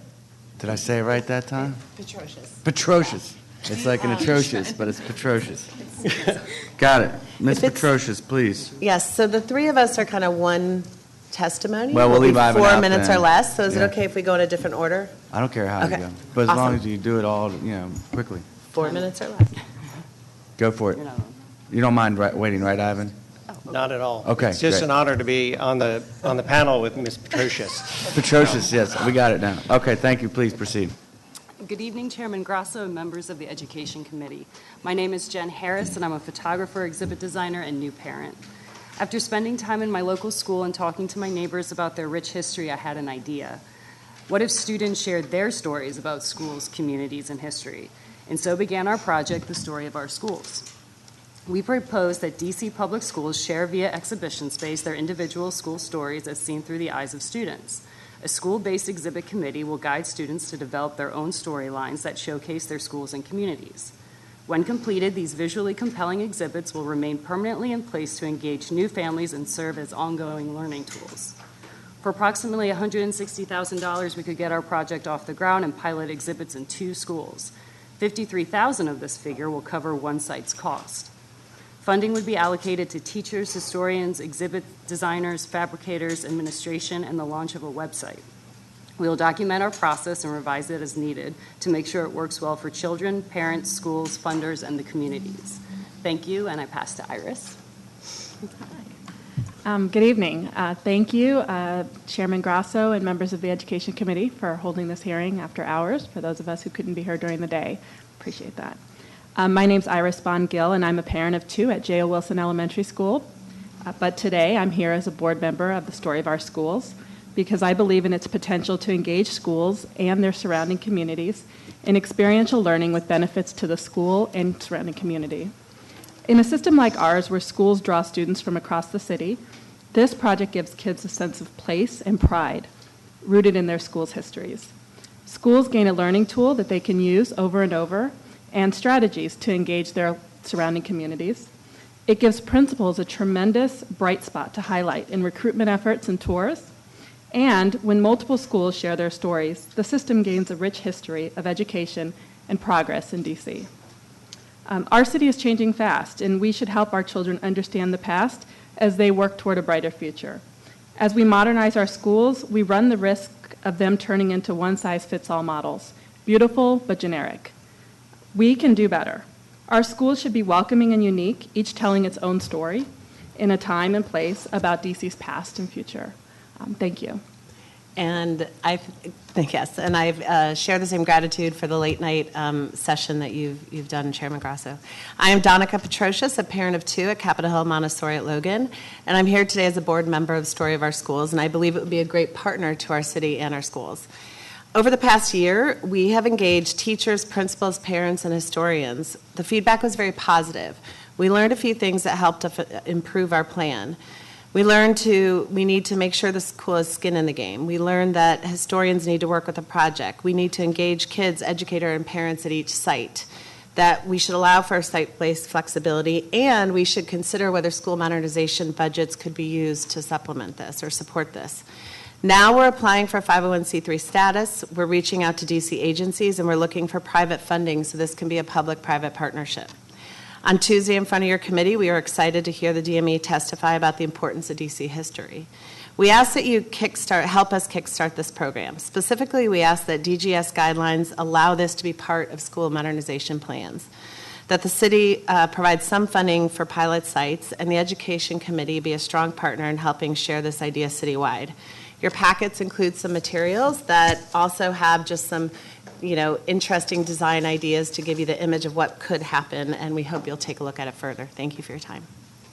Thank you very much. Mr. Thank you, Frischberg. Chairman Grosso and members of the committee. Thank you for the opportunity to testify today. We cannot take for granted that we have an education committee to testify before, and I am thrilled to have this venue to be able to address the issues and appreciate your leadership and being the leader of the committee. It really is an honor to be here with Donica. We worked many years ago. She has a history with Senator Ted Kennedy doing incredible things for this country on education. And so we're very lucky to have her in Ward 6 and in D.C. Doing this work in a slightly different forum. So, my name is Ivan Frischberg. I'm a parent of 2 kids at Brent Elementary. I'm here to testify in favor of the renovations at both ELIOT-HINE and Jefferson Academy. After 4 years serving on the Advisory Neighborhood Commission 6B, I decided not to run again because I wanted to devote my energy and time to ensuring that we have strong neighborhood schools, particularly middle schools. The next phase of modernization, as I think was noted earlier at Brent, was also delayed this year by the mayor's budget, but I am not here to talk about that. Indeed, it's worth noting that the conversation on our listservs, on our playground at Brent is all about Jefferson. It's about the future. It's about whether this city is going to show the parents of our community whether it is really committed to middle schools and neighborhood middle schools particularly. In our school community, we care about Jefferson because it's the central issue in whether the school system works for us and whether we work together with the schools. This evening at Brent, the PTA and the LSAT, I believe, both voted to send you a letter with a singular ask of restoring the modernization to the middle schools. We, I think, believe are looking to the future. We are looking to the whole system and how it works. And unfortunately, the mayor's budget and DCPS were evaluating their decisions in a different way. They prioritized where the bodies were last year. A triage approach which certainly has some merit, but it is not what is going to build the future. What was conceived of in 2008 in terms of modernization and set for 2012 was delayed for 3 years and now is being proposed for ultimately a 6-year delay. That means that we'll have been over a decade and we're still going to be at a point where we just have promises, not actual budget dollars. We need to fix this now, and we need to have the city's commitment live up to all the other great things that are happening in Southeast and Southwest. I have submitted with my testimony pictures of the current conditions at Jefferson, and those are worth 1,000 words and 30 minutes of testimony. But I would like to be hopefully as clear on 2 points. First, these conditions are not acceptable right now. They are for any child in any city, but especially this one, and especially in a neighborhood filled with cranes and development that is enriching the city and building prosperity for some. I'll note that on my time on the ANC, we spent a lot of time, just a little bit, working on HINE, which is a school that we closed and are developing. That'll begin in a couple of months. That's going to generate at least $4 million a year in revenue for the city. That's happening all throughout this part of the ward, and we need to put that money back into the schools, especially when some of the revenue is coming from schools that we closed. Thank you, Mr. Frischberg. The second point is we don't need Band-Aid or quick fixes. Can you finish up your testimony? Very, very quickly. Yes. We need 100% commitment to the schools to start this year. We have, as Meredith noted, a first-class principal and staff. We have incredible kids, great community. These are all critical ingredients that will make the schools work. But we need the city to be full partners now, not postponed partners, not tough choices because we need soccer stadium partners, not fix the cupola and make it shine into the city when you come in across from Virginia at night partners. We need not somewhere else partners. We need partners now, and we need to get this done this year. So thank you. Thank you very much for your time and for this evening's session. Absolutely. Thank you so much. I appreciate your testimony, and we've heard from other Jefferson advocates, but I haven't said yet that I did tour Jefferson last year, and I agree with you entirely. I think it is a it is really a shining light in the community, and it's time for us to, I think, step up and award it what it needs to get.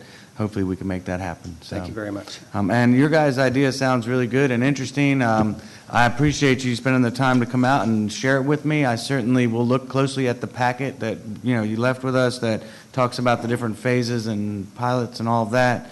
I'm not so sure we have any money for you, but it's certainly a possibility. Have you met with DCPS yet?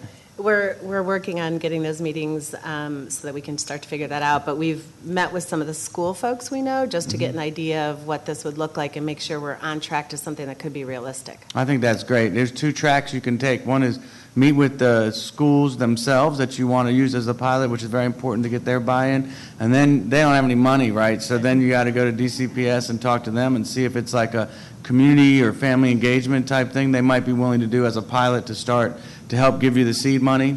And I guess you could always do a fundraise thing, right, where you go out and raise the money on top of that. So I'll certainly take a look at it and see if I can't be supportive. I just don't know enough about it right now. But thank you for coming out. Councilmember Allen? Thank you very much, Mr. Chair. And Mr. Church, it's great to see you again as well. We've met and kind of talked about this idea before. I think it's phenomenal. And at the DGS oversight hearing, I talked with Director Kane about specifically this idea. He was very open to it. He's ultimately, DCPS has to give the guidance, but DGS is the one who actually does the work. And they were very open to how to incorporate something like this. And I think we've talked about this before, but you take a look at the modernization at Payne Elementary School, which is wonderful. But if you walk in the front doors, it's so sleek, you could almost think you're walking into a condo building. I was trying to find where the, gas fireplace in the wall might be located somewhere.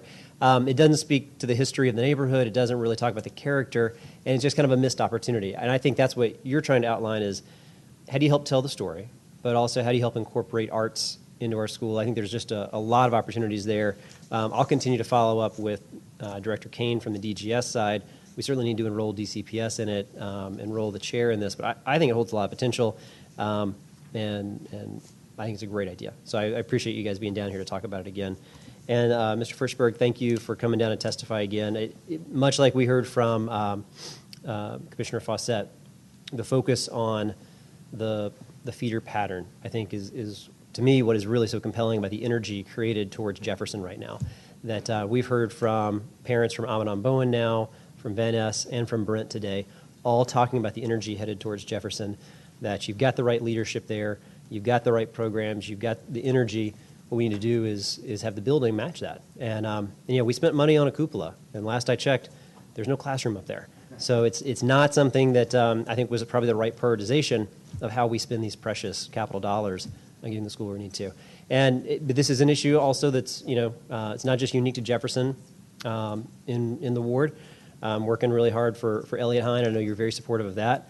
In the northwest portion of the ward, we've got Shaw, which even though it was a couple of years out, it's been completely eliminated now, and we've got to have a plan for Shaw Middle School for the future there to help enroll that portion of the city and that portion of the ward into its future success as well. So we have a lot of work to do, but I really appreciate you all taking the time to come down and share your perspective and help push us. So thank you.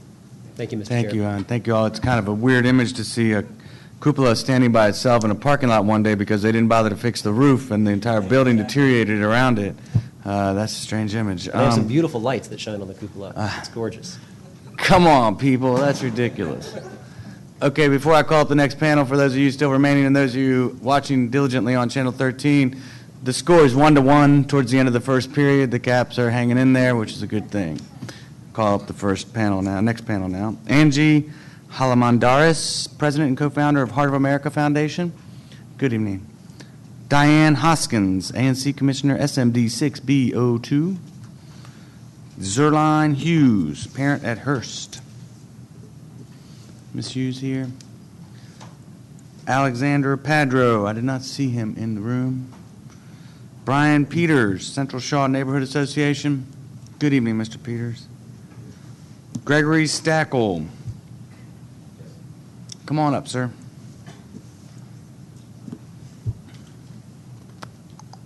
We'll start with you, Ms. Halamandaris. Good evening. Did I say it right? You did. I'm very impressed, actually. That's it's an intimidating name. I love my husband a lot. I just use all the syllables that I got. Yes. Thank you, Chairman and members of the committee, for this late night. And, I'll summarize my comments just in the interest of time as well. But, I am Angie Halmadiers, the co-founder and president of the Heart of America Foundation. We're a national nonprofit organization that transforms learning environments. We also provide resources, books, technology to children in need all across the country. We work with school districts, all the major school districts across the country, and have been working with DCPS for the 18 years that we've been in existence, founded in Washington, D.C. And one of the things I hear a lot about capital improvements, and that is such an important investment. I think the American Civil Engineering Association did an evaluation of infrastructure in our country, and they gave schools across the country a D, saying that we needed about $270 billion to get our schools up to standards. And I want to thank you for the investments that you have made in the district, because those capital improvement investments, I think, have made a huge difference, in our schools. We've made over 18 school libraries in the district in partnership with DCPS and community partners that we bring in. And the perspective I'm bringing is the importance of the public-private partnerships. I will say that the leadership in DCPS has created a wonderful culture now of having partners want to come in and invest in our schools. Years ago, it was much harder to get corporations to invest in the work that we're doing with DCPS, and now this leadership has really, I think, done a tremendous job bringing those partners in, as well. I believe that community, I think, is the most, bringing community together is the most important way to solve these social issues. And I think the model that we've created with the Heart of America and DCPS, with corporations and working with districts, really is a model that should be replicated. This is our nation's capital. We can solve this problem here in this district. I was in Philadelphia talking to an educational reformer a couple weeks ago, and they were commenting on the momentum that's happening here in the district and how they want to emulate that in Philadelphia. So kudos, for that work as well. I think that DCPS's commitment to the children of the city is evidenced in many ways through the fiscal year 2016 budget.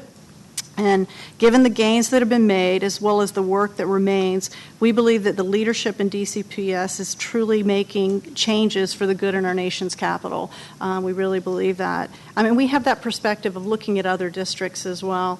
And so I think the momentum's great, the vision, the passion, and I think supporting this budget and continuing with the capital improvements, I think, is going to be the best investment we can make in our children and our community. So thank you very much for your time. Thank you. Thank you very much for being here.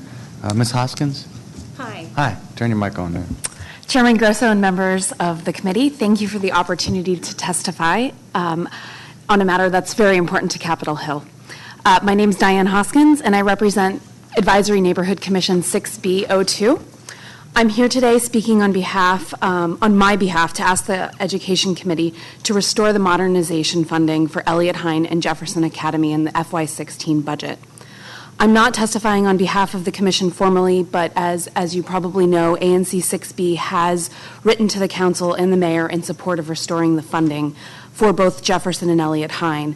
That position was taken at a regularly scheduled meeting of the full Commission on April 21st, Monday, and adopted by a vote of 10-0. Strong schools and a strong school community have been a critical factor in our community's development for several years, and it's easy to see the parallel renaissance of our schools and our neighborhood and how connected they are. However, our middle schools have been a gaping hole in our neighborhood school system. It's not because we don't have active and engaged families. It's not because we don't have quality leaders and faculty in our schools.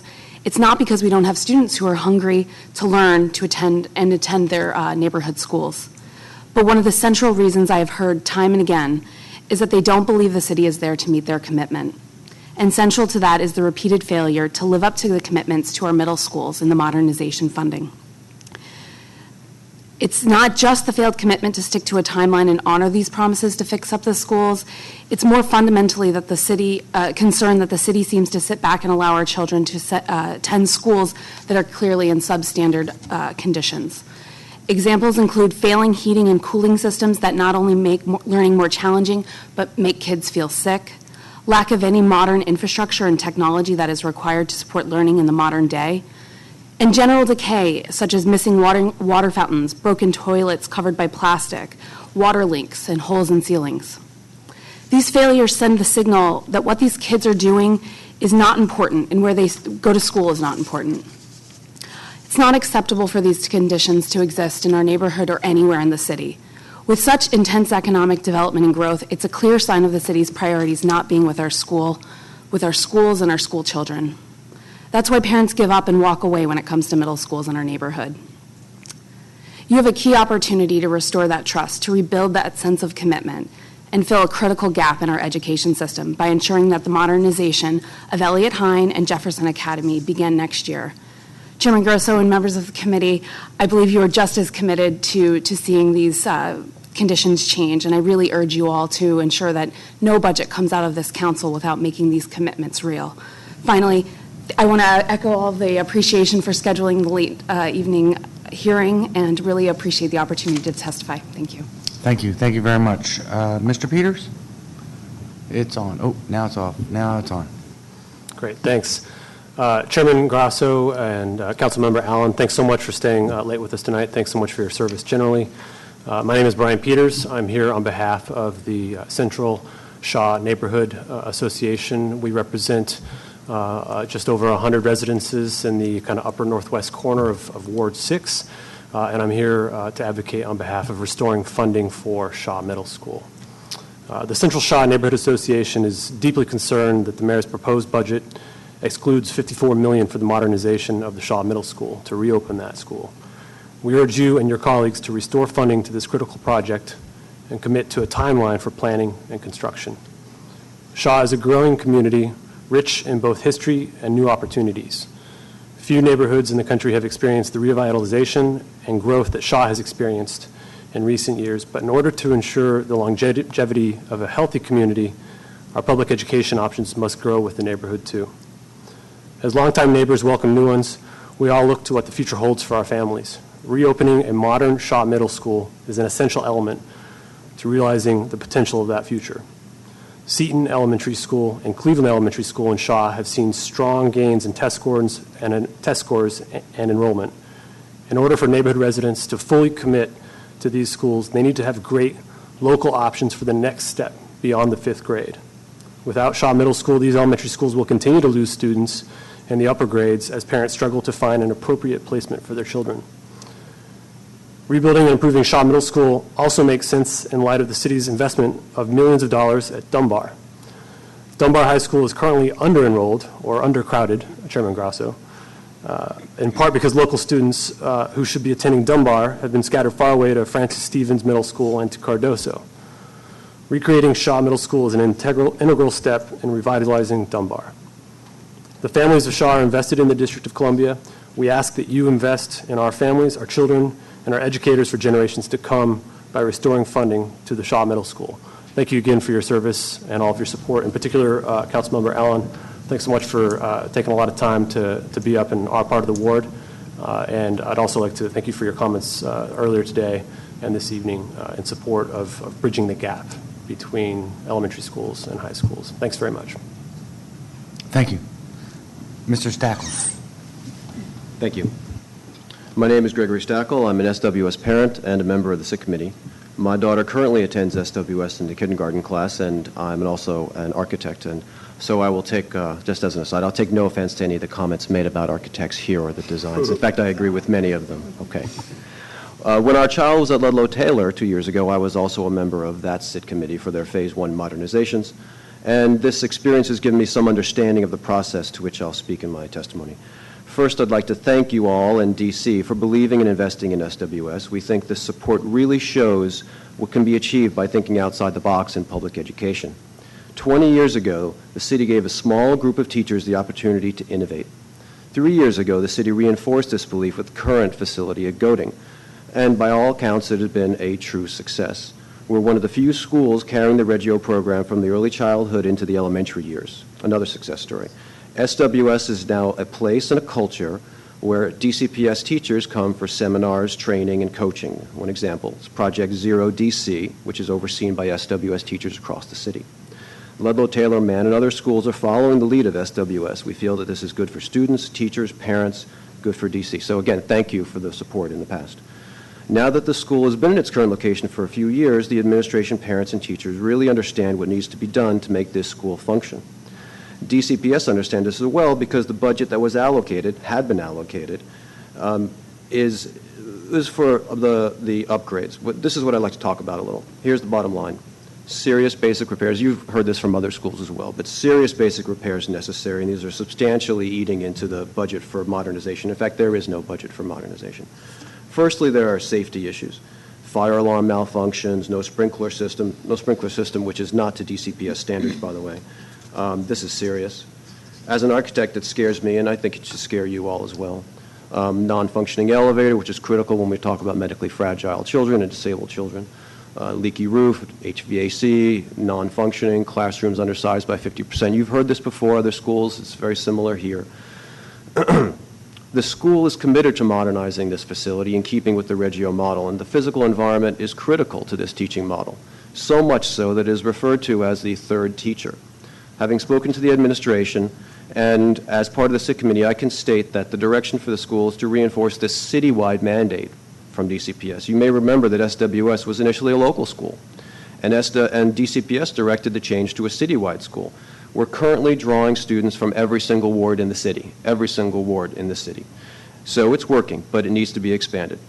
And one thing the principal and I have personally talked about is expanding to a third pre-K 3 classroom with limited or no sibling preference to attract more families from across the city. We feel that this is something that could definitely be done, but due to necessary repairs, it's only possible with a full modernization.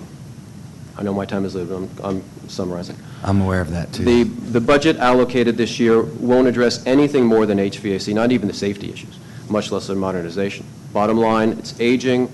The current allocation is not enough to get the school where it needs to be, and I'm here to ask your continuing, ongoing support to make SWS at Goding achieve its full potential. Having anything postponed in 2019, it's a real shock, and the children who are in first grade or older, they won't even be there by the time that this 2019 comes around. So thank you again. Thank you very much. I do want to say thank you to everyone for being here tonight and testifying. We still have a long way to go to get to the final on all these numbers, so just stick with us and we'll see what we can do. No empty promises tonight, though, so I can't guarantee anything. I have to say, Shaw Middle School is completely out, and it's a huge number to get it back in. It's, I think, $50 million or $50-some million. And I think there needs to be a more deliberate strategy right there, right now, so that we can be planning in some kind of fashion that we can all count on, and I agree with you on that. So we are going to be engaging with DCPS on that to see what the plan is, and we'll let you know, and we'll work with you on it. I'd also like to sit down and talk with you about it another time where we can really kind of get a better flavor for what's going on in the neighborhood directly as well. I have been to Seton twice now in the past couple months, and am really impressed with what's going on at Seton Elementary School. The quality of the education there is amazing in the space that really needs work too. So it's a comprehensive approach we have to do, in my opinion. So let's stick with it, and I'll do what I can. Okay. Thank you. Thank you very much, Councilmember Allen. Thank you, Mr. Chairman. Thanks to everybody again. I do feel like we start to sound a little bit like a broken record up here, but that really speaks to the kind of consistency that we've had from the testimony all day long. So I appreciate it. Mr. Stackel, we've heard from several folks from SWS as well today. Part of what I think, I know at least for myself, I struggle with is there are fixes that need to be made that are separate from modernization. I think you kind of spoke to that around health and safety. Having an elevator that doesn't work, to me, isn't necessarily a modernization. That is working to get an elevator work for ADA. And a lot of people may not know that SWS has a very significant medically fragile student population because of its nature as SWS moved into Goding. And so it's a little bit unique from the rest of our schools. And so that means that we also have to build in those accommodations and make sure the building can fit that need. So I'll certainly be pushing as best I can on that. Mr. Peters, thank you so much for again raising the issue around Shaw. I know as as a young father yourself, trying to think through the future in your community, in your neighborhood is exactly what I think a lot of people are doing. And I think you and I have echoed this of you can have a great elementary school. Seton, as the chairman said, is getting better every single day. Award-winning educators, really something that's pretty special. And you've got a fantastic Dunbar. It's what's in between, and that's what we're missing. And I think we do have to have a very smart plan, which just doesn't exist right now, for what we're going to do to bring Shaw back, and that's going to be important to us. And Commissioner, thank you very much for talking about all of it for your constituents. Both will be looking at ELIOT-HINE as well as Jefferson. And I think they're equally as important to making sure that those schools and those families have confidence as they're moving forward. So thank you all very much for your testimony. We appreciate everything you're doing, too. Absolutely. Thank you. Thank you. Okay, we're going to move on to the next panel, just a couple more. Alex Padro, ANC Commissioner 6E. Mr. Padro, I believe, has joined us now.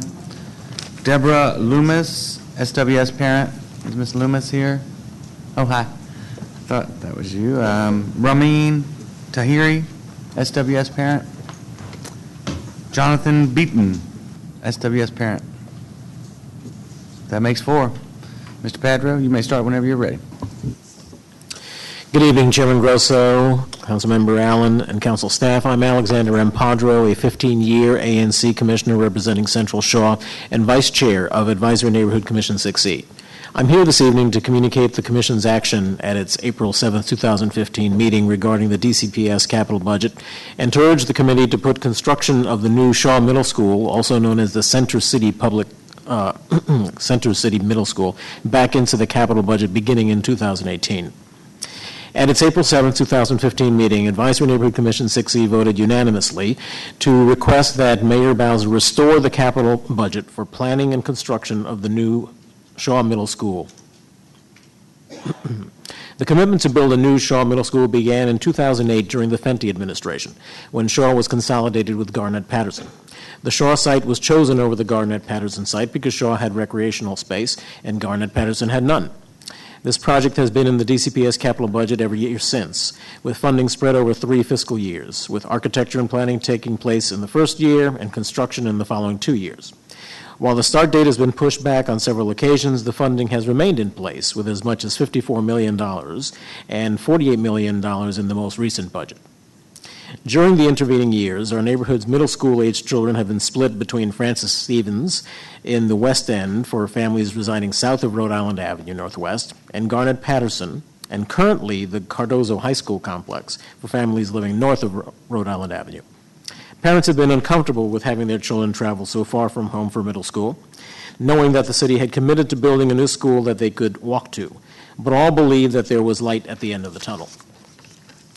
In the recent boundary realignment process, the feeder patterns were adjusted to ensure that the new middle school, labeled the Center City Middle School, would serve students from schools not only in Ward 6, where the old Shaw Middle School is located, but from adjacent portions of Wards 1, 2, and 5.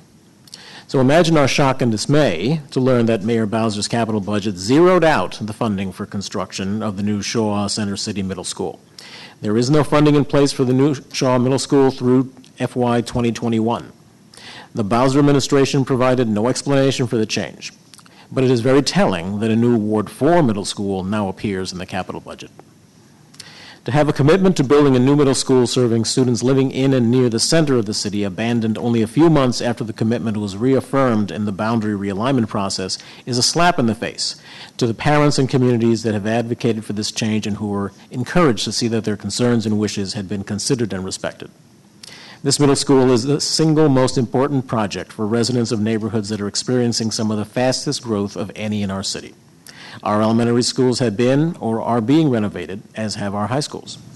But we remain bereft of the middle school that is integral to ensuring that families see that there is a neighborhood option. Can you summarize the rest of your testimony, please, Mr. Pedro? It's just a few more sentences. All right. For their children through middle school when they will be old enough to travel further to high school. The promises that have been made to our community, especially to DCPS parents in our neighborhoods, must be kept. And not do so jeopardizes the successes that have been achieved in revitalizing our neighborhoods and building confidence in DCPS as an institution that is worthy of being entrusted with our children's future. Putting Shaw Middle School back in the capital budget for FY 2018 to 20 is the right and responsible thing to do. Thank you for considering the recommendations of ANC 6E and the communities that are desperately awaiting a new middle school school to be located in Shaw for Center City neighborhoods. Thank you. Ms. Loomis. Good evening. I don't envy your difficult job tonight, so I appreciate, listening to everybody. My name is Deborah Loomis. I have 3 children in school within a school at Goding, a second grader, kindergarten, and a preschooler. I'm here to, like everyone else, urge you to restore the modernization funding. As a parent of a rising third grader, I have been with SWS through 3 different school buildings. Chairman Grosso, I know you're intimately familiar with the path we've taken from the 3rd floor Peabody to a double-wide trailer, literally, in the parking lot of Logan, and then over to the Goding building. Chairman Grosso, I know you've personally visited us at least on 2 occasions, and we're deeply thankful for that. I'm sure you'll remember the first time you came to SWS in the trailer when there was about over 40 parents jammed into a tiny classroom sitting on even tinier chairs with bad ventilation, but you got a sense of the level of commitment of the parents. And you saw how our amazing teachers and kids had transformed a double-wide trailer into a magical place for learning through creativity, elbow grease, and love. When we moved into Goding, we knew it needed a lot of work, and we were promised an initial modernization in 2014 with a more substantial one in 2015. That played a huge role in our deciding to accept Goding because there were other, alternatives on the table. We were thinking of maybe waiting for Van Ness or something else. So we knew we had 1 year to deal with, and so again, we rolled up our sleeves. We cleaned up all the classrooms, moved it all ourselves, transformed the garden, did everything ourselves. But all the creativity in the world and elbow grease can't fix lots of the things you've heard about today, really fundamentally the classroom sizes, the functioning HVACs, all that, but the classroom sizes that are integral to the Reggio approach. This approach makes children protagonists in their own education. Documentation of work is heavily emphasized. Their creations are adorned around the schools. And when I go volunteer in the classroom, I see kids and teachers tripping over each other, tripping over desks and chairs because of the lack of space. I see kindergartens having trek across the school because their coats don't fit in their rooms. They've got to trek from one side of the school to the other. I'm going to summarize here, but this is my second time appearing before you because it's the 3rd time that the modernization's been derailed. As you may recall, I'm in the Navy, and when I testified before you in 2013, I'd been reassigned to Norfolk, Virginia. And I told you I was going to leave my kids in DCPS and commute down there because SWS is so important. So for the past 2 years, I've been waking up at 3 a.m. on Monday mornings, trekking down to Norfolk, living there during the week, coming back on Thursday night. It's been hard on the kids. They're going to be upset that I'm not making it home tonight until late, but it's really important because SWS is a magical place, and I do it happily. So one last little anecdote. My youngest teacher is new to SWS this year. She came from another DCPS underperforming school, and I asked her, how's it going? She said, look, I was ready to quit teaching. But she literally welled up, and she said, I've never been in a place with so much joy and where children are so respected. So I just ask you to respect our children and keep the promises that have been made. Did you drive up from Norfolk to be at this hearing? I did, but it's my regular Thursday night schedule, so I just thank you. Well, thanks for doing that. Appreciate it. Mr. Tahiri. Good evening. Thank you, Mr. Chairman, for holding this hearing and giving me time to talk. Councilmember Allen. It's difficult to follow that up, but I don't want to repeat some of the things that Ms. Loomis articulated well and Mr. Stackel did before Ms. Loomis, but I do want to say that as you might be surprised to learn, I'm here to urge you to restore the $12 million in funding for SWS. I'm a devoted father of 2. I have 1 child, Kobe, in pre-K at SWS. He's been there. This is his 2nd year, and it's just been absolutely wonderful. Ms. Loomis touched on the fact that it's a magical place, and I think that all of the parents that you'll hear from today from SWS would agree that that's the case. Ms. Loomis mentioned that it's been 3 years now that this has been postponed for SWS, and so we're attempting to mobilize because it's very important. I think it's indisputable that the school is in need of serious modernization and even basic maintenance. The modernization plans that we have are not extravagant. At bottom, they address the core need that each DCPS student should have guaranteed, and that's a safe place that's conducive to learning. A quick walk through our building, as I know you've done, Mr. Chairman, and Councilmember Allen as well, would demonstrate that we're failing to provide that environment. It's not safe. As you've heard, we're not able to hold lockdown drills. The doors can't be locked. There's no operable sprinkler system. The HVAC system fails to provide adequate heat when it's cold outside and adequate cooling when it's warm outside. But as Councilmember Allen pointed out, there's a difference between basic safety and modernization. And in fact, SWS does need both. The classroom sizes being undersized is a serious issue because it doesn't comport with DCPS guidelines, but it also impedes the Reggio instructional design. And you've heard that before, but it is one of the most important things that we can reiterate. Talk to our teachers. They'll tell you that the cramped layout just doesn't work for them and doesn't work for the curriculum. And in addition to not working well, the much maligned HVAC system is so loud that teachers and students can't even really effectively communicate over that.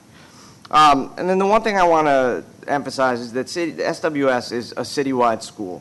There are a large number of applicants. It's a long wait list, hopeful students and families from across the district. The hope in our community is to expand this into a full-size elementary school to serve as many of those students and families as possible.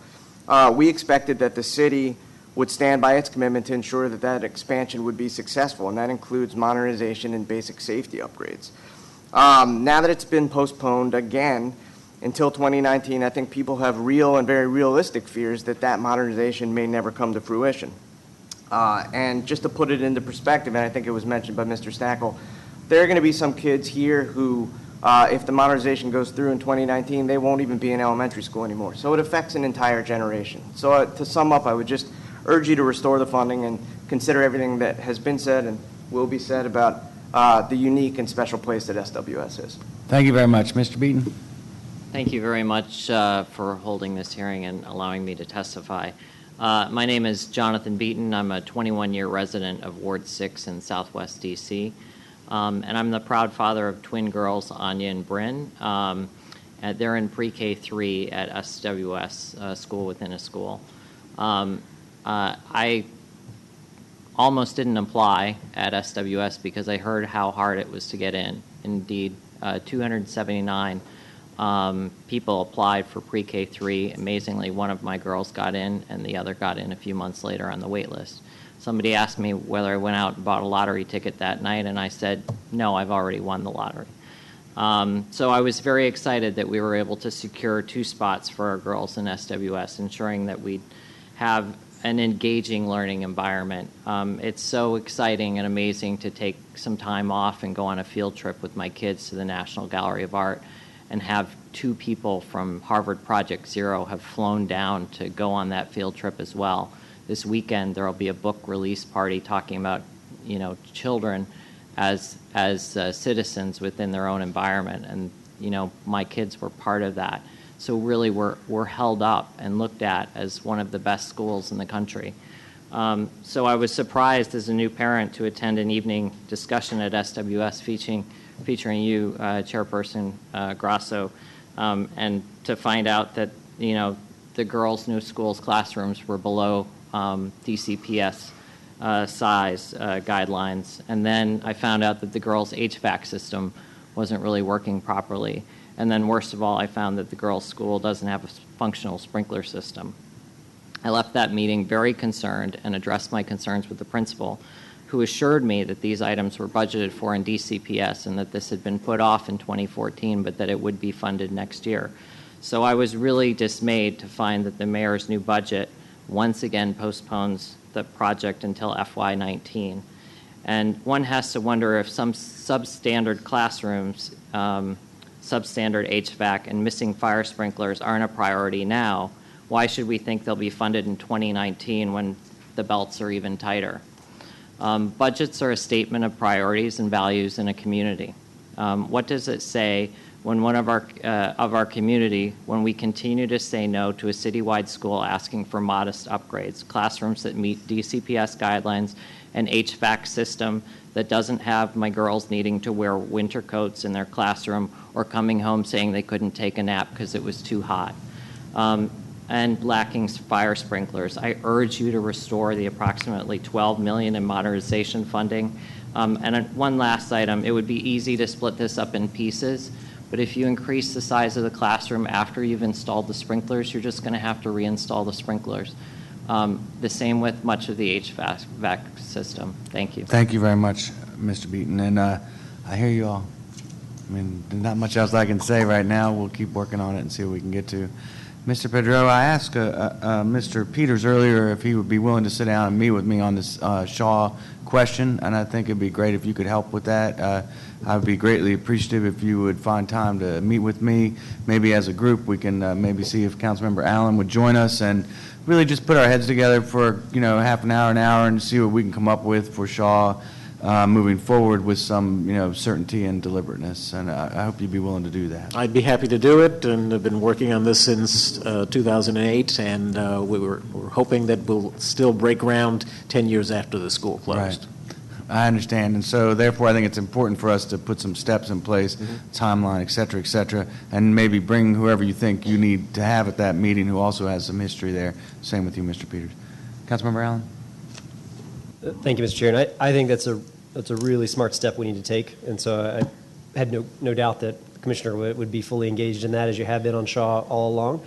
But I appreciate that as well with Mr. Peters and others that we think are the right stakeholders. But I think that the Chairman's wanting to do is exactly the way that we move beyond promise after promise after promise and really develop a plan as to how we're going to get this done, because it is critical, I think, to the growth of the neighborhood, to the success of the neighborhood, to making sure that families, that they see their future through there, and so I think that's just really important. I appreciate the Chair's leadership in trying to help pull that together so we can actually get something a little more concrete that we can hang our hat on.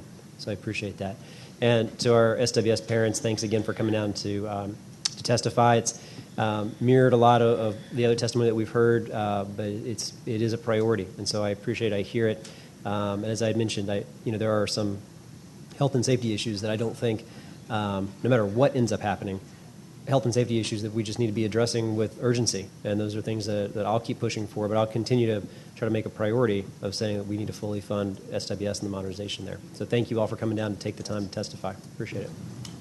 Thank you. Yep, all set. Go home, see your children. I guess they're in bed, but that's okay. Okay, I think we have one more panel left. If I'm mistaken, that's okay. Just holler at me in a minute. Ruth Wattenberg is here tonight. She is going to join us for testimony, but as she's coming up, I wanted to recognize that she's been here all day, along with Joe Whedon, who are two elected officials on the state board here in the District of Columbia, and I'm grateful that you're here listening and engaging, and I really appreciate that. And Ruth is going to offer some testimony.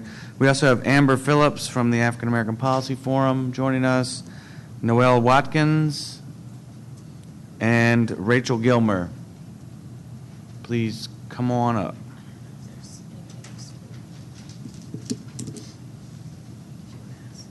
And I have one more chair. If there's anyone else in the room that wants to come up and testify, please come on up. Even if you're not on the list, this is the way we roll. Great. I'm glad you could join us. Why don't you start, Ms. Watt? And no. Hit the button. There you go. Am I on now? Yeah. Okay. Thanks for that welcome, and thanks for your energy. My name is Ruth Wattenberg. My children attended DCPS from 2001 until our son graduated Wilson in June 2013. I now represent Ward 3 on the DC State Board of Ed, but I'm here today as the parent of a Wilson alum and as an education policy analyst, which is my day job. You've heard, I've been here, you've heard a lot about the proposed 10% per student cut at Wilson. You've heard about the impact that this will have. You have heard about the great pride that we have in the great diversity that is Wilson. It's majority minority, it's 30% at risk, 44% from out of Ward 3. Here's one more fact that has not been talked about today. To ease the cut's impact, the Chancellor is urging Wilson to reduce its out-of-bounds population by eliminating sibling preferences and by asking students with attendance problems to leave Wilson, thus reducing our diversity. I want to talk about this diversity and its contribution to student achievement, particularly for students at risk. a cause that this council cares deeply about. As you well know, the cost of putting a child from a low-income home on the path to college is much greater than that of putting a child from a middle-class home on the same path. That's why the federal government provides extra dollars for students from low-income homes, and on top of that, it's why you add $2,000 a year to our students at risk. With those dollars, our schools can provide some of the programs that help close the achievement gap, including extended day programs, tutoring, mental health programs, and much more. Each of these is known to improve achievement. Diversity helps achievement also. One of the clearest, most consistent findings in education research is that children learn more when they are in a school where at least half the students are middle class. This is true for students of every color and from every income level. And the difference in how much they learn is not small. For example, in a study by the National Assessment of Educational Progress, regarded as a gold standard, the achievement gap between equivalent low-income fourth graders who attended a majority middle-class school and those who attended a majority low-income school is, according to one of the leading scholars on this, Rick Collenberg, quote, roughly the equivalent of almost 2 years of learning at fourth grade. Across the country, due to residential housing patterns, too few schools can take advantage of this essentially free, powerful learning boost for our poorest students. Can you summarize, please? Yes. Thank in you. D.C. and everywhere, it has been hard to establish and sustain these economically diverse schools. At the very least, where they exist, we should not undermine them. Thank Please you. restore the cuts. Thank you very much. Who wants to go next?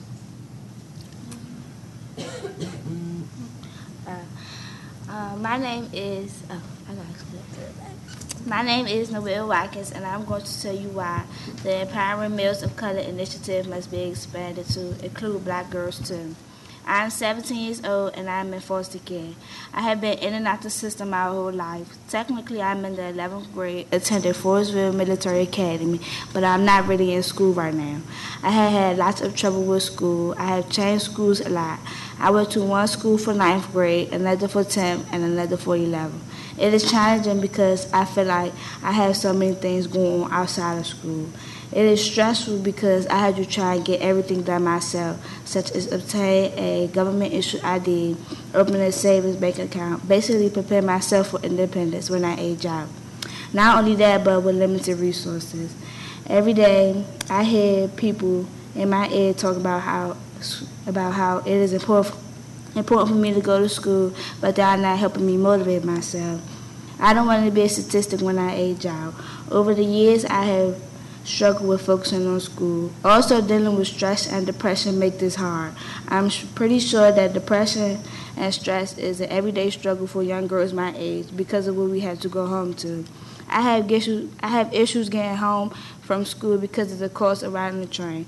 There were days I want to have a way home because I didn't have money on my smart trip. And my social worker and others didn't know what to tell me. This stresses me out and makes me think of hurting myself. I'm sure that one of my female peers had the same problem, feeling unknown with no one to help guide us. I think the school is a wonderful idea because I'm a sister of 8 brothers, and I would want my brothers to feel comfortable with their learning. I would just like to include girls in this deal just because, just like they could benefit, girls my age could benefit too. I had just so many issues with school, getting lots of trouble, suspended with fights. I was never able to do any after-school activities. I was put in special ed classes at my last school down by high school. They did not even teach me. They put me on computers. I learned nothing that year. Not saying that boys should have equal opportunities as girls, but I'm saying that... I'm not saying that boys should have equal opportunities as girls. I'm just saying that that's not fair that boys can have structure, but girls can't, so they have to be subjected to hatred and DCPS. Hold on, I'm sorry. That's okay. Girls of color just need as much help as the young males. Just because girls my age had to grow faster than they intended to, we are being labeled as too grown or that we don't have a father. People of the city need to know girls of color want to be more than just a regular black African American female.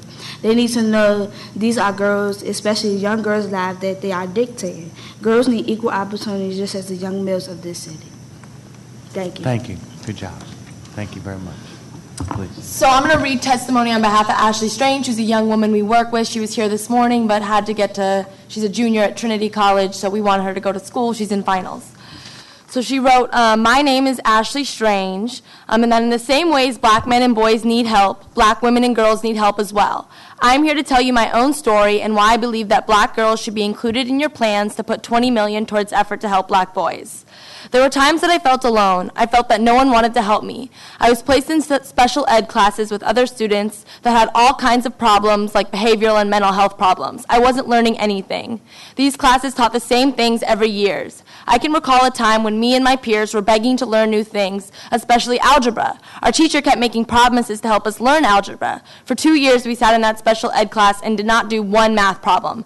I felt dumb. I started to go to school only twice a week, and after my mother died, I gave up completely on school. I was only 15 in the 10th grade. I entered foster care soon after, and they forced me to go back to school. It was hard, but with tutoring and other resources provided by the foster care system, I was able to get back to school and graduate. Now I'm a junior at Trinity Washington University.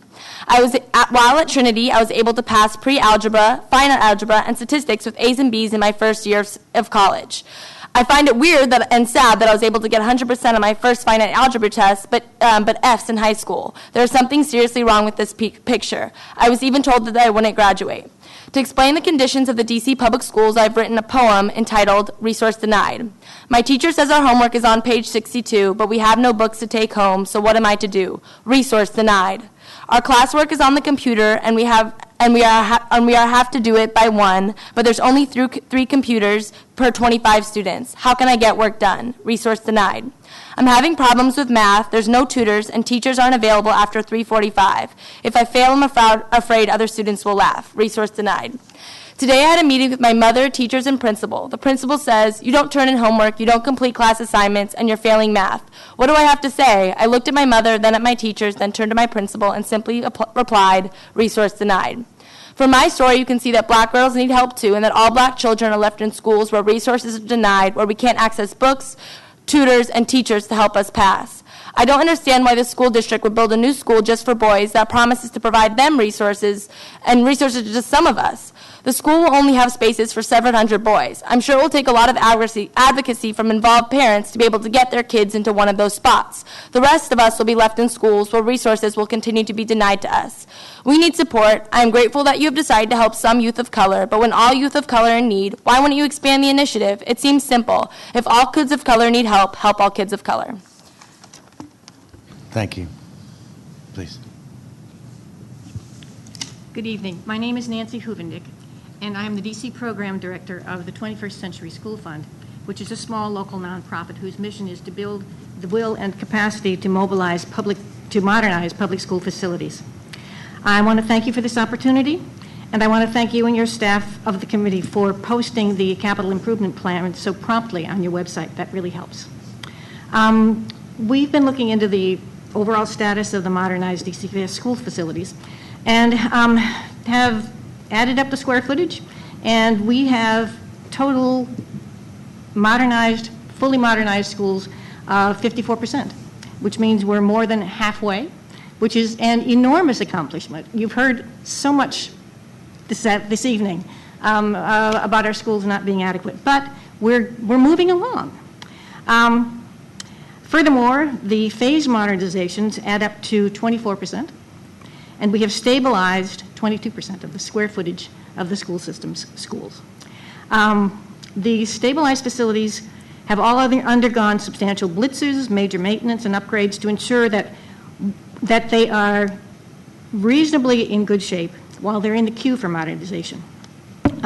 New schools like Dunbar and Ballou are breathtaking, and fully modernized schools have brought those facilities into the 21st century completely while retaining the spirit in which they were originally built.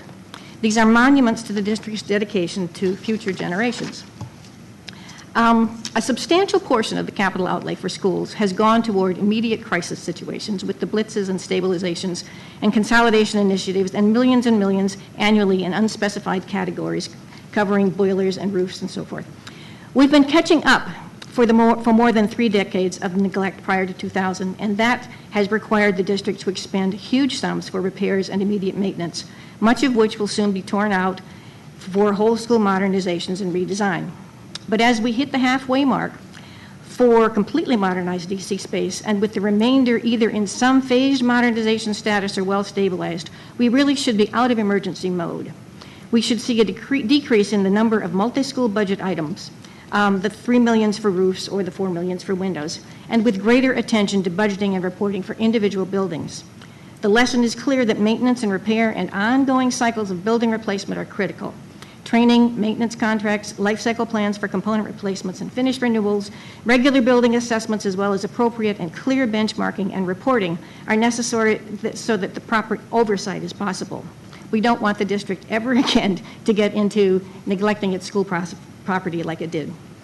The last edition of the Master Facilities Plan was in 2030 with an update of February.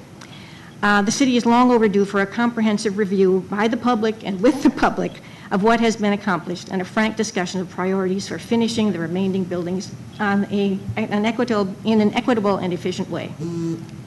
If we better understand the planning and agency processes and carefully evaluate how well the new schools are functioning, it will help us manage the remaining task in the best possible way. Thank you very much. Well, thank you. I really appreciate it. Thank you all for coming down. I do want to note that, Ms. Watkins, how much I appreciate you being here today. I saw your testimony, or little bit different testimony, on Monday night, and it's extremely powerful and will help us to try to inform what we're doing as we move forward. So thank you for your commitment to this and for being here. I also want to note on a more substantive level that we are looking closely at a policy recommendation that would begin to do a transition plan for foster children earlier than when you just foster out, when you just age out. So we did that for special needs kids last year, where we required it to start at 14, I want to say. So, basically what it would give you is the services you need younger to start transitioning to where you can, actually be prepared to be independent rather than just you're independent and out on your own. So we're going to look closely at that, and partly because you brought it to our attention, and that's really important. So thank you for your advocacy. It really means a lot to me. In addition, I want to thank you, Ms. Gilmore, for bringing Ms. Strange's testimony tonight. I heard her as well on Monday night at the forum, and her story is absolutely remarkable. And if anybody thinks that we're kind of coming up short in our education system, they should really listen to her testimony, because what she says is that she was failing in math in school when she was in high school, but when she went to college, she got all A's in math. So that, there's something fundamentally wrong with the system there, not necessarily wrong with the individual who's trying to learn. So thank you for bringing that to our attention tonight. Thank you. And thank you all tonight for being here. I think there's no one else on our list. We've been going at it for almost 9 hours. I have to take this opportunity. Oh, Mr. Allen is still here. My champion, supporter from Ward 6. He's amazing, and he is still with us after all these hours, and I thank you for doing that. It does make the hearing way more interesting when you are here.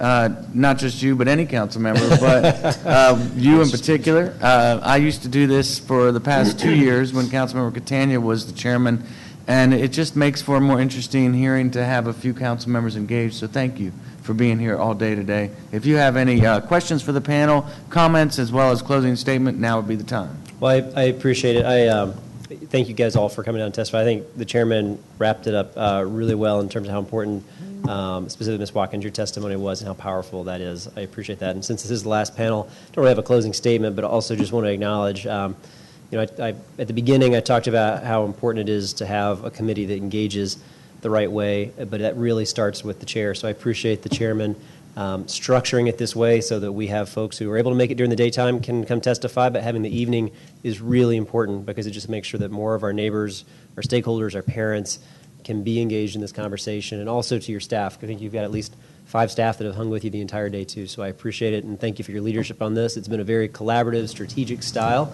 and we got a few more weeks until we vote, but I appreciate all your work on this. Thank you very much. Absolutely. So thank you all very much. I want to take this opportunity to also thank the staff of the Office of the Secretary, the Office of Support Services, the Office of Cable Television, and the Council